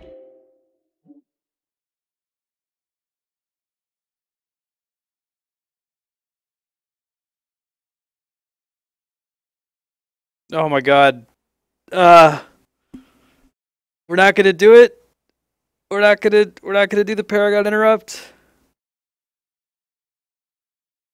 Okay, alright. People have spoken. Ugh. Damn you. This is my favorite Paragon interrupt in the game, if you do it. It makes more sense if you're Mel Shepherd and you're romancing Tali. Like, you give her a hug and you calm her down and everything's okay. So I don't even know what happens if you don't press that button. About to find out. Leave me to clean up your mess. You can't. He was trying to help you, Tali. The only way he knew how. I mean, I guess that just shows how wimpy the Paragon interrupts are. Like, what is Renegade interrupt? Like, you shoot a guy, you push him out a window. Paragon interrupt, you give people hugs. Believe you. Of course he did. Every time he went off to battle, every time he sent me away, it was all about what he wanted. I wanted a father who would take the sick leave time and let me see his face without a helmet in the way. Instead, I got orders. And this. And a panel of admirals who think I'm a traitor. Those were my father's gifts to me. You also got his mind, and the best military training in the Quarian fleet. You're right. I know what he'd do.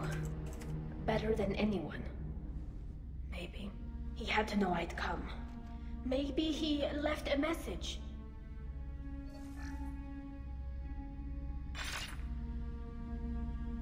Tali, if you are listening, then I am dead. The Geth have gone active. I don't have much. That's so fucked up, Matt. Okay, I'll put the game back on.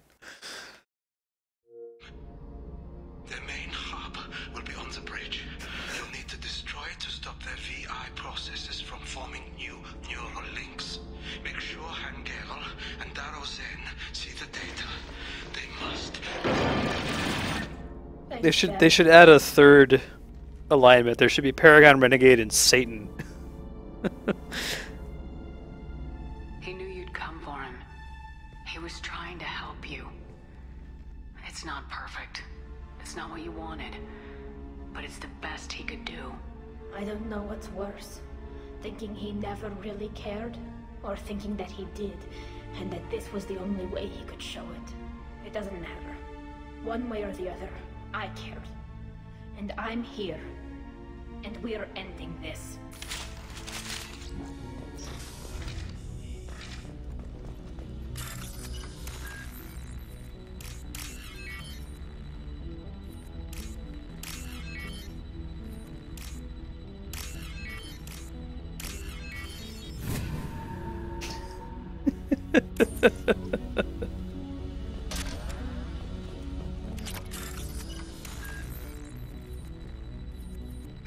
Crawling in my suit. These infections, they will not permeate it.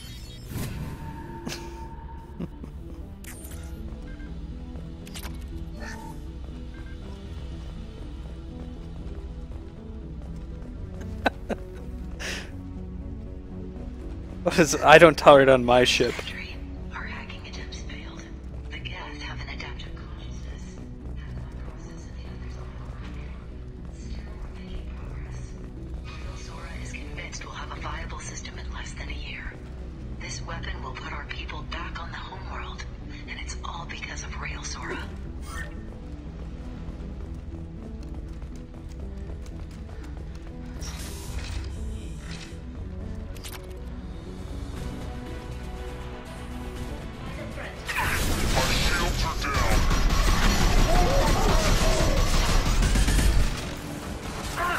Not a lot of cover in this fight.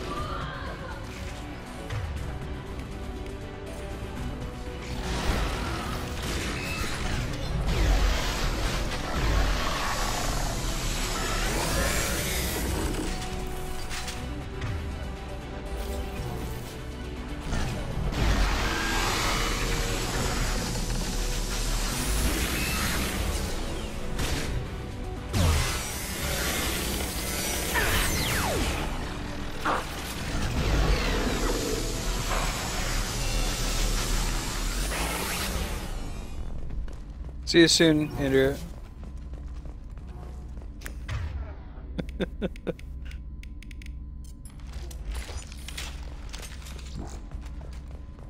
Hey Tali, we're in space. No one can hear you whining.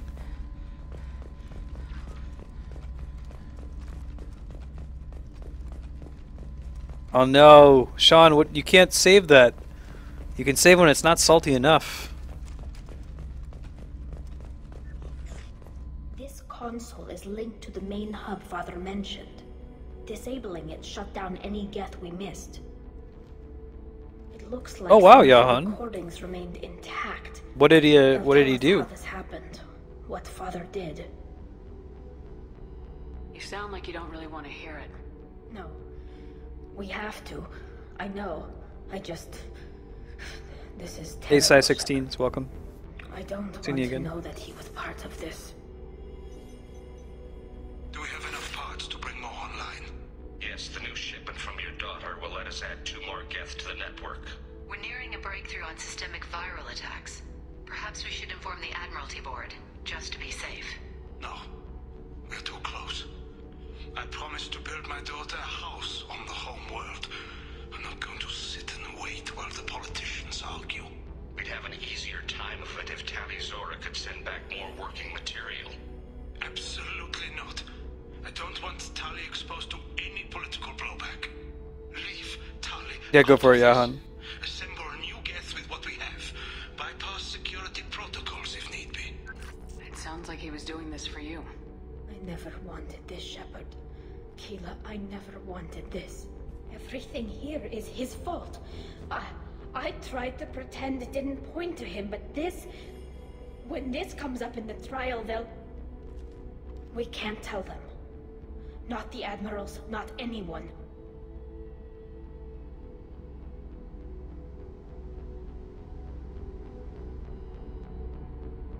Tali, without this evidence, you're looking at exile.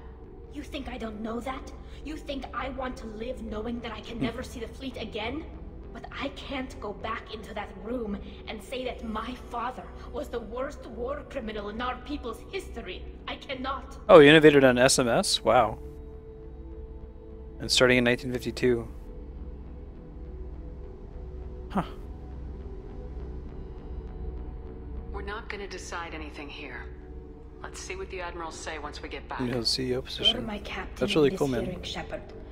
It's your decision. But please, don't destroy what my father was. Come on. If we wait too long, they'll decide we're already dead, and none of this will matter.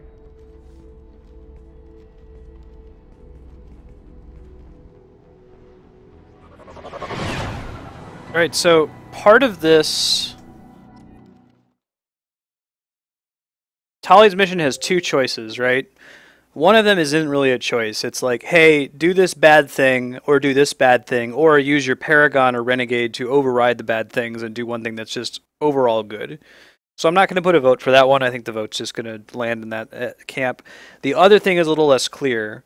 So I'll put one of the 2 decisions to a vote. The other one I'm just going to make it. I'll tell you what it is when we get to it. We need to face facts. There has been no think Tali Zora survived. Sounds like the theory is going the other way. We must trust the It's only been a few hours.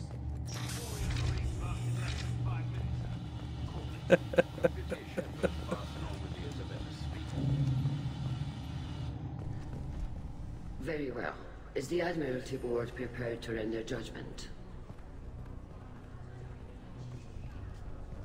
Sorry we're late.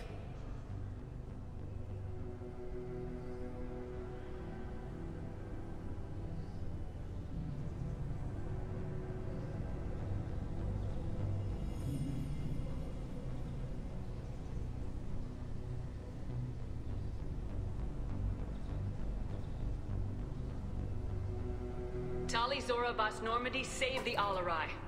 I hope this proves her loyalty to the Quarian people. Her loyalty was never in doubt, only her judgment. Perhaps Tali Zora can offer something to encourage more trust in her judgment. That's really cool, Johan. I didn't know that. On the Alarai that could clarify what happened there.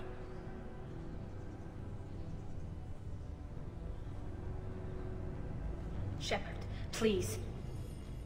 Does Captain Shepard have any new evidence to submit to this? Okay, hearing? so here's what the deal is. This is the decision I'm going to call a non-decision and not put to a vote. We could say we don't have any evidence, in which case Tali is screwed, right? Or we could say, here's the evidence, Tali's not screwed, but she's really pissed because now her father's legacy is tarnished. So in either way, something bad happens. The third choice, basically, if you have enough Paragon, I think this is the one decision in the game that requires maxed out Paragon or maxed out Intimidate. If you pick that one, you basically avoid both of the negative consequences. So this isn't really an interesting choice. There is a correct decision. There's going to be a later question that is an interesting decision that I will pull you on. Tali helped me defeat Saren and the Geth at the Citadel. That should be all the evidence you need. I fail to see what relevance... You're not really interested in Tali, are you? This trial isn't about her. It's about the Geth. This hearing has nothing to do with the Geth. You want people to sympathize with them. Hangarel wants to go to war. None of you care about Tali. She knows more about the Geth than any other Quarian alive. You should be listening to her, not putting her on trial. Tali Zora saved the Citadel. She saved the Alarai. She showed the galaxy the value of the Quarian people. I can't think of stronger evidence than that. Holy shit, I have never seen FemShep give that before, because I've only ever seen Andrea play it, and she did it full Renegade. Jennifer Hale is a much better voice actor than Mark Meer as the male Shepard. I still like Mark Meer, but that was pretty well done. Are the admirals prepared to render the judgment?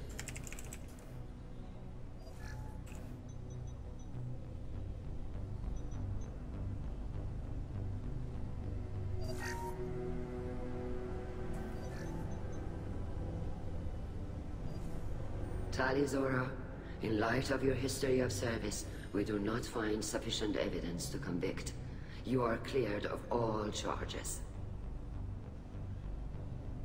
Commander Shepard, please accept these gifts in appreciation for you taking the time to represent one of our people. Okay, so here's the important choice.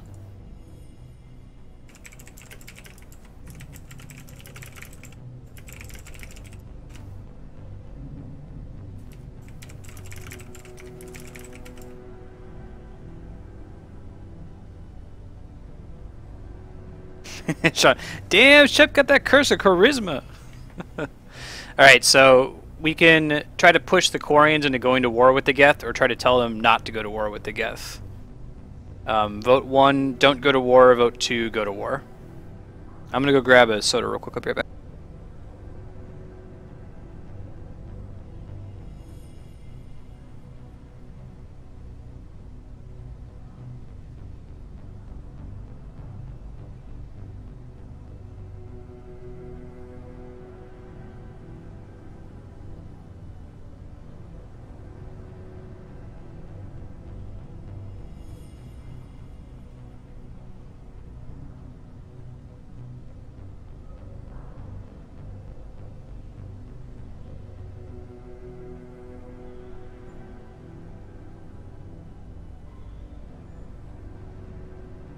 Oh, I could see the argument for a Paragon Shepherd saying they should go to war, right?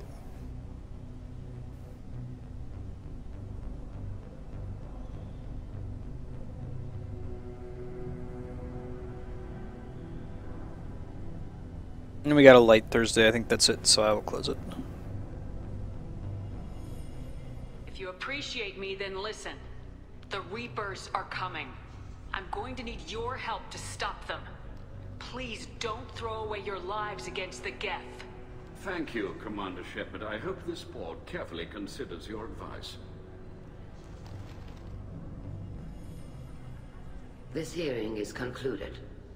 Go in peace, Tali Zora vas Normandy. Kila Salai. That's a good philosophy, Jan. Celebrate life. Don't. What you said. I've never had anyone speak like that on my behalf. Thank you for being there for my father and me. Even when... Thank you. We can still go back in and get you exiled if you want. Thanks. But I'm fine with things like this. It's fun watching you shout. Tali, about what your father said, what he did, you deserved better. I got better, Shepard. I got you. Man, if you're like a Talimancer, the lines that Tali says are they're tuned to a Talimancer. They must have had someone like on their writing staff that was also into Tali. Come on, Tali Zora, boss Normandy. Let's get back to our ship. Thank you, Captain. We can use this. Cool, I guess the timing on that worked out perfectly for 90 minutes. We can sub over to Ogre Battle. Right, Sean? Yeah, even Femship's line there of calling her Tali Zora Vas Normandy.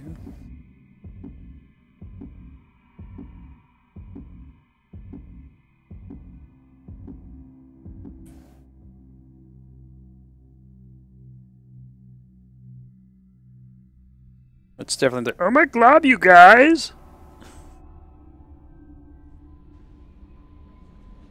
Commander, you've received a new message at your private terminal. Shepard! Alright, let's see. So next time, we can loyalty everybody. Be on the list. I'll just remember that. We've accepted all their missions, you have to pick which ones we're doing. Let's save up and switch to Ogre Battle.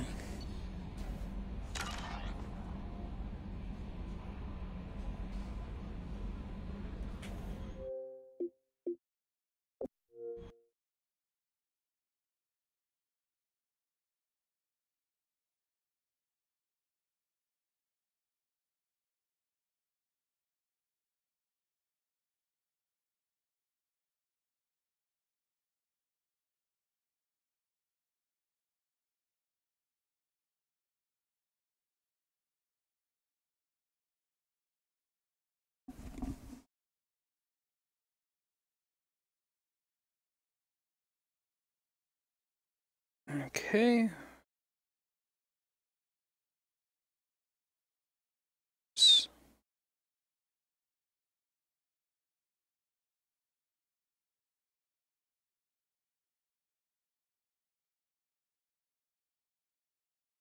A brief preview of my desktop there. Twitch. Super Nintendo.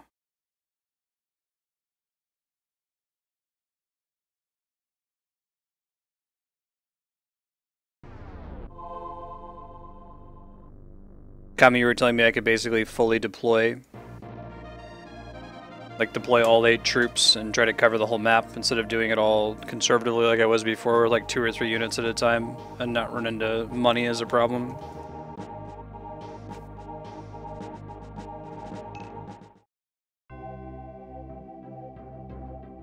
Cool. I will start doing that. Let me update some other stuff here.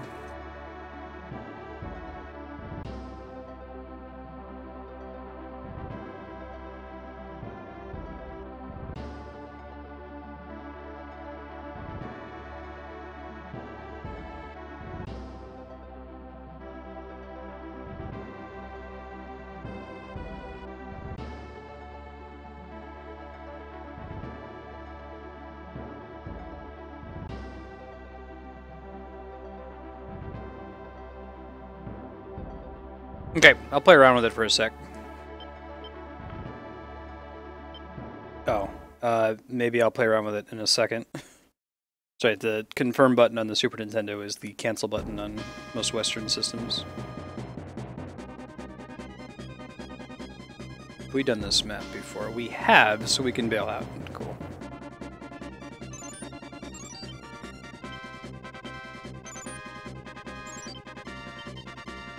If I can change the controls. No, I can't. Just remember.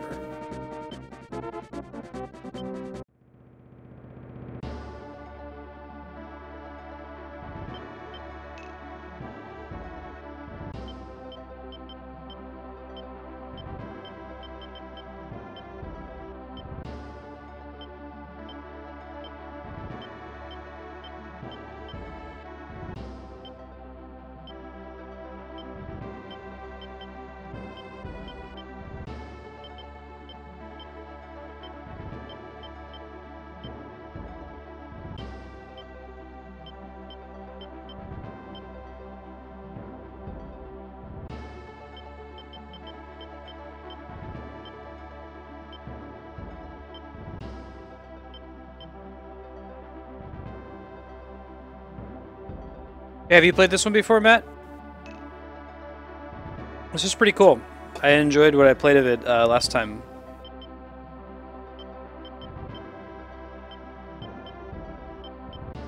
Okay, these fighters are all quite good now at level 6, so I'll move him over. Replace him with one of these other guys.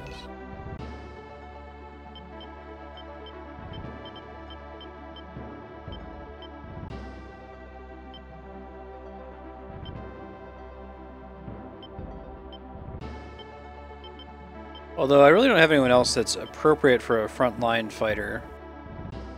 So maybe I'll keep him, actually.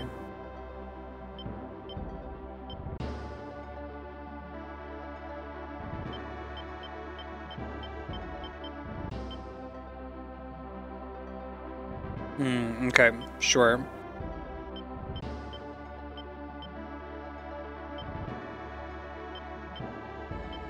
Oh, cool. Sure.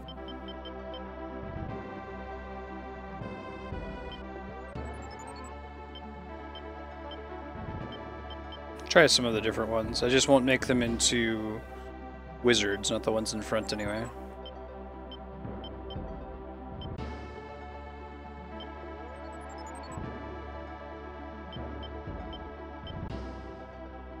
It's interesting. Cleric goes to Amazon.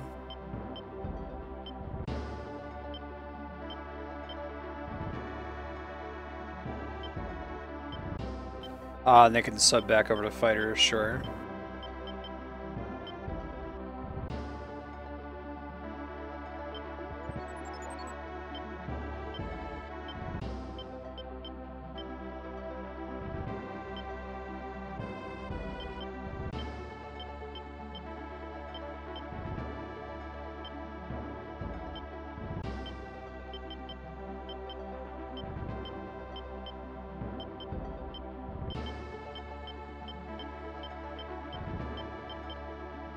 Yeah, add one more good party member here in a second.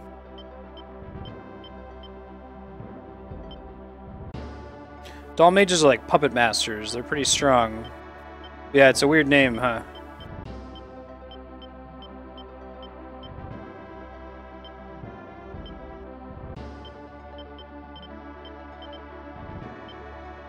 Need a golem? Oh, okay, well that makes that an easy decision.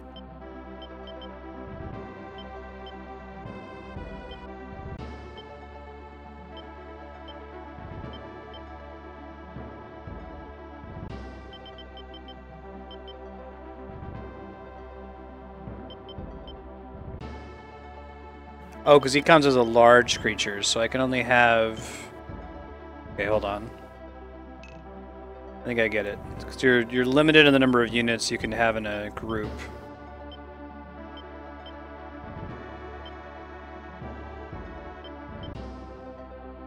Okay, I think I can only do lawns and then a golem as well for this group, and I'll cap it out.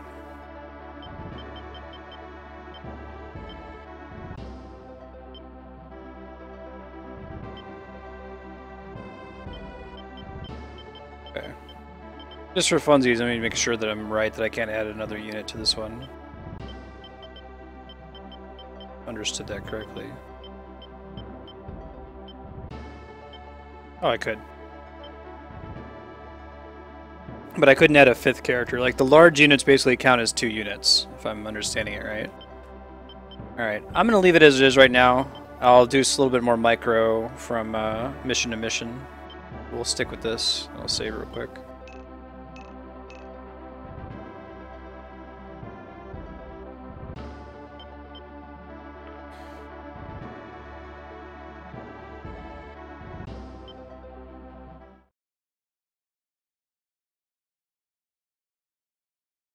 See, did I save my little list of what the different tarot cards do? I did. Cool. I don't have a guide or something, I was just writing them down.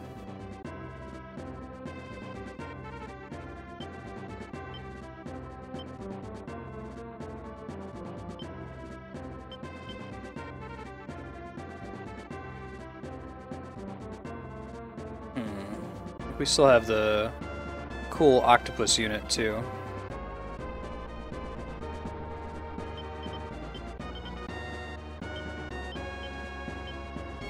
So let me see which one is that. 7.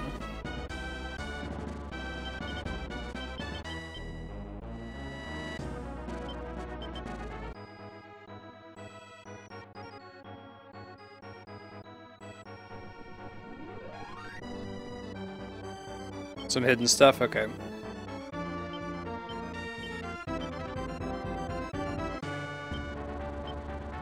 And we'll do my princess units, number 9.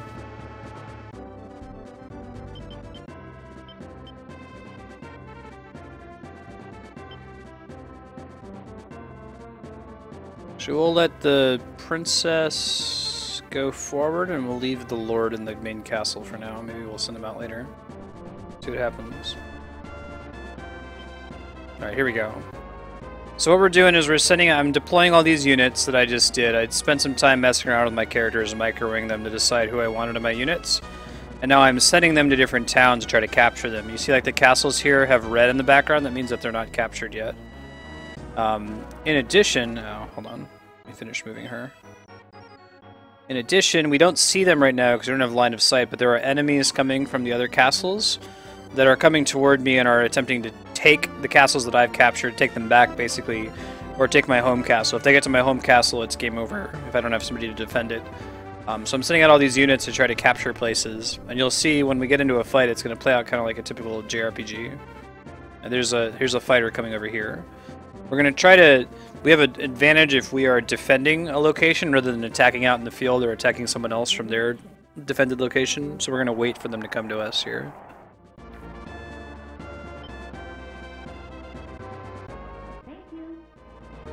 These tarot cards are kind of like a way to give the player an advantage over the computer characters that just don't have the cards.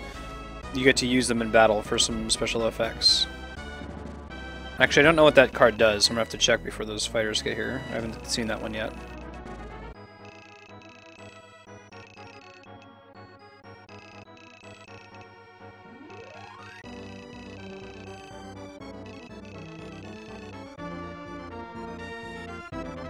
Yeah, there's story in each of the towns you get to, tells you a little bit more about it. It's quite a bit more subdued than I'm guessing what other games in the series. This is the same guy who made Final Fantasy Tactics. Okay, Temperance removes negative status effects. I see.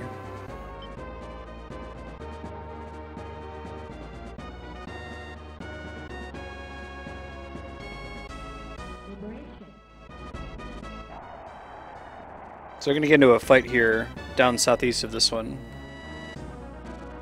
Chariot, it's an attack all card.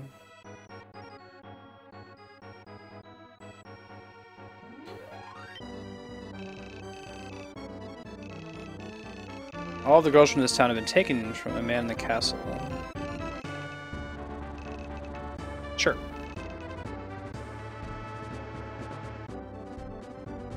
So we're about to get a fight up here. Fight it out. So I can intervene here and like give them basic instructions of like, right now I'm saying, hey, everybody should target the weakest enemy, but I could have them all target the leader. I could have them all target the strongest enemy, or what best means the AI makes a decision, which I don't really trust, so I tend to put it on weak. I can also use those cards that I found, and they have different effects. Kind of give me a slight advantage over the computer, so it's not just fully one-on-one.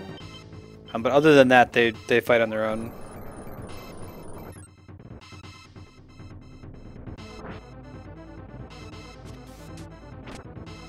Character I have in the bottom right is, I got a lucky drop called a crown. Let me upgrade one of my Amazons into a princess. The reason she's cool is she does that attack that hits all the enemies at once. And this fight doesn't just go until it's over, it goes for like a preset number of turns, and then it determines who won.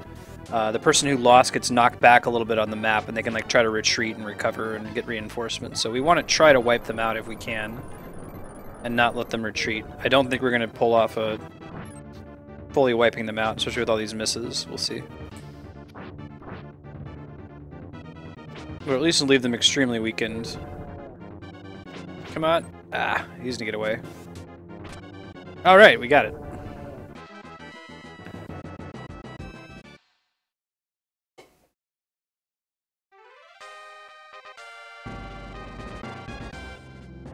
It's because your decisions in battle aren't what's interesting, I guess, is the way to think about it.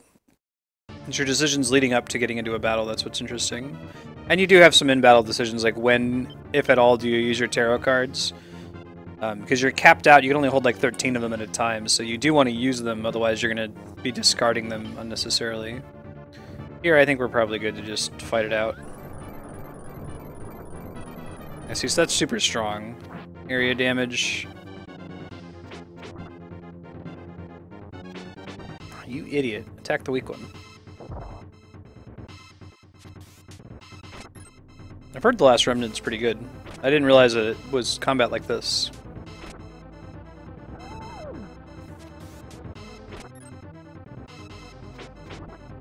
I think that, like Fire Emblem, you can turn this off and just basically does all the rolls behind the scenes and tells you the outcome of the combat.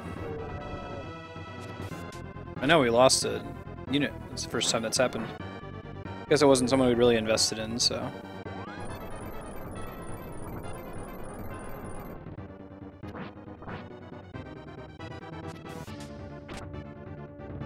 I believe that's not permanent in this game. We can go to a temple and revive them. We do have to physically go to a temple for that to happen. So, like, we playing this for real now. We can't just, like, sit in a castle and live forever like we could before. So I'm gonna have a retreat. They might take this castle back, which is okay.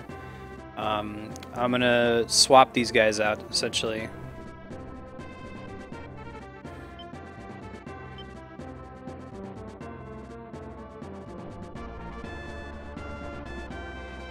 Yeah, my preference would always be, can I also control the combat, but maybe the game would be too easy if you could. Oh god, I'm gonna lose. This would be a good learning battle. The other two battles are fairly, like, yeah, just go to a castle and wait for all the enemies to come at you and you'll just meat grinder them to death. We'll see how it goes.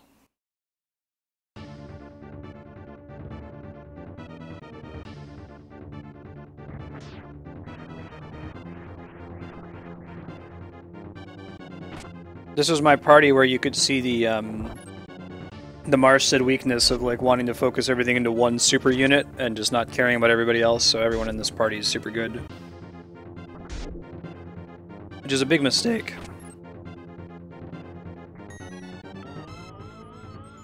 Yeah, the overworld's it hasn't aged very well. I haven't seen the other games in the series to see if they look similar or not.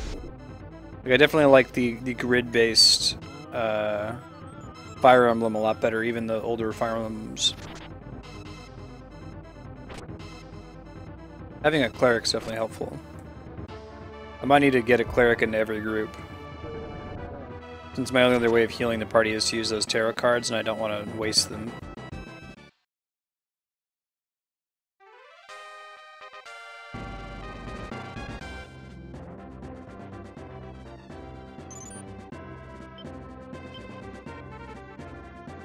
Let's see if we can sneak up on this. You can issue commands to everybody while you're paused.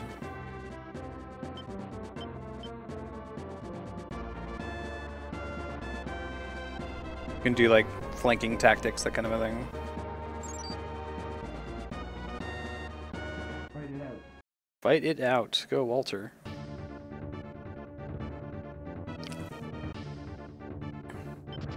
I don't want them doing best. I want them to do my own thing.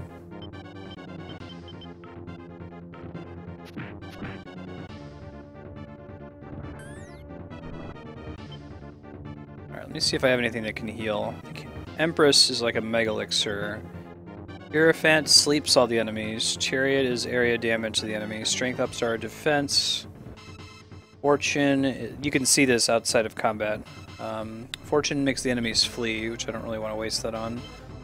Star increases from the agility, and Fool makes everybody run except for the leader. So I should probably let them all take a turn and see what happens.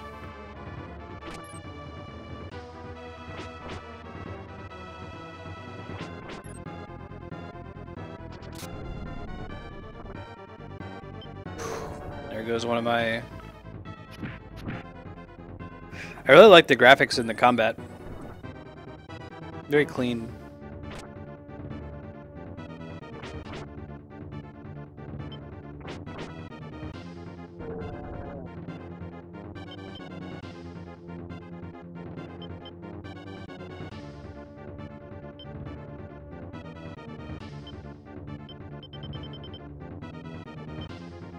Yeah, right. Never want electric versus water. And we're getting the wizards using bolt.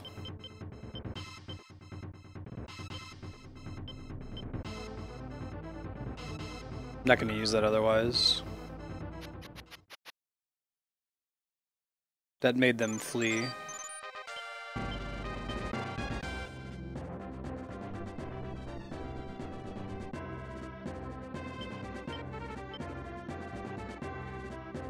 She's gonna go try to sneak this castle here. Probably just need to deploy more units. Let me look at my options here. Can probably do Unit 4. They look fairly robust.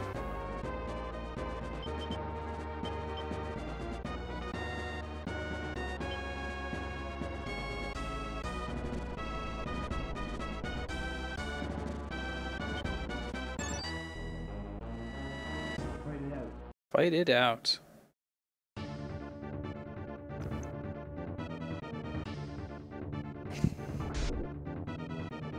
We've already hit these guys before. They're coming back at us, so we should be able to weaken them here. Finish them off. So how do I chase units down? They seem to move about as fast as I can. Are there other units that just are faster? Hold on, I think these aren't doing the tactics I want. Yeah, it's too weak.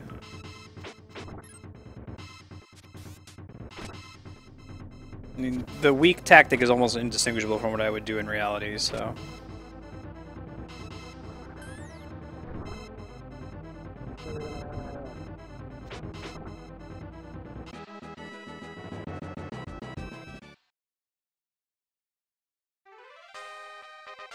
You do spend money when you deploy units.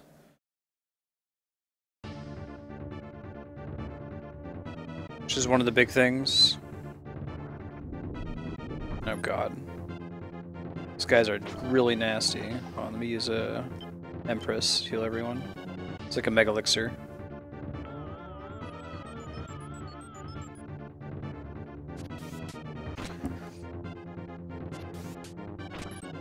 Don't like that golem, man.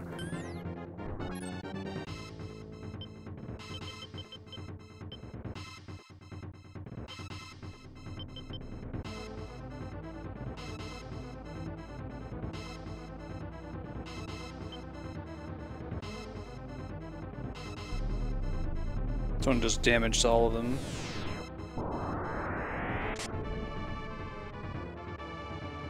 Decent amount. If we can kill the Puppet Master, that would be the best.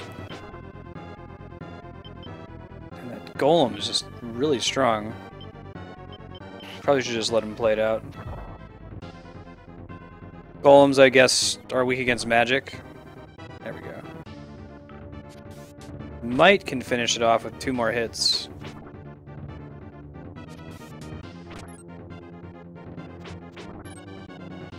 Oh my god, if they run away with 1 hit point, I'm gonna be pissed. Ah! No! He got knocked back to the base, is what happened there. Hold on. Look back at my unit, see if I can flesh some of these out. Guess I can use, let's see. Just a Doll Mage unit. Yeah, I can use this unit, Unit 8. I'll deploy them. It's almost like you need to use your imagination for the world map, because it's not that great. But the combat graphics certainly make up for it.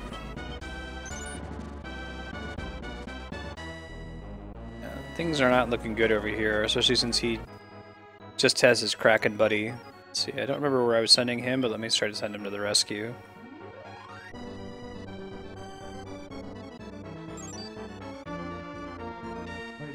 Fight it out.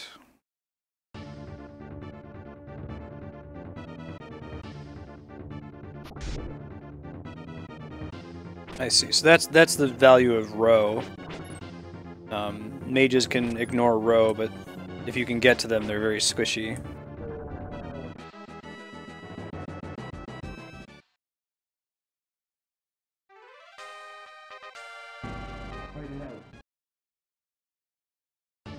Golem Mage v Golem Mage.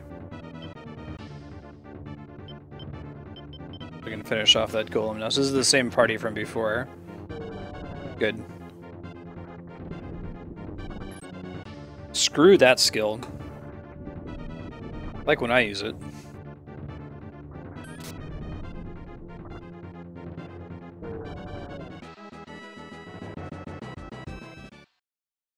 Winner is us.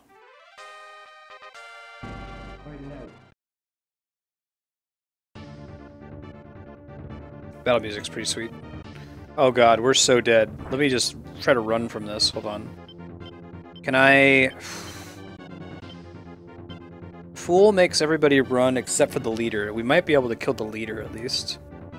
Might be a good card to play.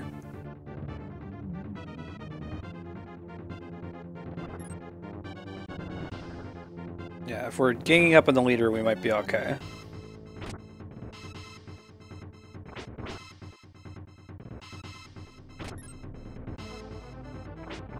Shit. We don't keep missing anyway.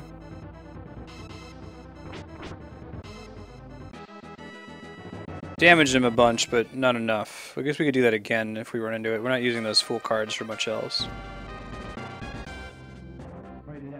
I'm gonna pause right after this, see if we can buy some items for any of those towns we're in. Okay. Let's see some acid action. Would be nice in the back row there.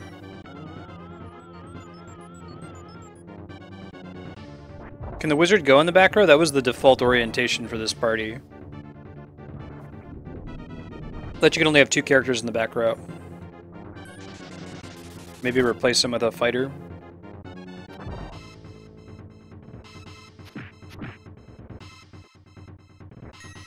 Ah, that's why he's doing a shitty melee attack. I see.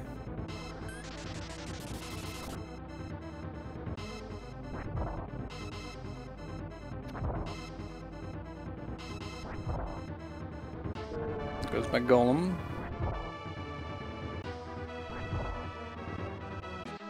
Yeah, I think I agree about the wizard being in the back. Oh, it's 3-2 split regardless, I see.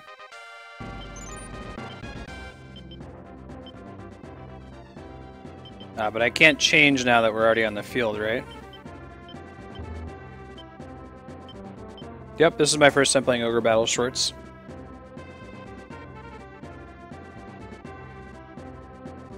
Let me move him back to the town here.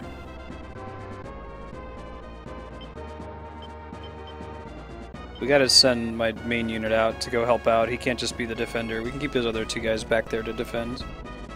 They'll be much better at it. Lons can continue over here to help him out.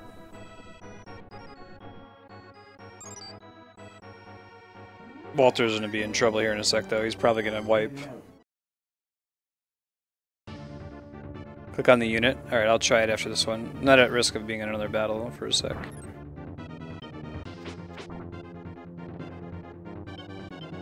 This is the one where we had just scared away everyone with the leader. Let's go ahead and finish that.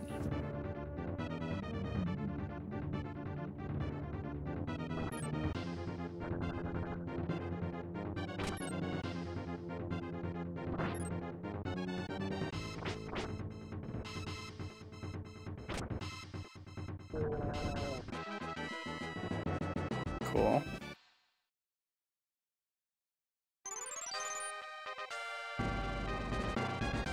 This is my unit, I think, right? Yeah. Alright. Edit. Formation. Got it. Thank you.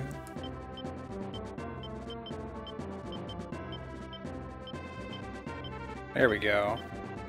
And the golem would go in first, but it doesn't really matter since he's dead, but for next time. Let's see if we can buy anything from this town. Let's just recruit character. Although, I think I need to recruit one just so that this guy doesn't die. That's fine. I've got Goth out the butt. No more units can be... Oh, because he's dead, so it still counts. I see. I see. I guess I could just say goodbye to that one, but then I can't move on the water, so...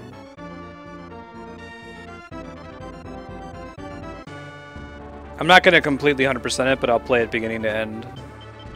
We're not going to play it back to back to back. It'll likely be once or twice a week on Thursdays and Fridays.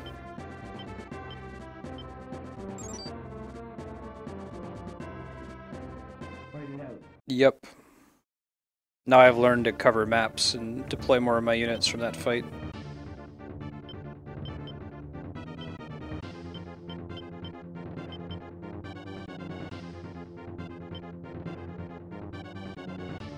I just need to let this unit go. It's gonna die. We can rebuild it though. Ouch. Lightning magic. Yeah, this unit's gone.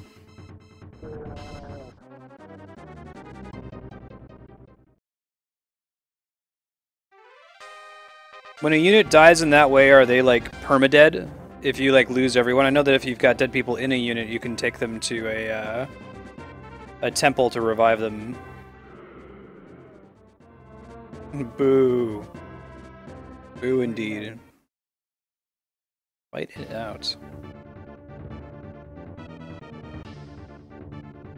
Okay, Kami.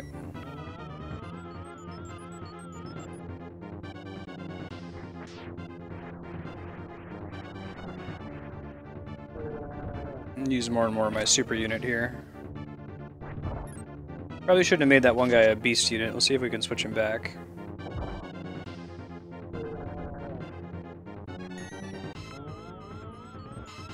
Unnecessary healing.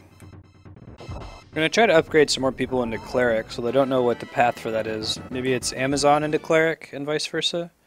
Look like cleric can become an Amazon, so that's my assumption. Fight it out. Okay, I have a good feeling about this fight.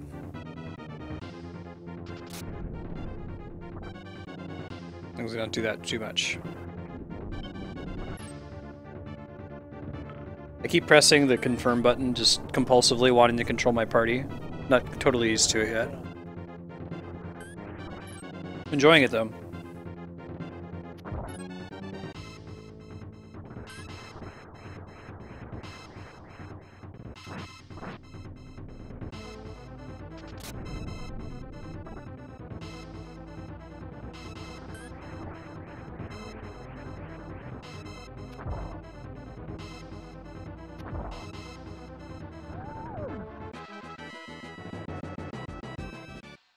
Okay. We keep chasing him down. I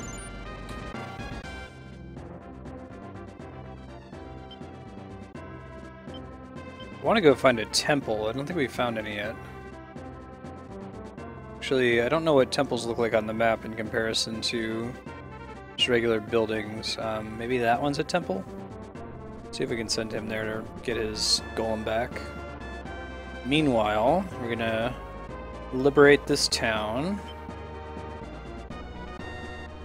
I'm gonna send the princess to finish off this party here. We can move her back to where she was going after that. You are gonna try to chase these guys down, but I don't have high hopes for it. At least we can head all the way up there. Very good, Yahon. You going to sleep? No, Lon's gonna fight him. It works. Except the princess then. Or redirect her, either would be fine.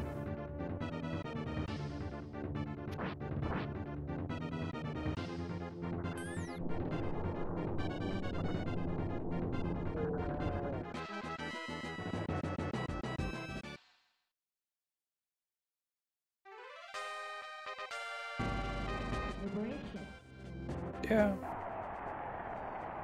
Second time. I like those cards. I didn't like them when I had like 5 or 6 of them.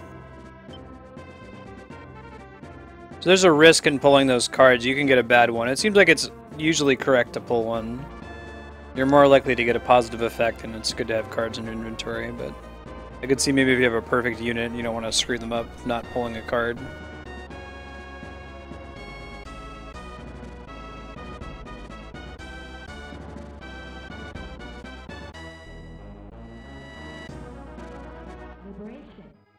Liberation. Liberace. I think that's a bad card.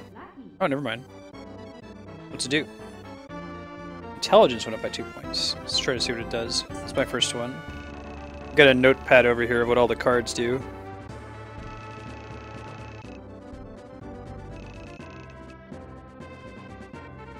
Oh, interesting. So we got to the other town and they mentioned, like, oh, you should go talk to this guy at nighttime. Alright, what does Hermit do? Calls Magician Merlin to attack enemies. So Hermit is magic damage. Which apparently is relevant against like golems, which take 1 damage from other kinds of attacks.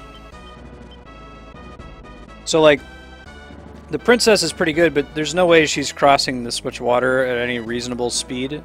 If we had the Beastmaster we had earlier with the 2 octopi, the reason they're good is they can cross this water pretty quickly, almost as fast as just walking normally. I suspect that there's going to be something secret over here where this road is, so I'm going to send the princess over here to investigate, hoping there's like a secret town or something. Before I do that, though, I'm going to check and see if there's anything to shop for in this town. It appears that there is not. Do we have other towns that we're sitting on at the moment? I think we already know there's nothing to buy here. There's characters to recruit, but that's it. We're going to send the main super unit up to chase these guys down. Probably go up here. And we'll unpause. This gimped, very slow unit is working its way towards a temple to resurrect one of the dead characters.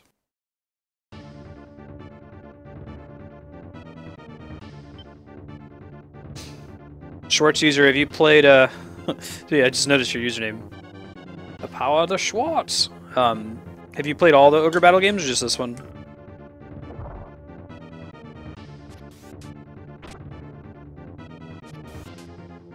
We were just talking yesterday, it would be really great if they did Spaceballs 3, the search for Spaceballs 2, the search for more money. Mel Brooks was talking about it, but...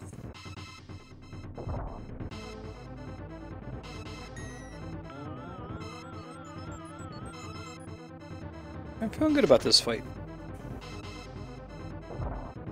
Look at this unit again after this one battle.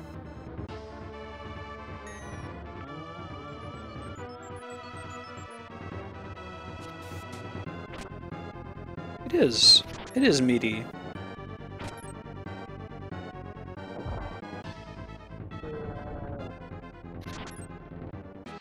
Yeah, the sound design in this is great. The battle is great. The only thing is the world map is a little feels kind of like NES, but everything else is outstanding. It seems like that's been improved in the later titles in the Ogre Battle series, though. So it's certainly functional, and that's really all you need.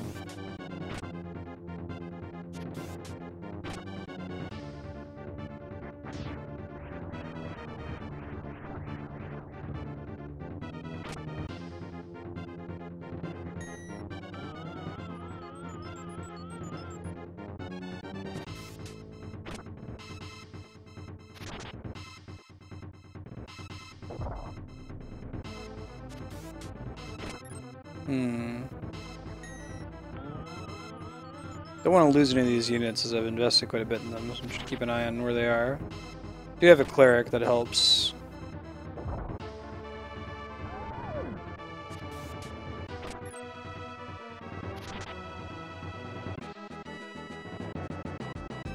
Yeah, I should do that. Since we don't have a animal in that group.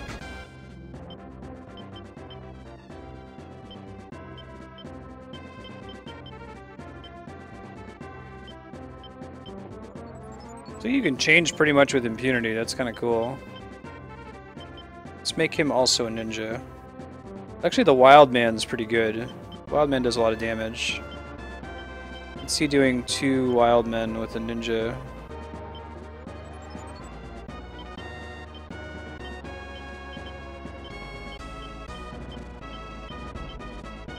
And you want the Lord to be in back. Oops.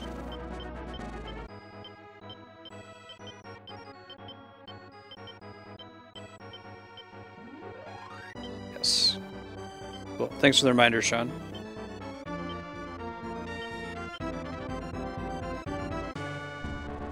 See if we can pick these guys off.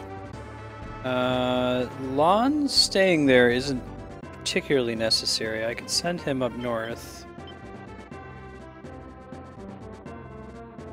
We can just push against this group of enemies. All of them are quite good. I'm gonna keep this unit here to defend the home base. Alright, let's go.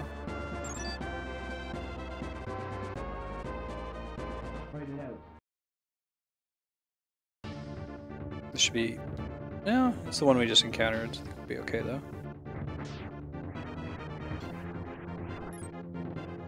I think you passively recover health when you're in a base. Yeah, that's better.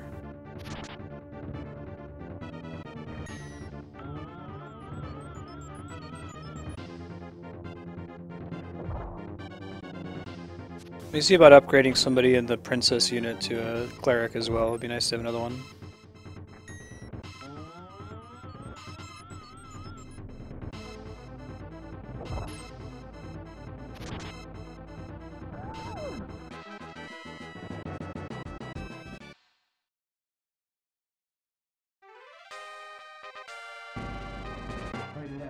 Write it out.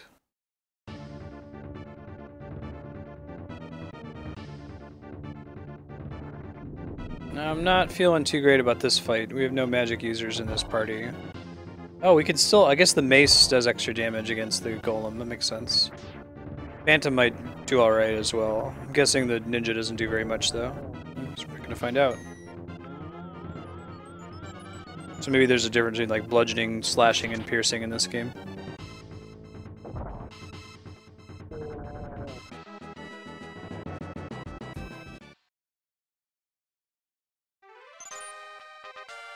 Sick. Let's take a look at our Amazon. Yes, so we can make her into a cleric or a witch.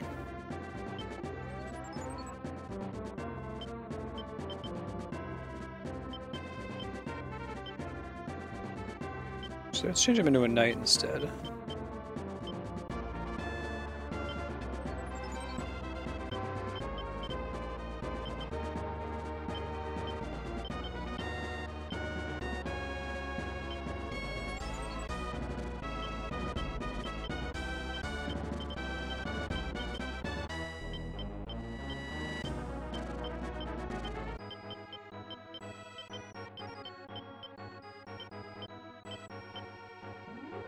Cool.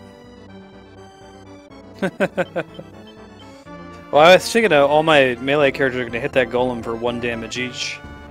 That's what we'd seen earlier. The only way we could take out a golem was by using magic on it. But it looks like bludgeoning damage is just as good.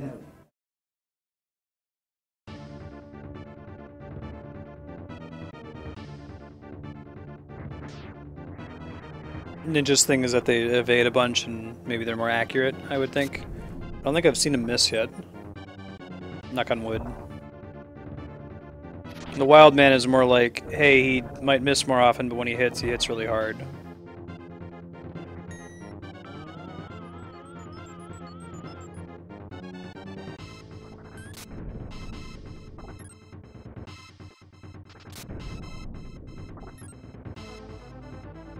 Anyone do crazy speedruns of this with like minimal units kind of a thing?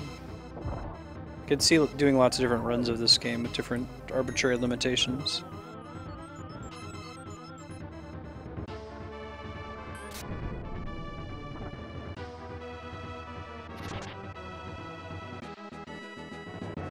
Almost dead, that group. Them getting knocked back is actually sometimes an advantage.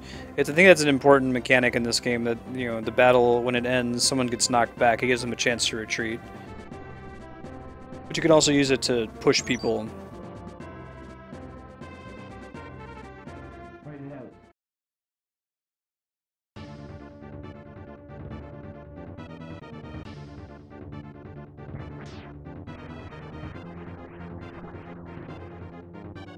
That's hitting really hard lately. Enjoying it.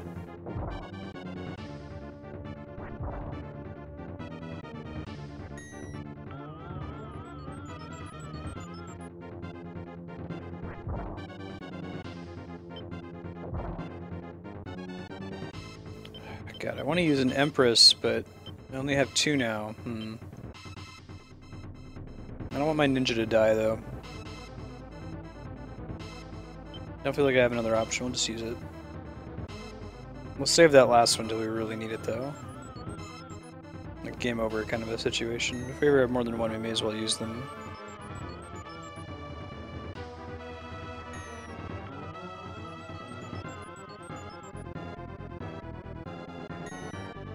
Yeah, you keep acting and healing there. That's great.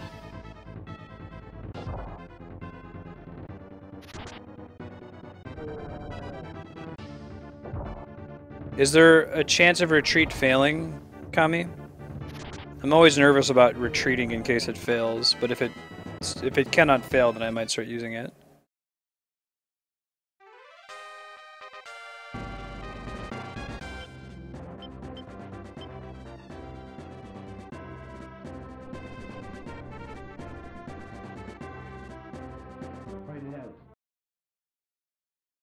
Gotcha. Good to know.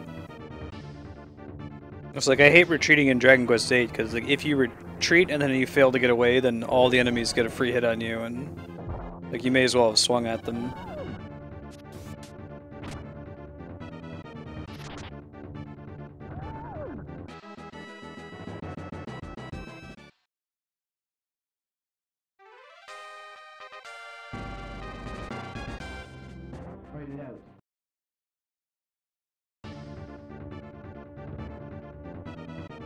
Solo cleric.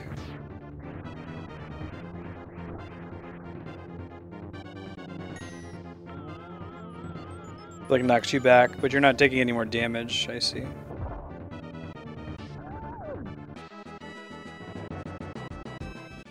So Tactics Ogre is more like Final Fantasy Tactics, but is the other, what, Ogre Battle 64, I think? Is it just like this? Like you don't control the party, you get pushed back when you lose. I'm curious how different it would be.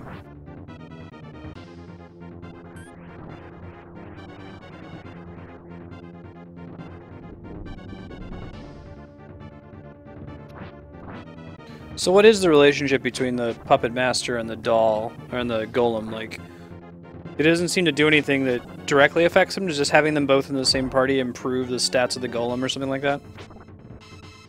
Ah, cool.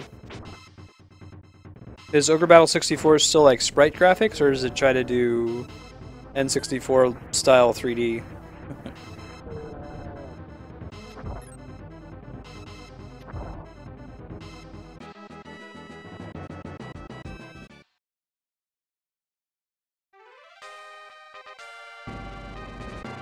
Secret temple. Find out. It's a Futurama joke about that. It's like, some cops have help from angels. Other cops are psychic. Other cops still, you know, can go back in time. But some cops don't have any powers at all. If I'm gonna solve this crime, I'm just gonna have to find out. The Finder Outers. Hey, the lovers.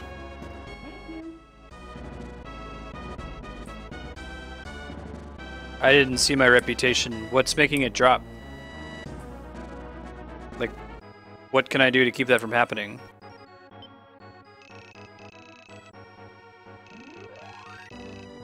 Ah, Sirius is most powerful at night. His name means dog. That's clever. Runax. Cool. I'm glad we found this little secret area over here.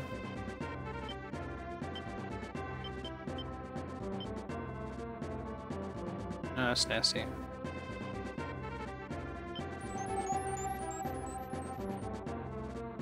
Oh, yeah, you mentioned that. I didn't realize that the units were that much weaker than me. It's an interesting mechanic.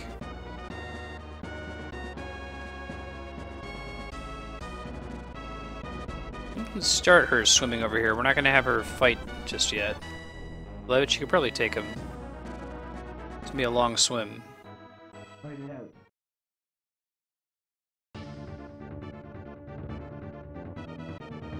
What does rep do for me, Kami? I see the meter, but...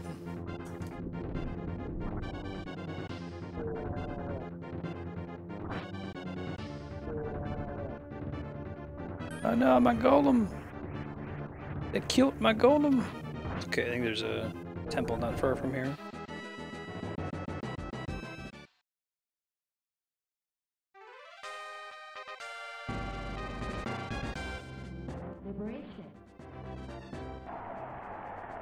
I see.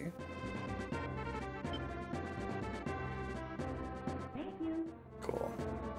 Yes, we're keeping that. That's the Mega Elixir.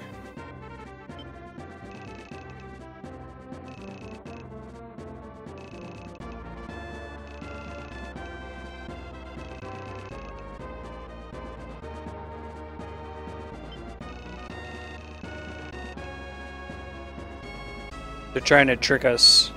We only know that because of the temple. Everyone else is like, yeah, come by the castle at nighttime. It'll be really fun at nighttime. And the temple says, no, he's secretly a werewolf. That's pretty cool. You only find it out that way.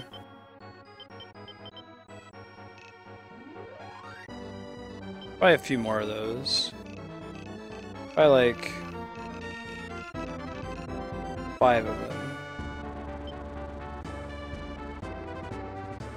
Let's also go ahead and sit on a 1 revive in case of emergency. It's more expensive than going to a temple, but it'd be good to have one on us.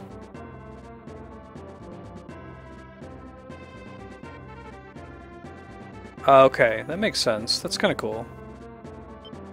I feel like we see that in, what is it?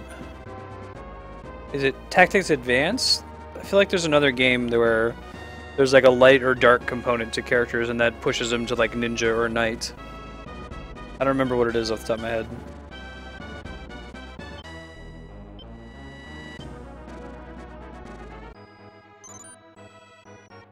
Okay, hold on.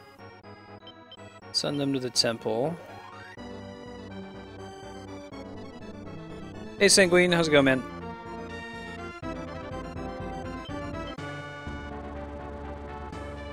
Let's see if I see any other suspicious areas on the map now that I'm developing my Ogre battle vision. There was clearly that road out in the middle of nowhere. It's a spot. I don't really see anything else though.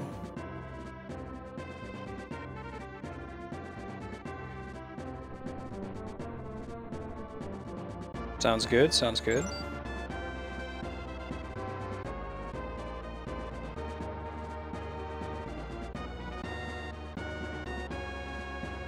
Oh, hell no! Hell no! Trying to take my castle back, and he might, because we're slowed. Now, is this unit slowed because we died earlier? Like we lost someone in the group? And he's super slow. Shit. Oh, that's not good. Can't catch him. Enjoying it. It's pretty cool.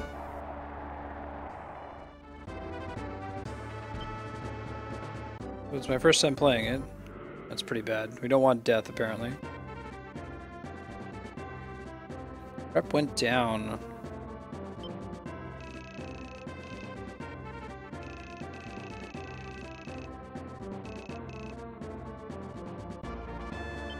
That's pretty messed up.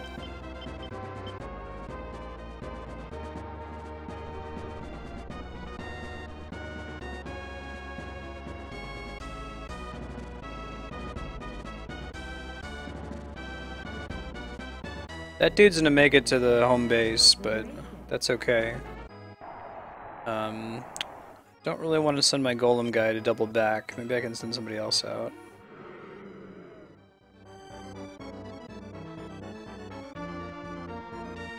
Haha, very good. Yep. This is my first time even seeing the game.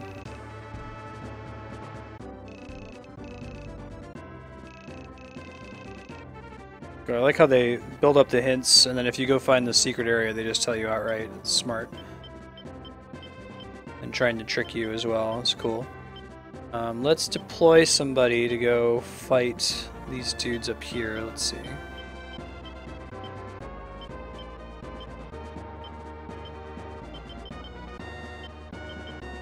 Why don't we send this group down here with the Hellhounds? Group 3.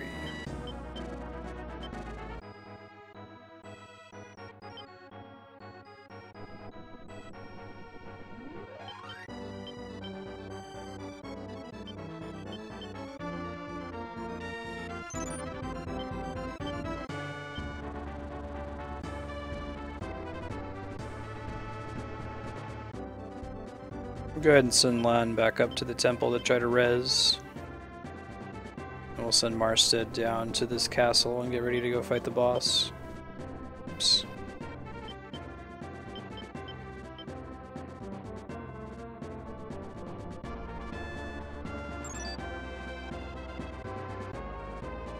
Although Princess might just take out the boss. Yeah. We got a little closer than I expected.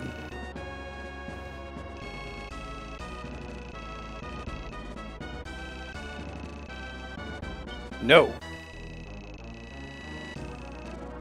Point it out.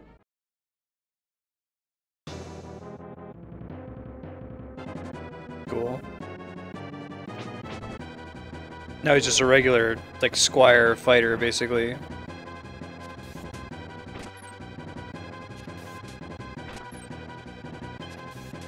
We can go ahead, since this is a boss fight, and use a thing that hits all of them. We'll do Hermit.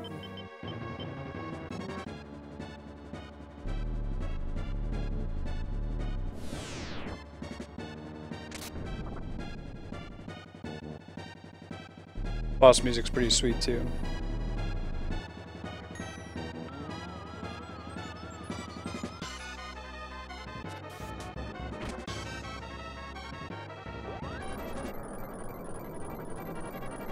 Nice.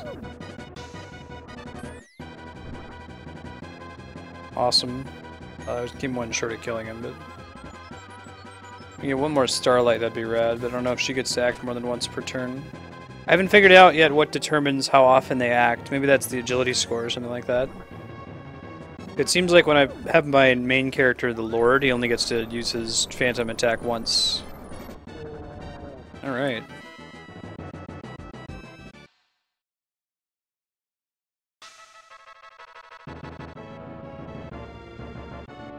And this being the big castle, that's the end of this mission.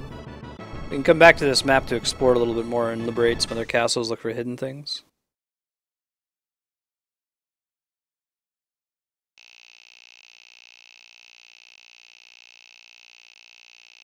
Sanguine came on first from Final Fantasy Tactics, and then I started playing Final Fantasy 14, so he and Kami worked together. Flarewing, Matt, Hapax, Andrea, AMA, I don't think who else.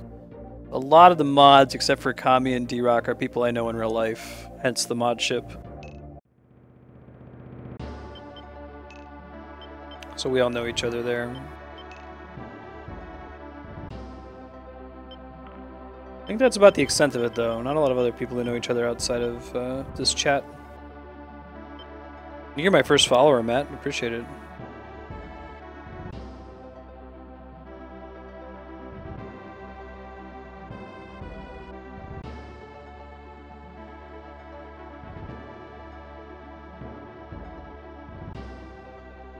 It's a good question, D-Rock. Also, you're addicted. You're watching him again. There are book reader theories on that that I won't say on stream here. Maybe I'll send you a message. I'm setting up a mod group later. I haven't done it yet. Maybe we could talk about it on there too. I think everyone in that group will have probably read Game of Thrones or watched the show. Alright, let's see.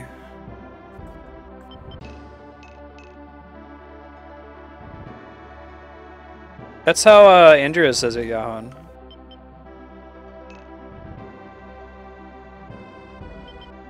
Oh cool, my units aren't dead forever. Hooray, I don't like permadeath. I mean, people whine about things not being hardcore enough in the new Fire Emblem, but and I certainly don't play it on casual. I play it on the mode where they have permadeath. Man, it stresses me out. Permadeath to me means how many times do I have to reset this game?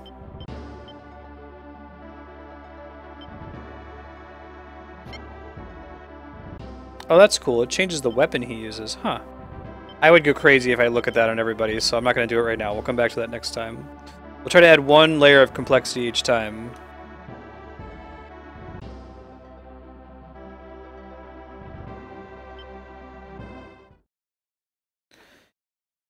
I will say this, Kami, I sincerely doubt that the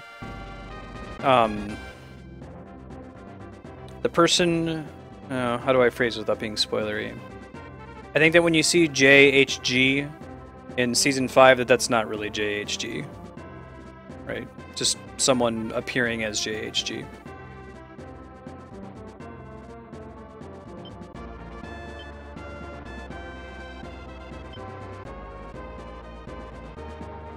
Yeah, so you just have to win the map, but I don't feel too bad about just deploying everybody, including the people who suck.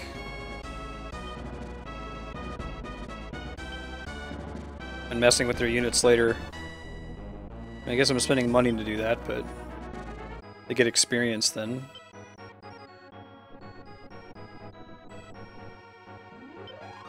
You're a mod, Leon. Or you should be. Did you, like, unmod yourself somehow?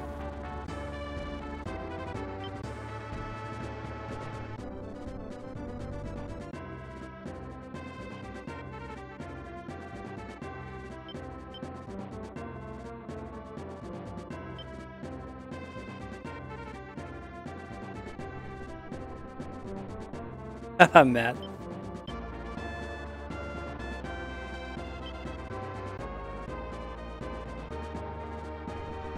I mean, I can fix it real quick.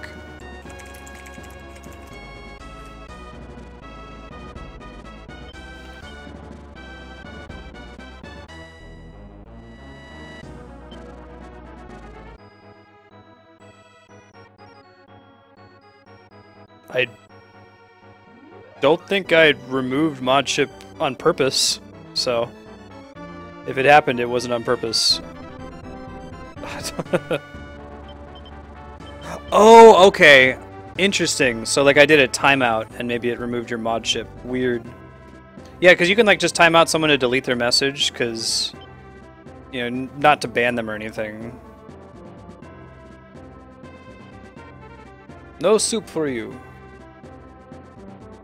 It's even if someone says something on accident.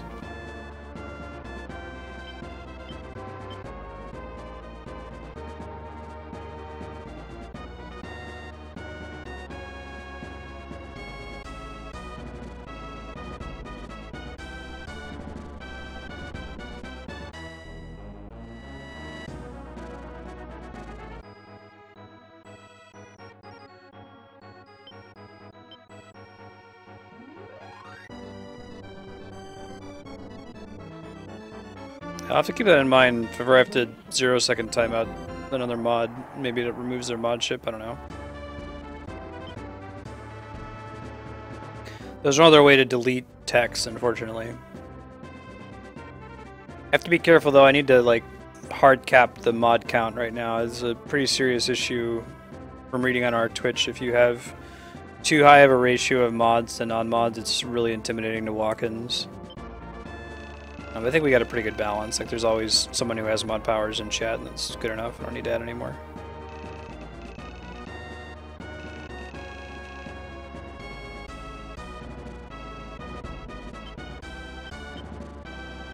Beautiful roses have thorns. You seen Bill and Ted's Bogus Journey? They ask them what the meaning of life is, and they start quoting Poison lyrics.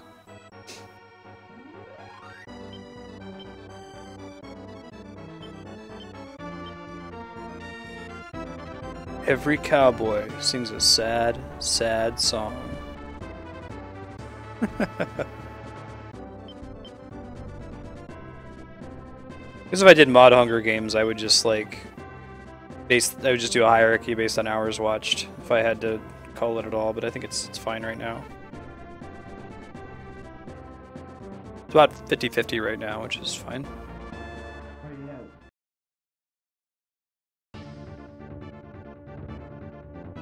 This is about the mod count I'd want if and when the channel gets much bigger.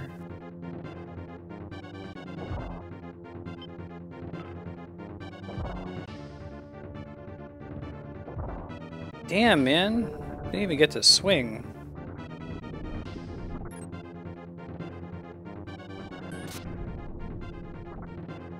What's the deal with my crystallized party member in the... Oh, I got petrified. Disregard, answer my own question. Dude, these things are nasty. Yikes. Fortunately, that's one of my loser groups. I just send out in the interest of getting experience. I don't feel too bad about losing there, but damn, girl. How you get all of that in them jeans, how you get all of that.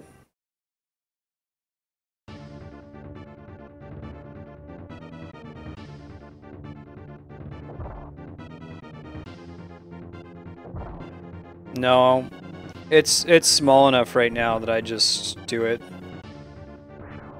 Like really, it's mostly there for when your chat's moving so fast that the streamer can't even look at chat, or is playing a game that makes it difficult to look at chat.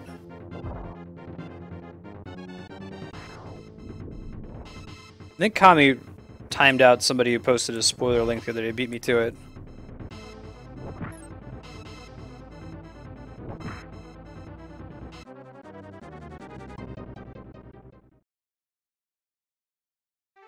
Yeah, I've applied for partner just to see if they would respond, and I actually didn't get a reply. Our Twitch said that was weird, like one of the staffers said I should try again. I wouldn't get it with 12 viewers. I mean, they'll really like the consistent schedule. I think they'll like the format. Their metric that they post that they prefer is 500 concurrent viewers, but they've said before that that's specific usually to like the huge games like Minecraft and League of Legends. And there's not a lot of variety streamers, so I could certainly try it. I'd like to hear if they say no, we can't partner you, what their reasoning is, so I can try to focus on improving that area. My guess would be no, the concurrent viewer problem. But I'd throw out, hey, I'm simul streaming to YouTube right now, and when YouTube Gaming launches, I'll do that too. I'll just do them both at the same time, and if you want to get me on an exclusivity clause with Twitch, now's the time to do it. 500 concurrent viewers every show is what they want. So right now there are 12 concurrent viewers on Twitch. They want 500. Is what it says on their partnership guidelines, which I believe everyone says that's really to scare people away from just spamming partner applications when they're small, because that's obscene, right?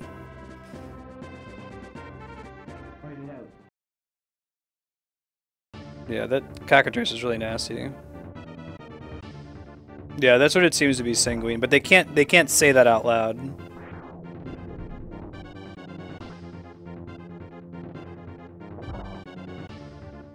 I think this ended up being a fact-finding mission. In fact, I think we might actually game over because this unit's about to get to our base, so we didn't leave anyone behind to balance it.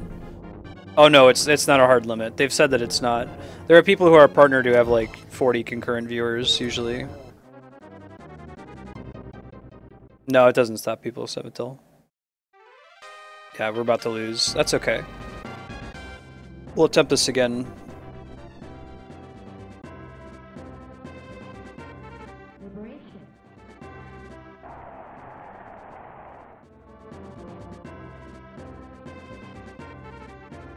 Yeah.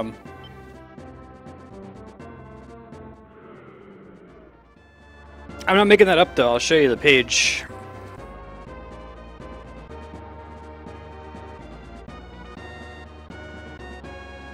I definitely have consistent growth since I started, and the fact that it's such a long stream is an advantage. That there's, typically between 10 and 15, even for the full 6 hours. That's a long time to watch somebody play video games on the internet.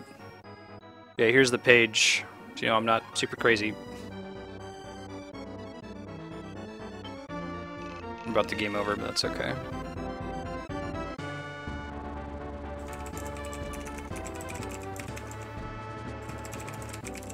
There was recently they'd like updated a thing on Reddit. The Twitch staffers are fairly active over there, and they said, yeah, that's the #1 thing, concurrent viewership. But the reason they focus on concurrent viewership is to get people to not care about follower count, because follower count doesn't mean anything. Somebody could pop in, click follow, and log out and never look at you again, and that happens probably 90% of the time.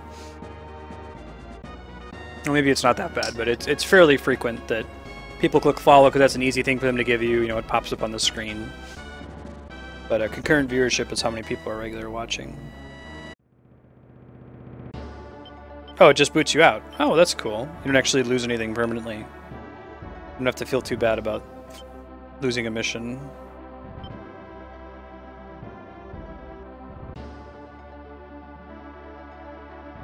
Yeah, right? They're pretty picky. It's not like, well, first of all, 1.5 million streamers, and there's 100 million unique views per day. That's huge. That's crazy. Talk about saturated market, right?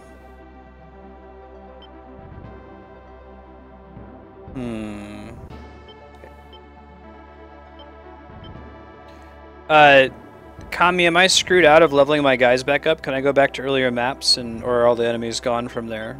Like, am I totally screwed that I just invested so much in my first party?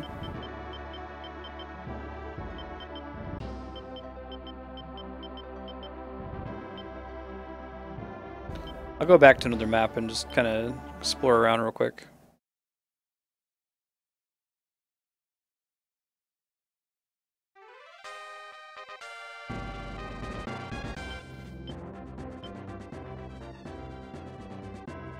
Listen. Wouldn't say screwed, but you're boned.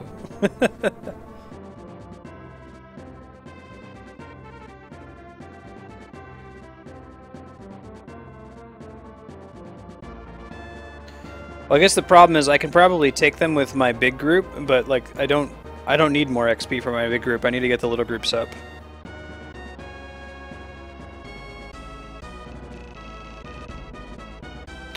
Oh, recruitments could replace people, sure. Okay, I can do that. I guess I can edit the unit while I'm on the field, remove people and fill in the recruits.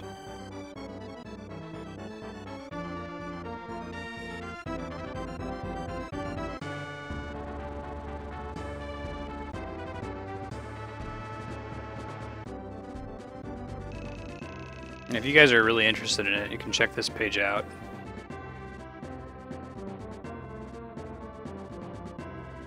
Oh man, I get it to load. Sorry. Oops.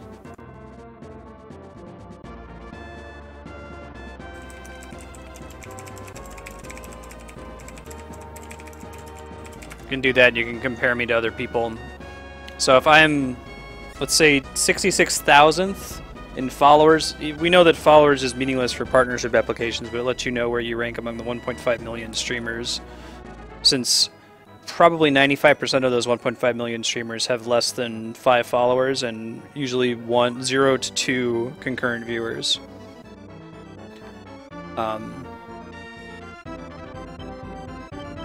I'm getting there. If it's that top percentile, the top 11,000, we're in the top 66,000.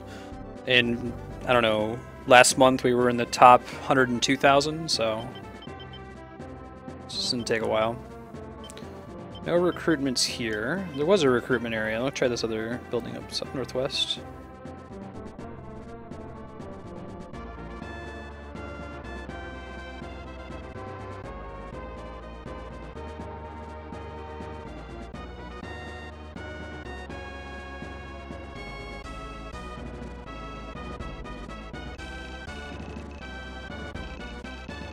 Oh, cool. You get new dialogue for coming back to an area. It's kind of interesting. Okay, no recruits there. Let's stun this one.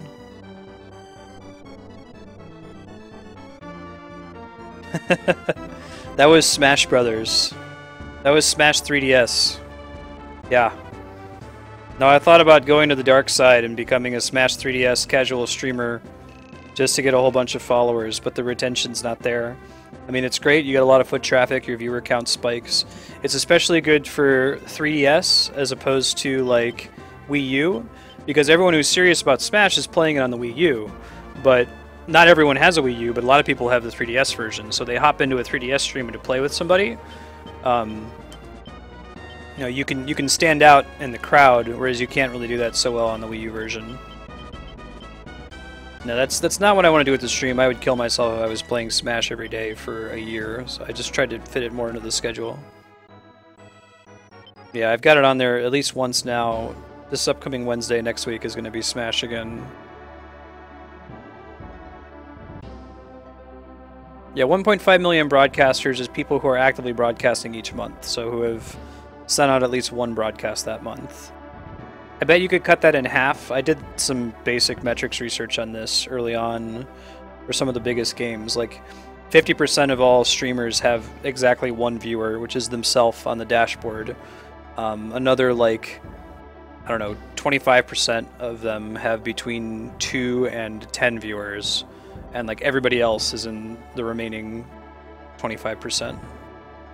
People with over 100 are the 1%. Most certainly. I didn't see any recruits there. We can try this town.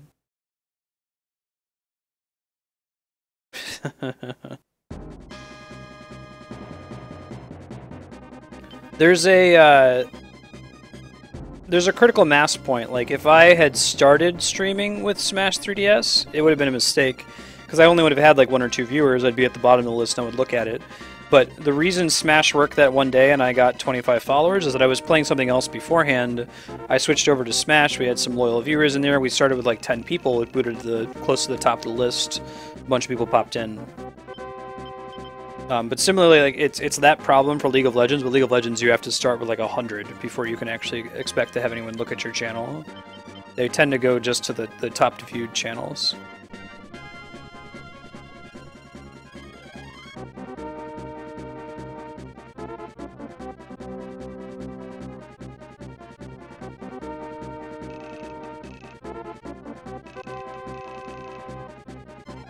Oh, I didn't know that characters are cheaper when they're above level 1. I like going back to these towns and learning things. It's pretty great.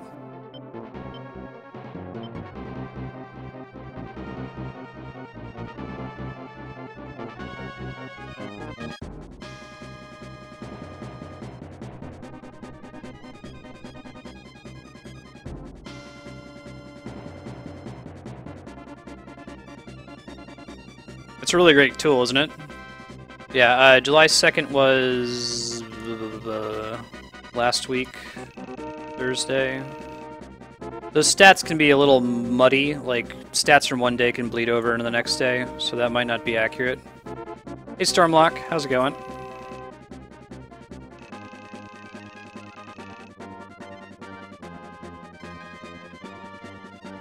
That was Ogre Battle, Final Fantasy IX, Mass Effect 2.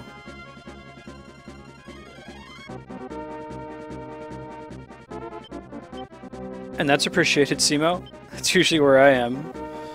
I think it's a system thing. It's just that Twitch's focus is on unique viewer count for presenting discovery to viewers, and it makes it harder for people on the bottom to start to rise, and makes it easier for people at the top. It's like an exponential growth kind of a thing. Once you get high enough, you grow even faster. Oh wow. There's all kinds of cool story if you go back to these towns and visit people. That's cool. Looks like I can't recruit players, though, or I can't recruit characters in a map that I've already conquered. None of these cities have recruitment options now.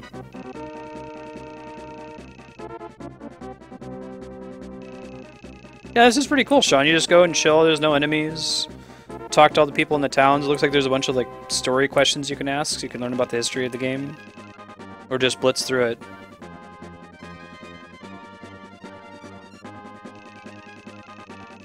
It shouldn't be that bad, D-Rock. So the way that Social Blade works is it just says, oh, you're getting 3 followers per day.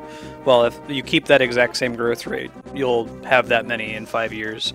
But in theory, like, as your count goes up, you should have exponential growth, and it doesn't account for exponential growth. It assumes linear growth. Yeah. Yeah, so it used to be, to give you an idea, like when I first started I had 1 follower per day, and then it became 2 followers per day, and now it's roughly 3 per day average. Some days are better than others, some are slow.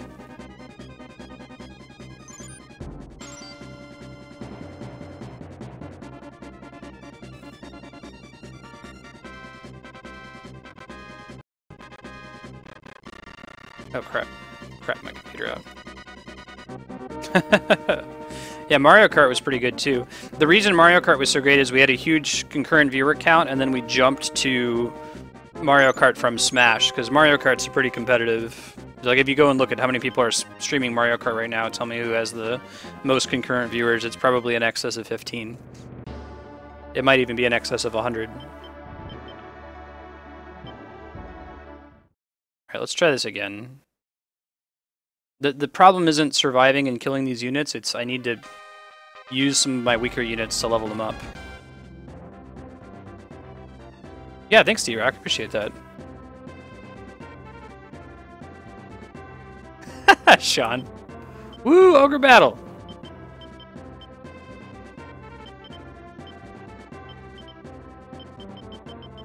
So this subject of like how to grow on Twitch is super interesting to me, but I'm like really self-conscious about talking about it on Twitch. So if it weirds anybody out, let me know and I can stop talking about it. I talk about it with my wife a lot and with a couple people off stream. It's part of what I'm going to be setting up this forum group for.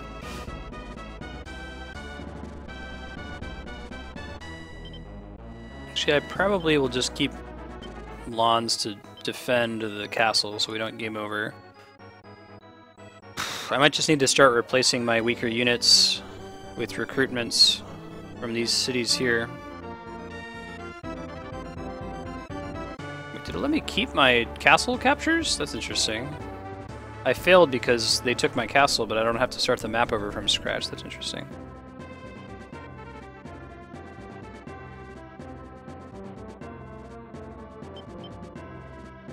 The Smash growth was super interesting to me, and it made sense when you think about it. It's like, yeah, you know, how many people have 3DS capture cards? Most of them were like pro Smash streamers, and they're all playing on the Wii U now. No one's really playing on 3DS, and not with viewers anyway. That's why there's Smash tomorrow at the end of the day. But like I said, not a lot of retention, a lot of foot traffic, but of the people that came just for Smash, I don't know. Of those maybe 30 followers we've gotten out of Smash, I've seen maybe 3 of them come back for a different game. And one of those 3 said, hey, why aren't you playing Smash?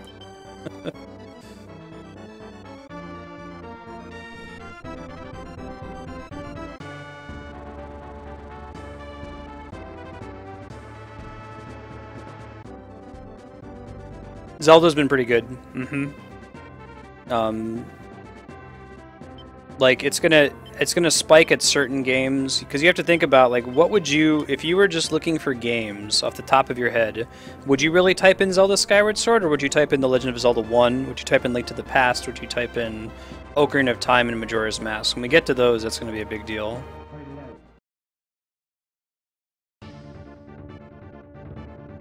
Yeah, that's what I'm trying to avoid. I don't want to be that guy. But it's still interesting to talk about.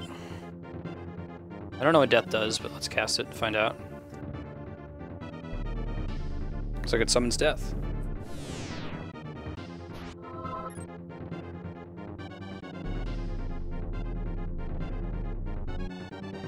Another interesting thing is that, like, yeah, you think, okay, not a lot of people playing Ogre Battle, right? There's not a lot of people who probably even have Ogre Battle on their list to search for it, but I bet like people who are searching for Ogre Battle are super into it and are really excited to watch it.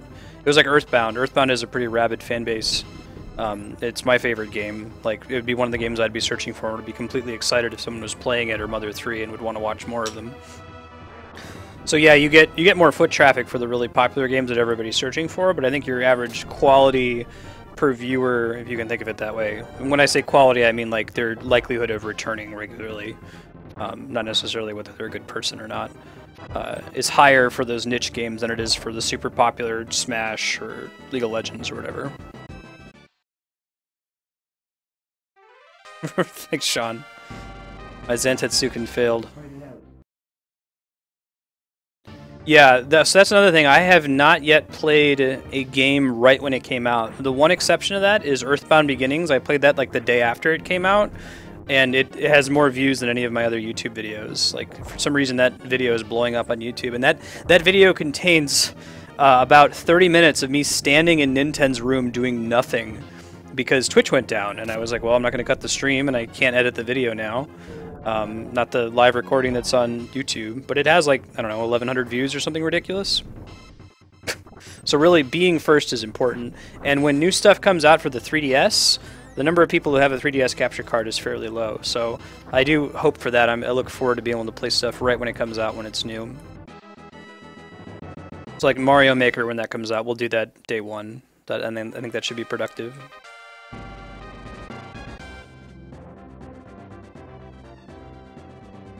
Yeah, Sean.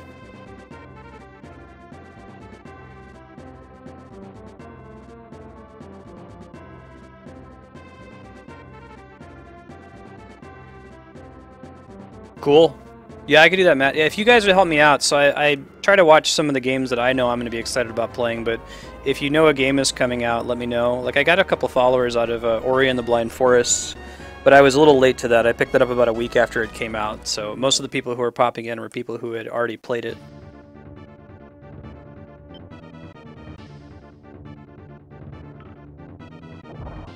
You know, my 3DS capture card has a little experimental Oculus Rift feature where you can like capture it and display it in the Oculus Rift format. It'd be pretty bonkers. Yeah, no kidding, D-Rock. And that's part of the exponential growth thing too. I've done everything to resist the, alright, tell your friends guys, you know, like, subscribe.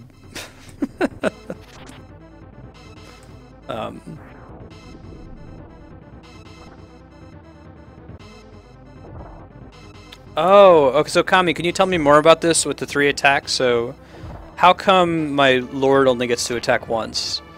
Is there a stat I can look at that tells me how many times they can attack? I thought that might have been agility, but I don't think that's the case. I think it has to do with how strong their hit is, or how many units it's attacking. Yeah, Petrify is OP. Yeah, Yahon! Actually, Yahon, you tuned in when I was rebroadcasting something at like 9 in the morning, right? Burner also came from D&D, also a rebroadcast.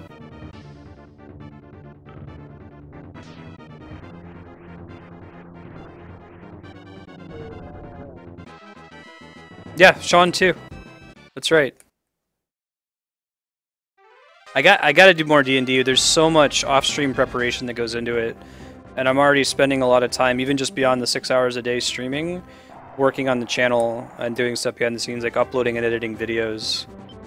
It used to be when I wrote my D&D adventures, I did it at work, because I worked one of those office space jobs where I only did like 15 minutes a day of real actual work, but I'm working so much harder on Twitch. At least more of my day is devoted to doing this, as opposed to my old job where I said, oh, I've got 2 hours to do this thing. That'd be cool, Matt. I'll still be playing Zelda. I'm sure 1 day a week at 6 hours a week. There's no way it wouldn't fit. We can just sub it in. It's a good idea. Okay, let me take a look. Hold on.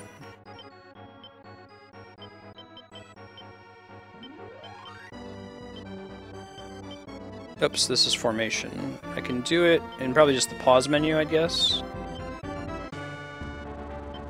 Let me look at one of the ones I'm not using then. Is it the number next to their skill there? Like where it says arrow 1 versus arrow 2? So if I put this Amazon in the front, that's just objectively worse than having her in the back where she'll attack twice.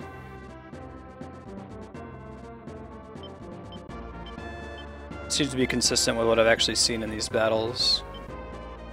Yeah, so if he's in front, he can poison twice. If he's in back, he phantoms once. That's cool. That means this game is a lot more deterministic than I realized. You can predict a little bit better when you go into a fight. And then the ninja's good because he gets to shuriken 3 times, and that's crazy.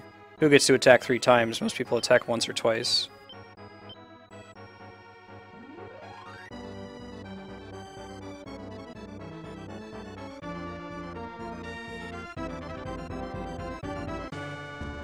Dude, if anyone wants to DM a game, so I want to do my game more, but DMing is the problem. Like, I would be delighted to play in a game, because there's no prep work involved in that. I could even, stream any of it. So if you want to DM, I can hook you up. We can get everything set up in TeamSpeak and stuff. You have to be comfortable with doing it live on stream. You don't have to look at Twitch if you don't want to, but I'll probably be interacting while we play.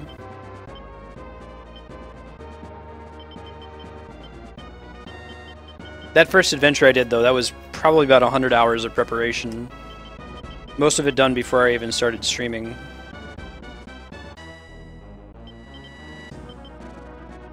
Oh, Hyrule Warriors is coming to 3DS? I might need to do that version just to show it off, although they usually don't put different versions on Twitch. That's cool. Thanks, Kami. I'm glad to be able to predict that now.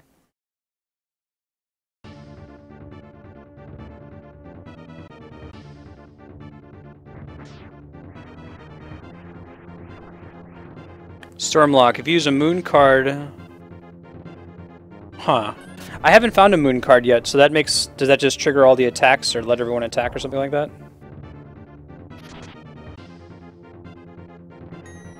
That's cool, man. There's no... I mean, if anyone wants to DM a game on stream, there's no rush to do it. I've got a full schedule. It would just be me filling something in. Oh, Tetra? Cool. Are they gonna do, like... weird Team Ninja Tetra, or are they gonna... Well, I guess we don't know the answer to this question yet, do we? It'd be cool if they made her cel-shaded. It would look weird in the game, though. Yeah, there's that triple attack from the ninja paying off there.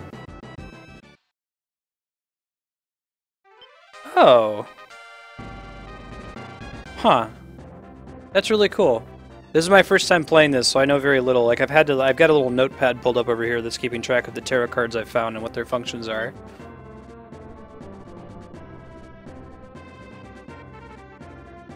Write it out.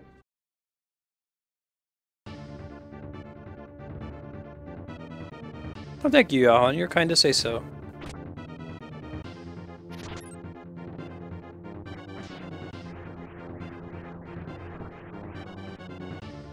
I'll join you for League of Legends, Sean. I actually know quite a bit about the League of Legends lore, I just don't play it or watch it too much myself. That would be fun, though.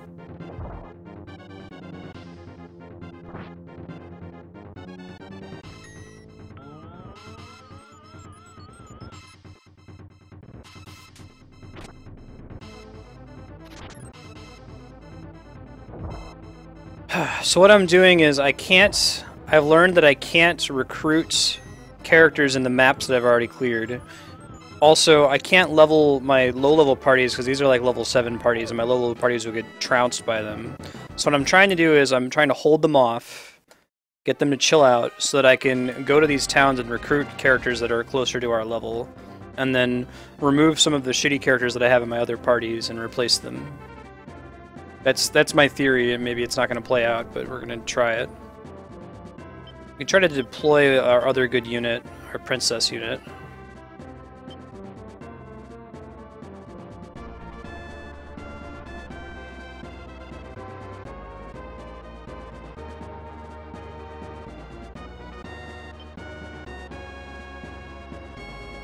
Oh, it's fun if you're DMing for the first time. Oh, that's a smart idea. I'm okay with our rating. I mean, I'm playing Silent Hill 2 right now.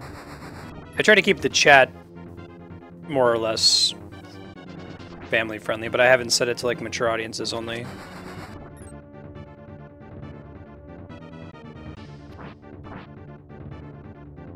I would just put in the game title for that game.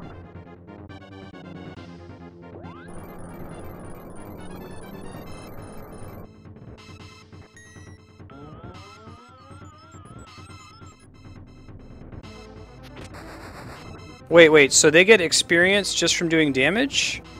Or do things have to die? How does experience work in this game? Yeah, blah blah blah, like when I got to the very first map, I killed some enemy and it dropped a crown. I was like, oh, what's this crown? And Kami's like, what the hell? Like, what, is that rare or something? It's like playing Earthbound. What's this Sword of Kings? Eh. And the whole party gets XP regardless of who does the killing? Am I understanding that right? For that one, yeah. RNGesus will curse me in some other domain, I'm sure.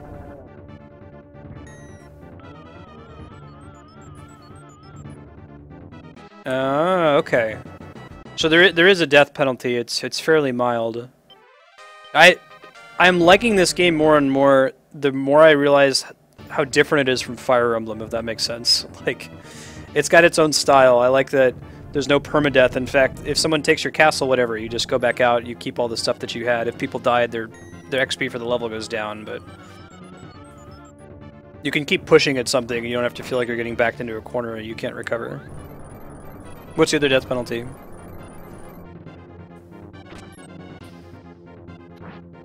You got it, Sean. Frequently he taketh away.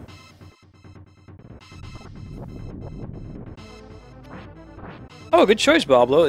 I'm playing it for the first time. What we did is, so there's a couple new people in chat. The intent behind this stream, I want to play through every awesome game that's ever been made at least once, and do it on stream. And I feel like I have job security in that because I think there are more awesome games than there is time to play through all of them in a human lifetime. So we're going to try to do as much as we can. And this one actually came up. Kami is a huge fan, and this is a donation goal to move it to the front of the list. So we're playing through it Thursdays and Fridays now for some variable length of time.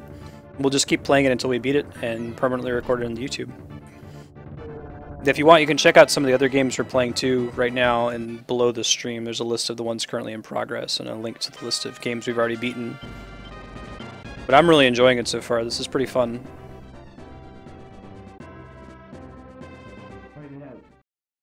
I noticed when you save, like, the number just increments. Does that just go up to 100? Are there like 100 battles in the game? Give me a sense for the game's length if you're not trying to 100% it.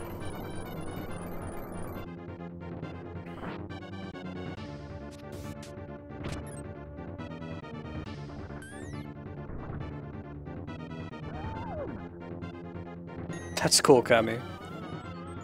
Ah, their charisma stat goes down.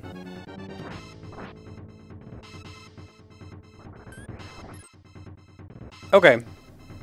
30 is reasonable then. That's of comparable length to some of the other games we've done on stream. So if we're playing it for about 2 hours at a time, doing maybe 2 battles per stream. Yeah, so that should be about 15 parts. That's pretty fair.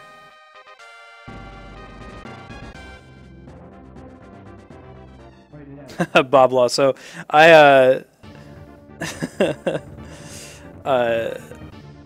a compulsive completionist in games, and streaming has like cured me of that, because I didn't realize so much that the stuff that I like to do is like horrifically boring to watch. Like, you know, playing Mass Effect and driving the Mako up and down on an empty planet, covering every square inch to find stuff. I love doing that, but oh my god, is it awful to watch. But now I feel like I can play Mass Effect and not have to do that, because I know that I won't do it if I'm playing it when I'm stream.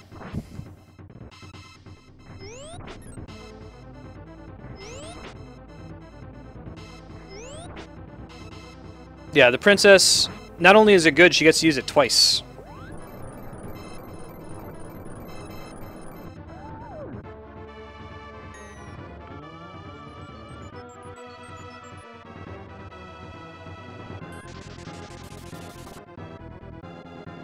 Wow.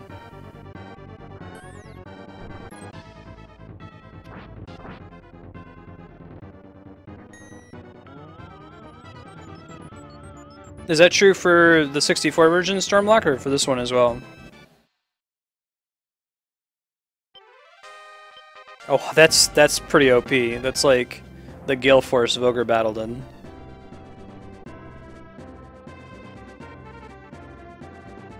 Chasing Princess! Oh, I didn't mean to stop her there, but that's okay.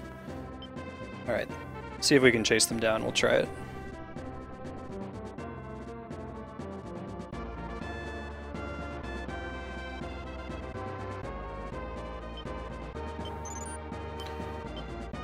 Nothing to buy here. Let's try checking the other one.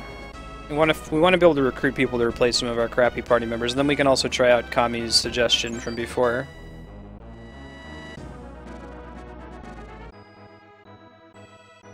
You've never heard of that, D-Rock?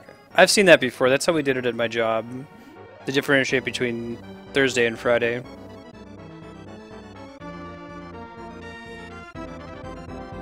Yeah, that sounds bonkers OP. Yeah.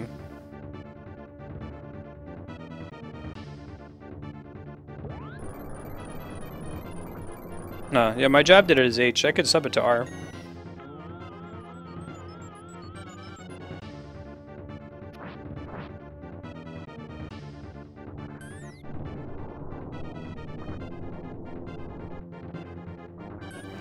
Like, in an instant.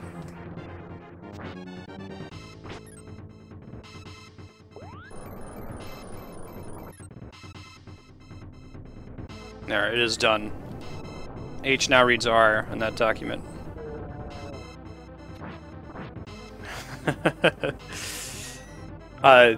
Using TH would mess with my non-clinical OCD, right? Because everything else only has one letter, and it lines up all nicely.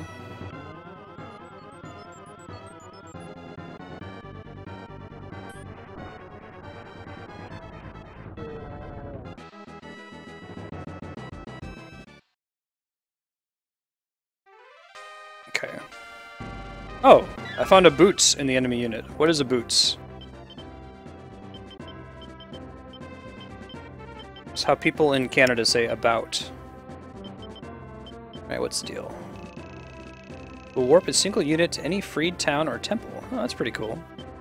Let me see what all these do. Raises a character's alignment. White gem. Obtained by a hero. Okay. Got these cures.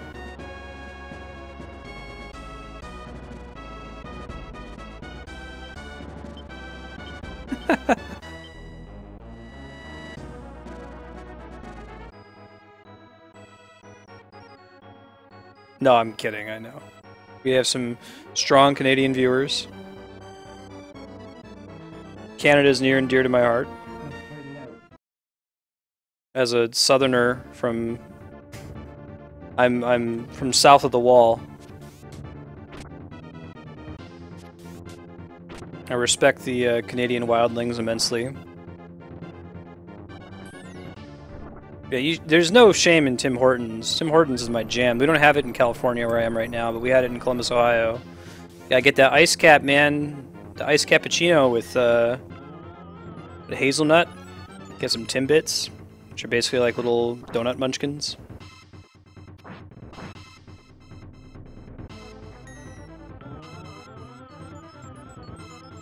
Tim Hortons is like a national institution in Canada.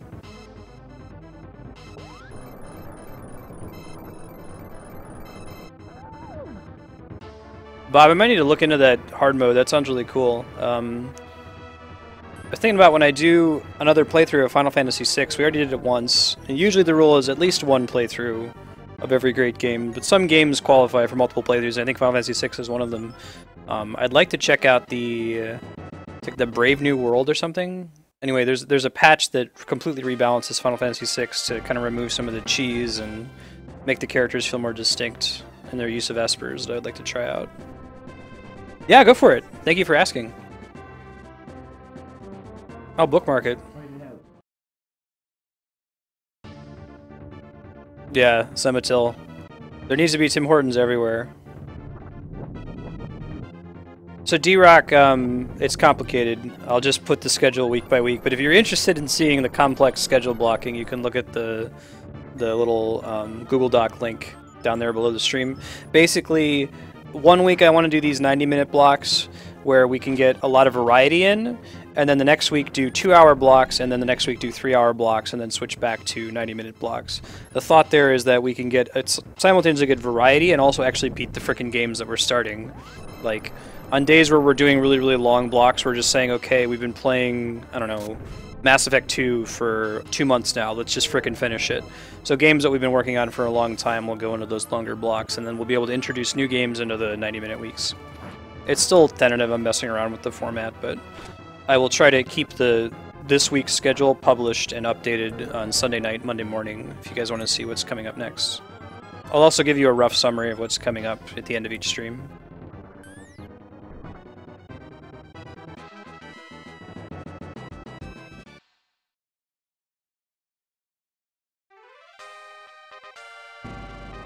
Stormlock, that's crazy.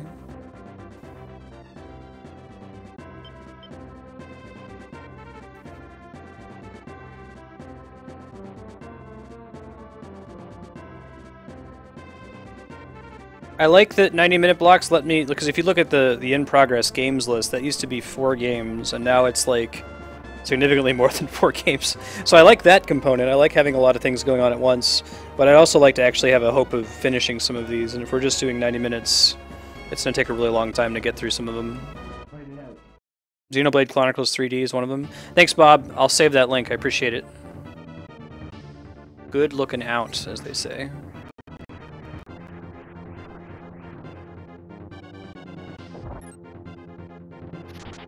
There's a harder type? Cool. I mean, if nothing else, I'll be delighted to read the details on it.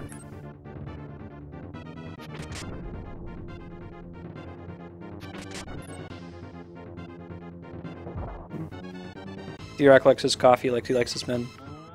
Hot, black, and strong.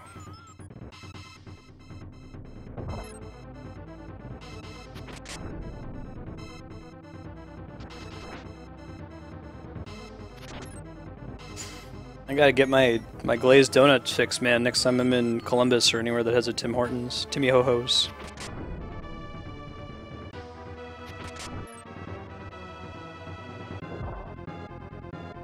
I think that's what Yahan was referencing. I did a playthrough when we did PC Free Play the other day, Leon. I did a full playthrough of Stanley Parable.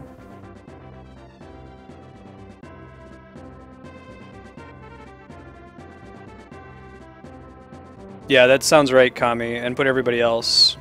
Can I just leave the map? No, I have to have actually won. I guess I could let them take my castle. Is there a ongoing benefit or a penalty for having that happen? Does that reduce your rep or something?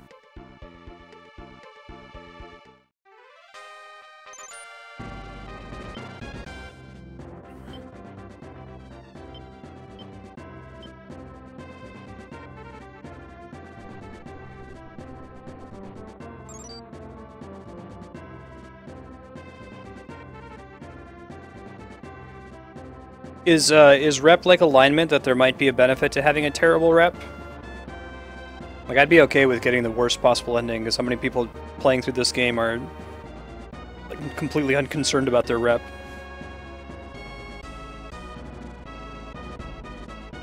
Oh no, I just wanted to be able to mess with my units with impunity without having to worry about the game going on in the background, but I suppose I can just do that. Oops. That's fine.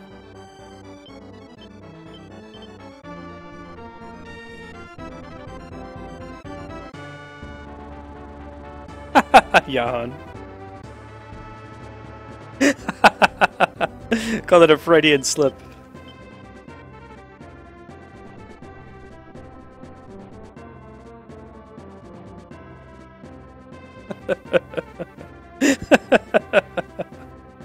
This is a classic joke. I forget what that's from. Yes.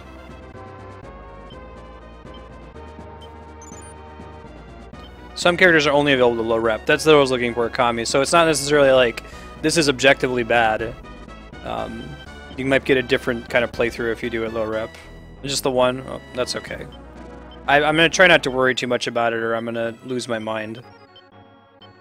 Alright, so I can't move people out of formation here, right? Because I can't edit it because he's deployed, so I'd have to actually end this battle before I can do this trick you're talking about.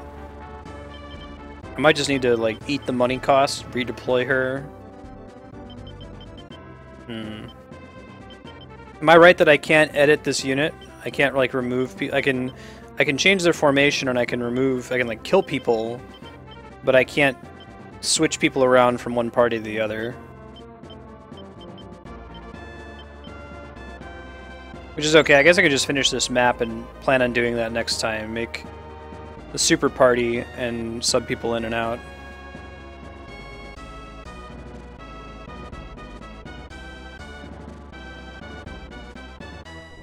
Oh, you're good, Stormlock. Yeah.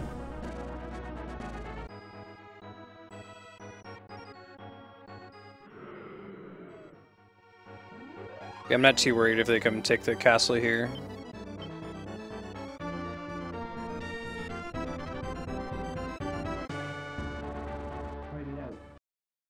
Fight it out.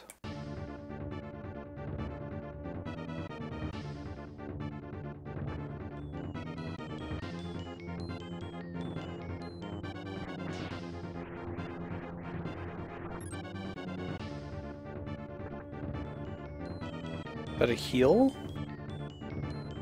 Maybe it buffs them.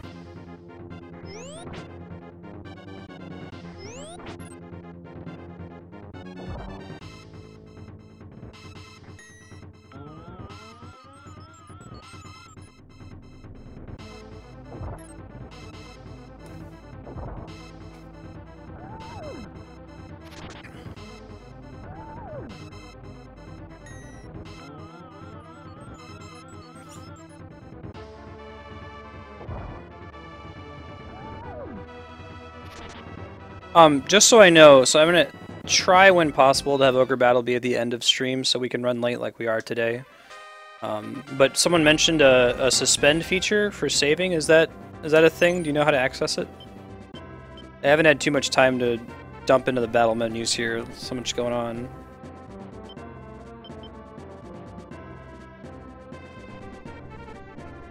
See if I can intercept that Beastmaster guy. Yeah, there we go. Get him, Lons.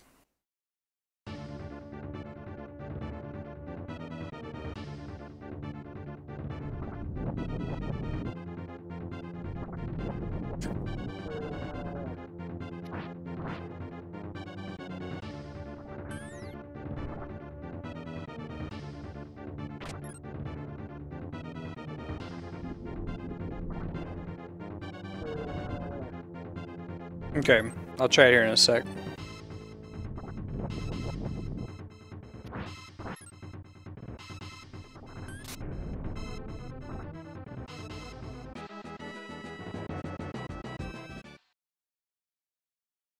Oh, Bob, that would be really cool. I feel like the battle in this game has aged well, but I mean, a couple of people who have never seen this game have already commented they don't like the world map so much. It would be really cool to see the world map redone. I think these sprites are perfect though. This style of art, the Super Nintendo style, is my favorite of all video game art. If I see a game that looks like this, I'm instantly in love.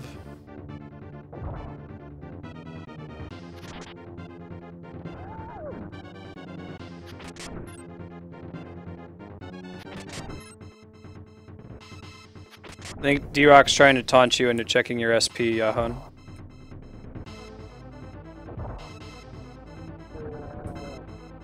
I'm glad to hear the 64 version is sprite based.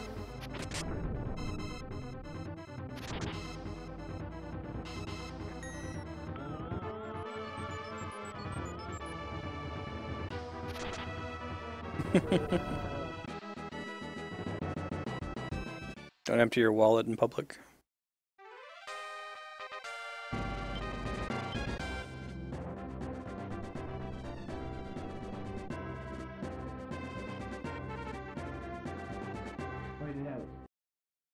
I know that right now I'm not really helping the problem of having super units, but I want to try this this plan of making a super party and putting like 3 really weak units in it too.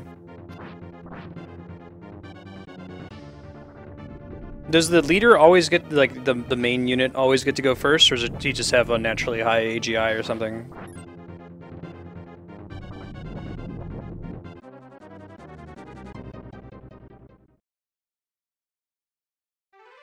Clever D-Rock. I think that Skull's gonna make it there before I can stop him. See if I can get the leader unit up there too.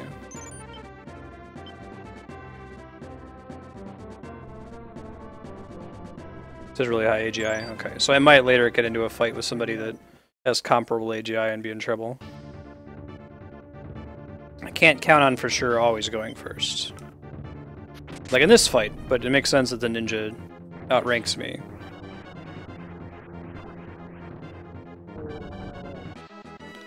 Oh, that's what skulls are. And do they wander back to base any slower? Like, I noticed that Lons has a slow effect on him right now. Is that due to having one of his units dead? Or what causes that? Thanks for the tip, Schwartz. That's a good kind of tip that I'm looking for.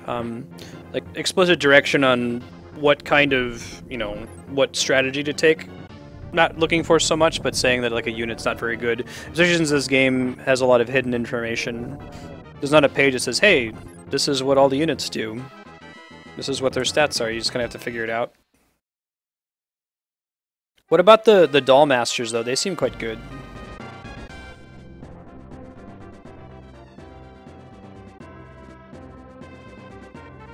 It doesn't even confirm it, Yahon. I can see your sphere point total, but I promise I won't tell. Hey, Captain Gordon. I have griffins? Alright. I gotta get out.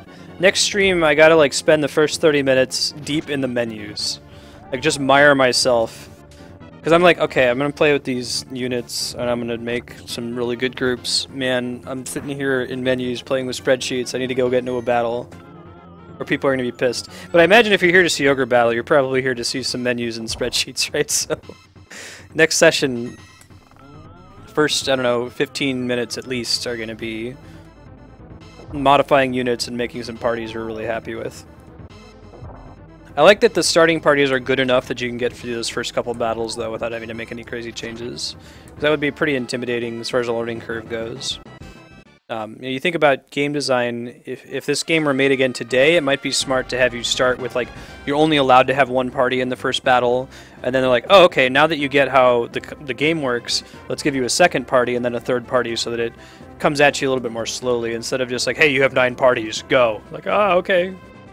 Baptize me by fire here. I appreciate that. It doesn't make it. It's a good game. This is like a development over time of game design. Like I feel like if this game were designed from scratch today, that's usually how they would have done it. More content gating.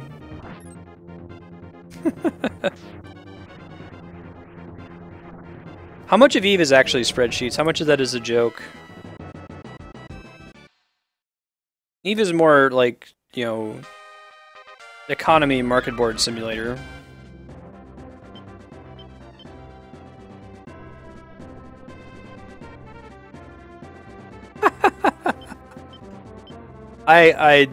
Yahon, I promise, or my hand is in the air, I will never tell you your sphere point total unless if you ask for it.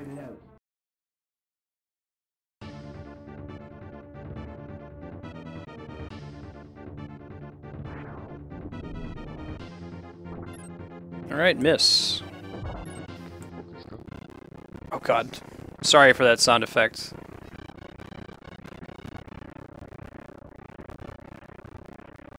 Thank you for the follow, nonetheless.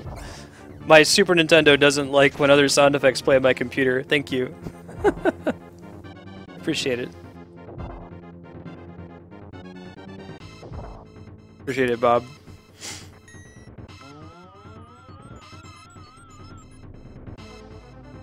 I forgot to, so I like unchecked the Twitch alerts on OBS, but it still played the sound effect because the first time someone had followed since then, so I appreciate it.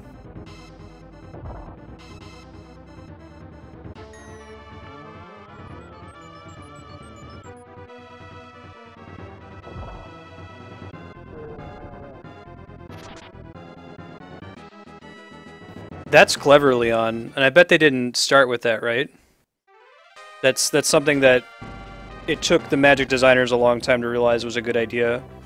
I think that's the joy of learning Magic, is realizing when a card is bad and cutting it. Like, ah, I learned something. It's like if you played, there's this game called Dominion, like when you realize that the village is kind of a bad card most of the time.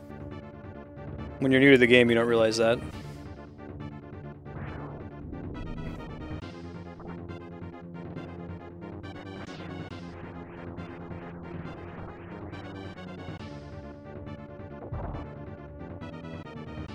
Yeah, I know, right, Stormblock? You look at, like, some of those alpha cards. Like, yeah, whatever, you know. How much mana does Time Walk cost? Take an extra turn? Are you serious?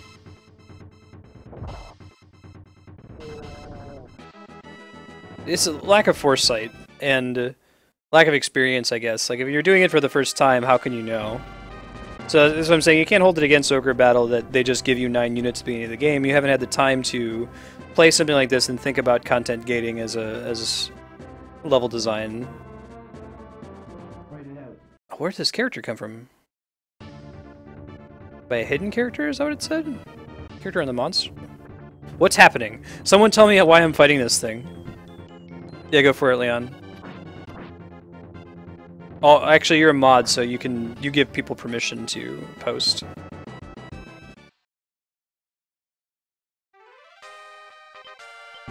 Was that like my one chance to kill that wandering monster? Okay, pausing.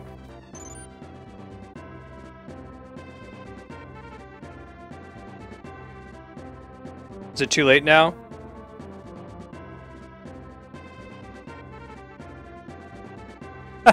Hey, it's okay. So this entire session, since I game overed and went outside and saved, we've made no progress, right? So I'm okay to stop here and start back on this battle from scratch after we've had a chance to tweak our units. What would I have to do to recruit her?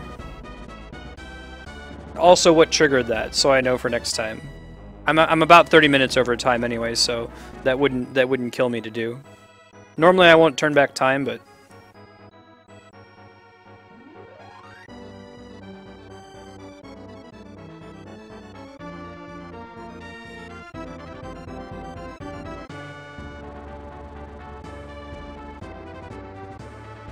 so I'm not screwed, I could still find another one? And what would I do to recruit her?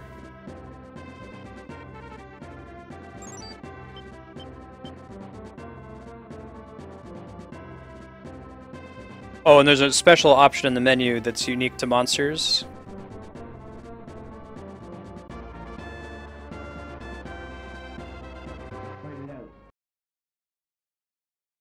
Yeah, I think I've seen that particular unit in a town before. Ah, but it only shows up for those kinds of enemies, okay. That's cool, thanks guys, I wouldn't have known that otherwise.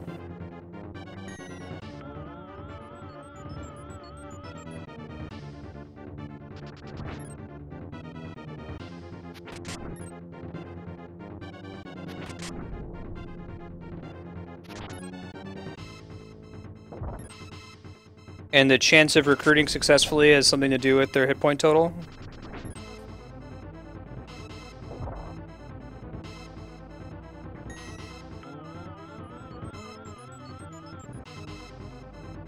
But D-Rock, if you haven't played Magic before, that's not apparent. Like, just about every new player who sees that card thinks that it's good. When I saw it, I thought it was good. That's just part of the learning curve of the game, is learning that what is a good effect, what's a bad effect, and specifically, what is a good effect for the cost? Like, quality per cost or effect per cost.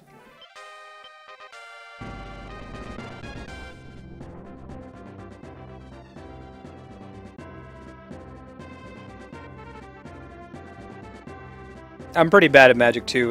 The thing I like with Magic, I like it with Hearthstone a lot too.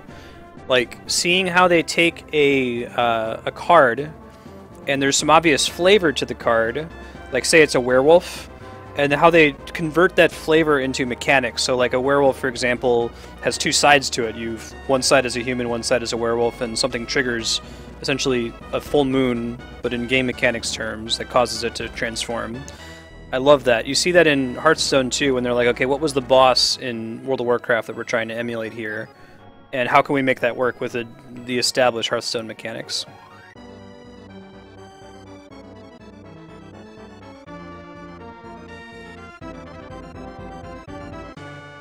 I see Stormlock. Oh, it's based on charisma, Bob? Okay. So damaging them is unnecessary, you can just hit recruit as soon as you get into the fight?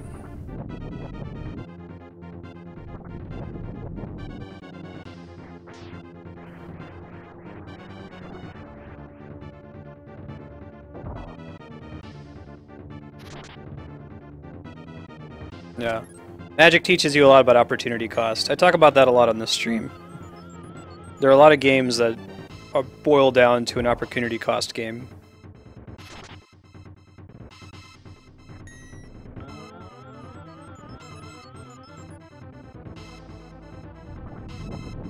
So you should be pausing right away when you get into a random battle. I'll check for it.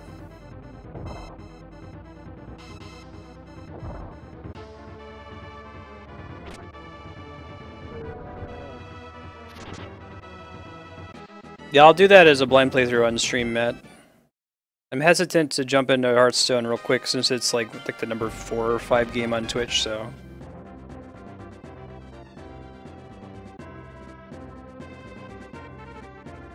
So I know that Lons is going to wipe here and we're going to die, but we'll keep to some extent the progress we've got on the unit so far. We'll lose some rep, but I will live with that. And then I'll do a quick sign off and kind of summarize what's coming up for the rest of the week. If you guys are into Ogre Battle and Ogre Battle only, that's totally cool. We're going to play through this one. We'll likely get to the other 2 Ogre Battle games as well. Tactics Ogre and Ogre Battle 64, is that right? I don't think there are other ones other than those 2, which is a shame and crime against the universe. Anyway, if you can't make it at the scheduled time for Ogre Battle, just check the schedule. I post all the VODs from this channel to YouTube permanently, so you can always go catch up on what you missed on YouTube. Other than that, though, we're just trying to play through all these awesome games, so if you see anything else on the schedule that sings to you, feel free to hop in. It'll be good to have you.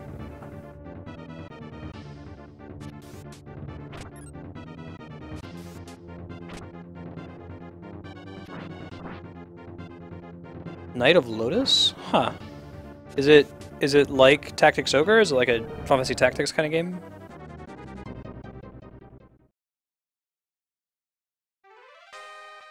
That's kind of cool, Matt.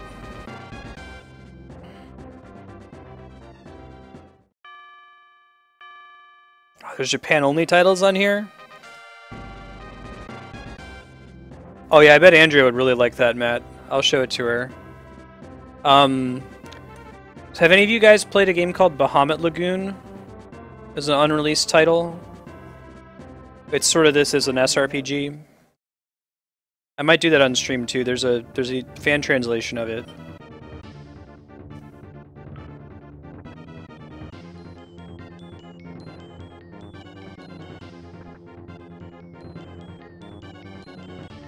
We'll do that on stream. It reminds me of this.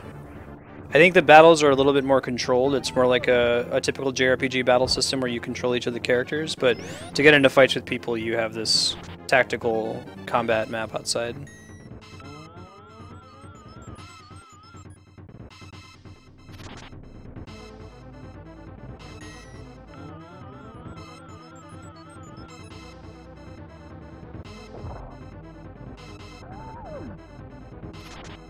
That sounds really cool, Leon.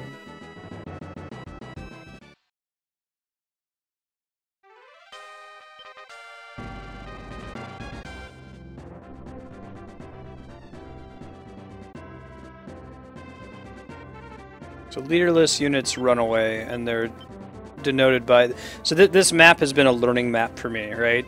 We're going to be starting it kind of sort of from scratch next time we play, but I've learned a lot of things. I've learned about these skulls, I've learned about crippling units, I've learned about recruiting monsters that we run into in the forest.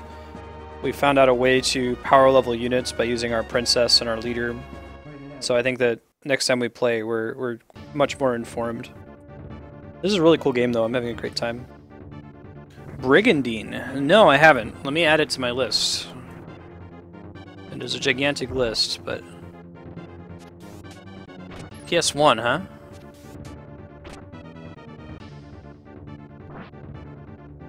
You did mention that, didn't you? Sanguine, is that... Did you put that on the Reddit thread? I feel like that's already on there, isn't it? Legend of Forsena, Grand Edition. Oh, it's Atlas. Well, that speaks highly of it.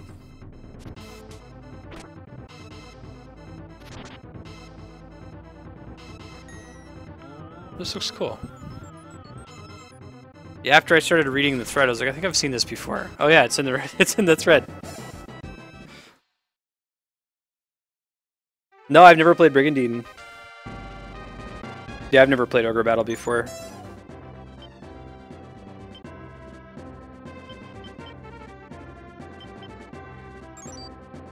I'm gonna go out swinging here. This is my last unit.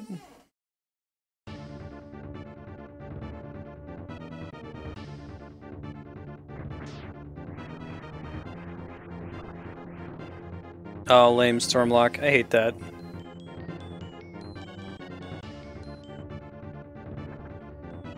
Translation attempt should try to come as close to the spirit of the original as possible.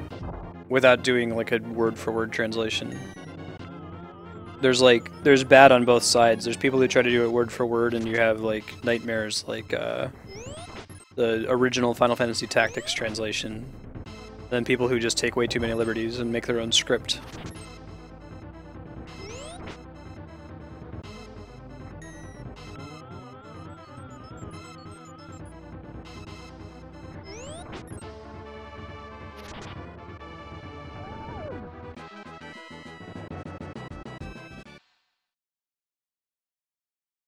Ah, gotcha.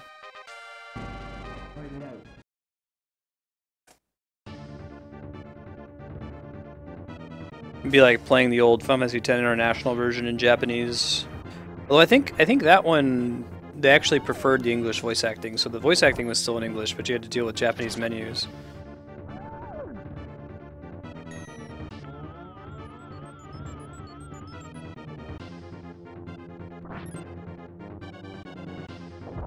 Hmm.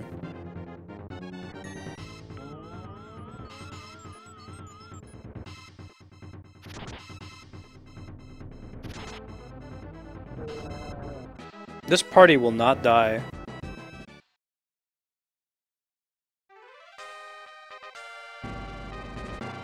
Write it out.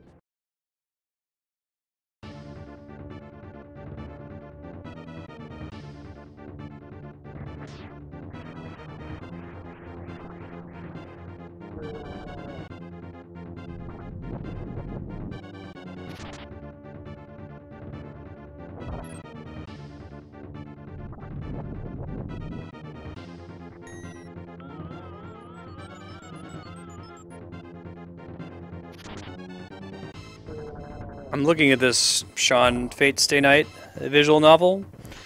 Very few of those were ever released here. Is that an example where like the English translation is a really bad literal?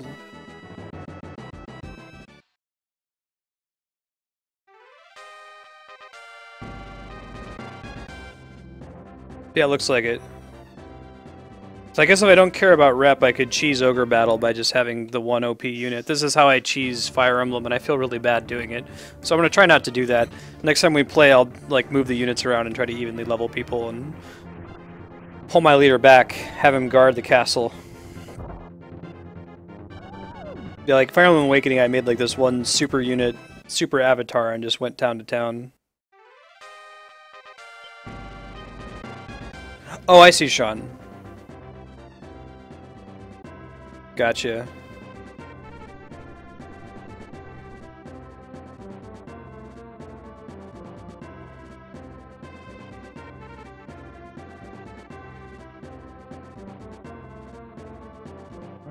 Oh, it's like a weekly? That's cool. Weeklies are a lot more manageable than dailies. You get burnt out on dailies.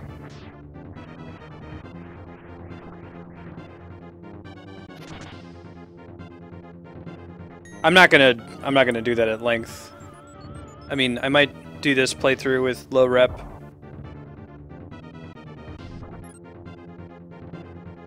Really? That's cool. That's units killed with tarot cards even in someone else's battle, right? Yeah, there's a thing in the tutorial that says, hey, you can use tarot cards, but the damage doesn't count towards who won a battle at the end. This is the delight of playing on Twitch. Sometimes I'll play a game that I know a lot about and I can share information, then you get people who are really well-versed in a game that pop in chat and just lay down the knowledge bombs. We appreciate it.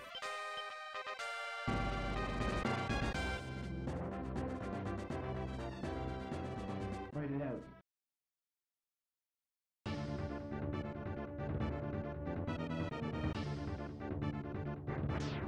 So is this, Matt, is it completely off ladder? Does it have its own ladder or something?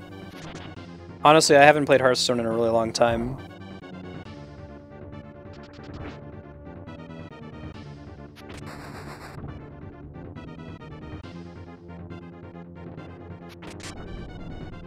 I see, yeah.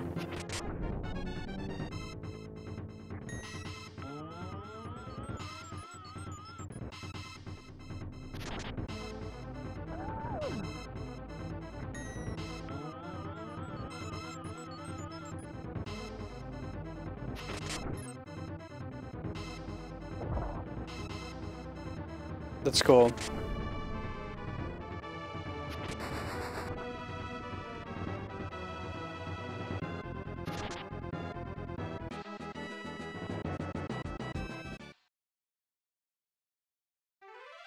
Yeah, no kidding about the cleric.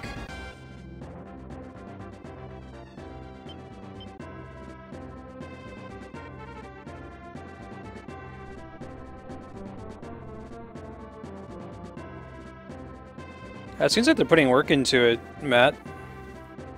Fight it out. Fight it out.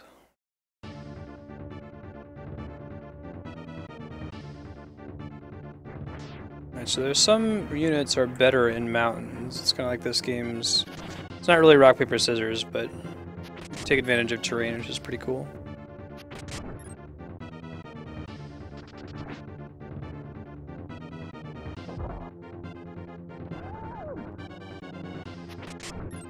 Yeah.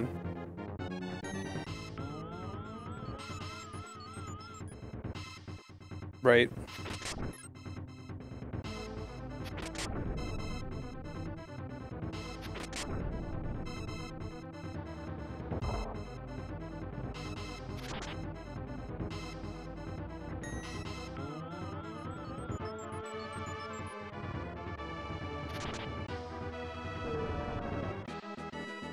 Ogre Battle has a very much a just 5 more minutes feel to it.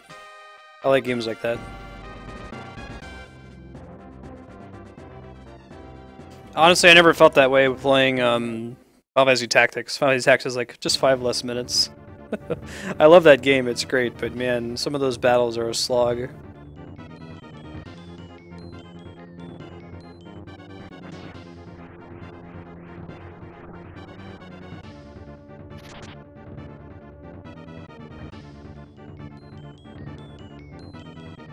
I was going to check for the suspend feature, but we're close to getting to the castle or having our party wipe, so we'll let one of those two things happen and then we'll do a sign off.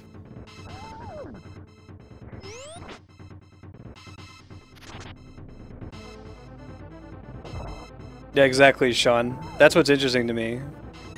Ninja seems like a really strong class. It gets to act 3 times if you can get it strong enough. It looks like it zaps twice from the back, which is pretty good too. Yeah. Figure out which classes you want in the ideal party, which classes are good and which ones are bad. Golem does seem pretty bad, except like against slashing.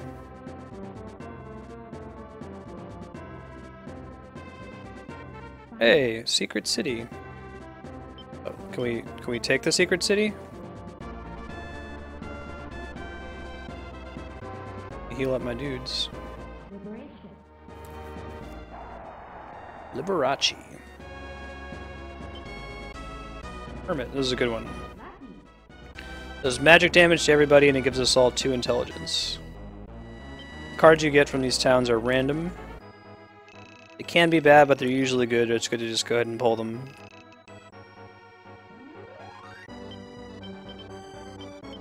Okay, no shop or recruit options there.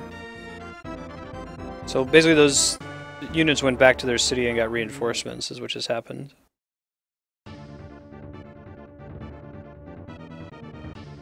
That's cool, Leon.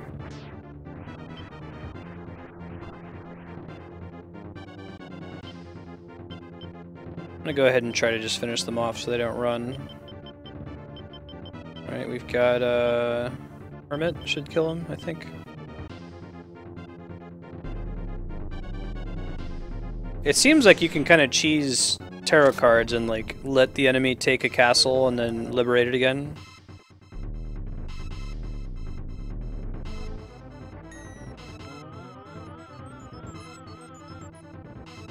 I've seen it on some cities. It'll pop up and it'll say like you don't have enough units. Huh.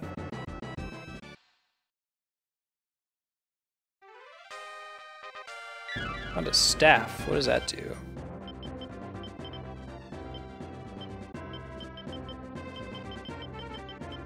Staff. Undead staff.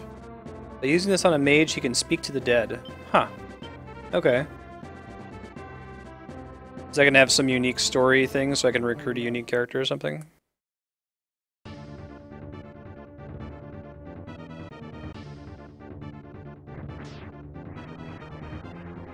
Really, Bob? What does it do?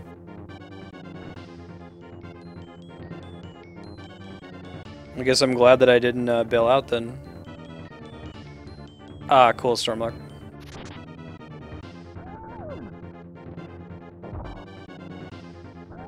I like the idea in this game. I haven't seen this in a comparable SRPG where like you get some kind of in-game penalty for fighting parties that are under-leveled compared to you to give you an incentive to basically fight honorably.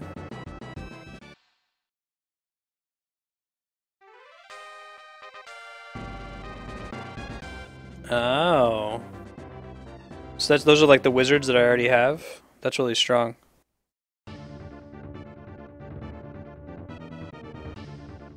Right, Sean?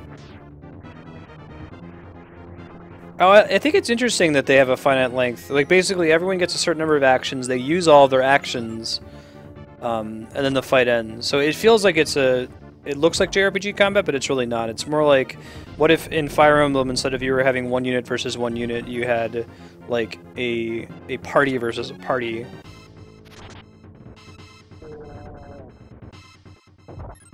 And it's complicated somewhat by them having to choose their targeting, but you get to influence that with the tactics menu.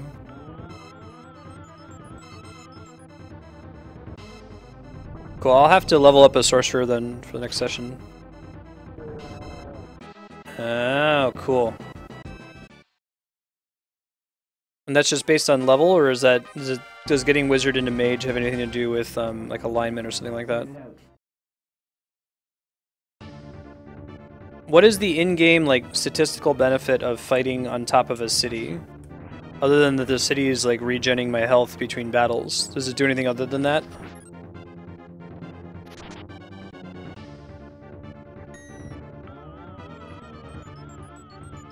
That smart AI. Cool.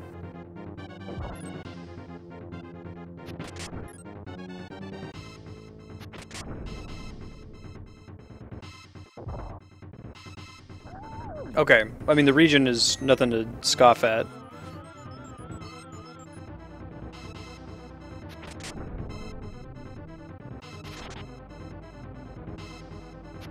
I really like the last map where you kind of had to suss out that there's a werewolf in the castle, and then if you attack at night, he's going to do more damage to you, because all the NPCs are trying to trick you, like, oh, he wants to treat with you, he wants to betray the Empire, but he only likes to party at nighttime, so you should go talk to him when he's ready to party. Like, oh, okay, that seems cool.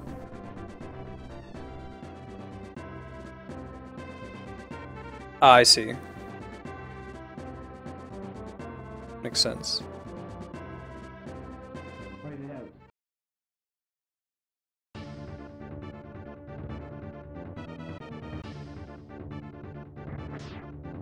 Looks like they just get a full heal if they make it back to their base.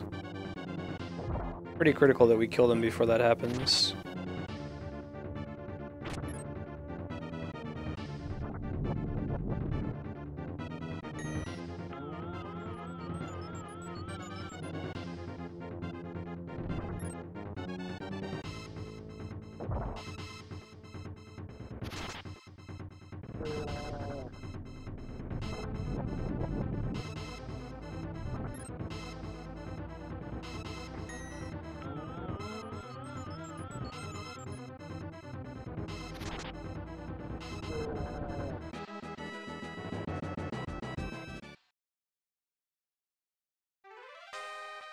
Okay.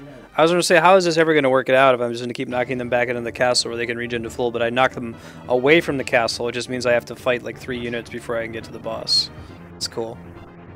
But I actually have to win these fights, and victory is based on the total amount of damage dealt to the opposing party, not including damage using cards.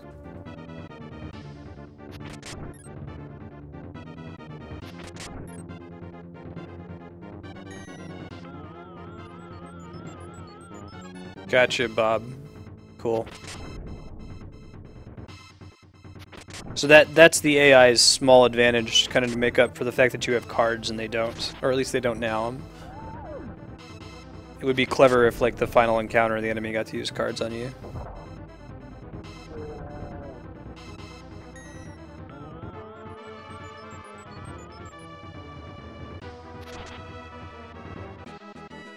Okay, we won, so now we should be able to actually attack the castle proper.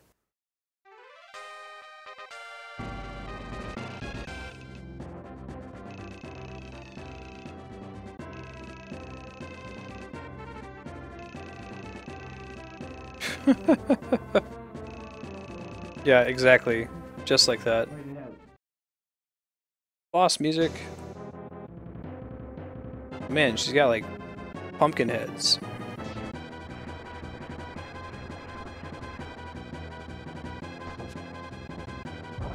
Holy crap. Good God. Can you not? That pumpkin attack looked like a gravity attack. I think it did damage based on my remaining hit points. Or it could have just been... Nope, that's correct. So pumpkin does half of your health. Your current hit points, not your max hit points.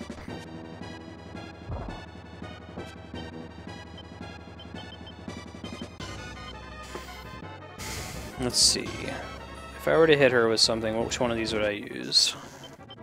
Look at what I wrote down. Not gonna make anything run. Star is agility. I don't really care about that. I guess I could try hitting them all if I have something that does that. Anyone know what the Lover's card does? I forgot to write that one down or look at what it did. Justice hits all of them. I can do that.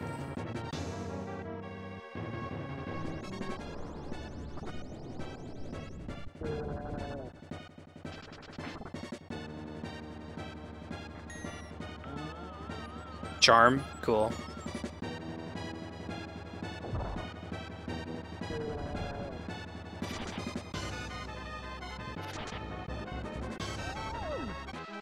Alright. Killed the leader. Makes sense.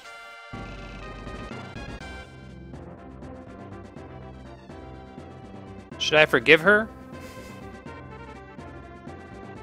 Hold on. Maybe the people who know whether it's a good thing or a bad thing. I'll put this to a poll.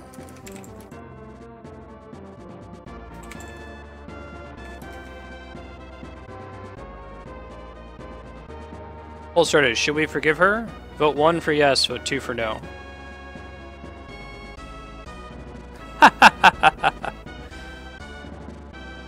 She lowers my rep further.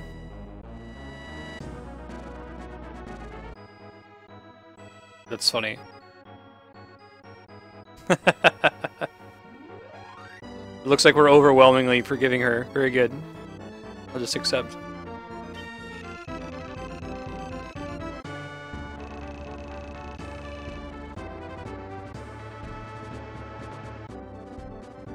Ah, cool.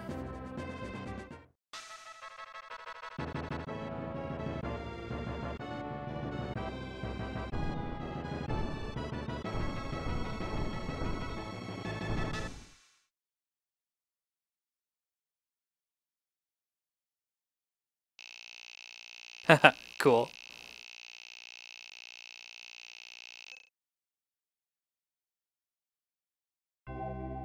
Like the idea of a pumpkin night. Alright guys, that was a delight. Let me let you know what's coming up the future.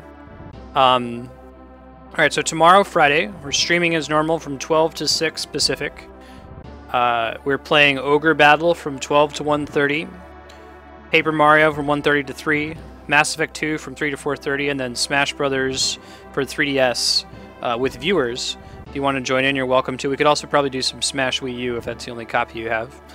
This Saturday morning, we're playing more Final Fantasy XIV from 7 a.m. to 11 Pacific. And then next week, there's going to be more Final Fantasy V, Xenoblade Chronicles 3D, Earthbound 0, Silent Hill 2, Zelda Skyward Sword, Final Fantasy V. Didn't already say Final Fantasy V. Final Fantasy V. And Metroid Prime 2 is the one I was trying to remember. There we go. Next week, Wednesday, is going to be a Nintendo Free Play, so we'll be playing some Smash, we'll be playing some Mario Kart 8, some Splatoon. If ever you can't make a schedule for a game you want to see, just check the YouTube channel. We post the VODs there permanently, so you can catch up Other than that, though, just keep an eye on the schedule below the stream. I always keep it updated Sunday night or Monday morning. You can check on Monday and see what it's going to be.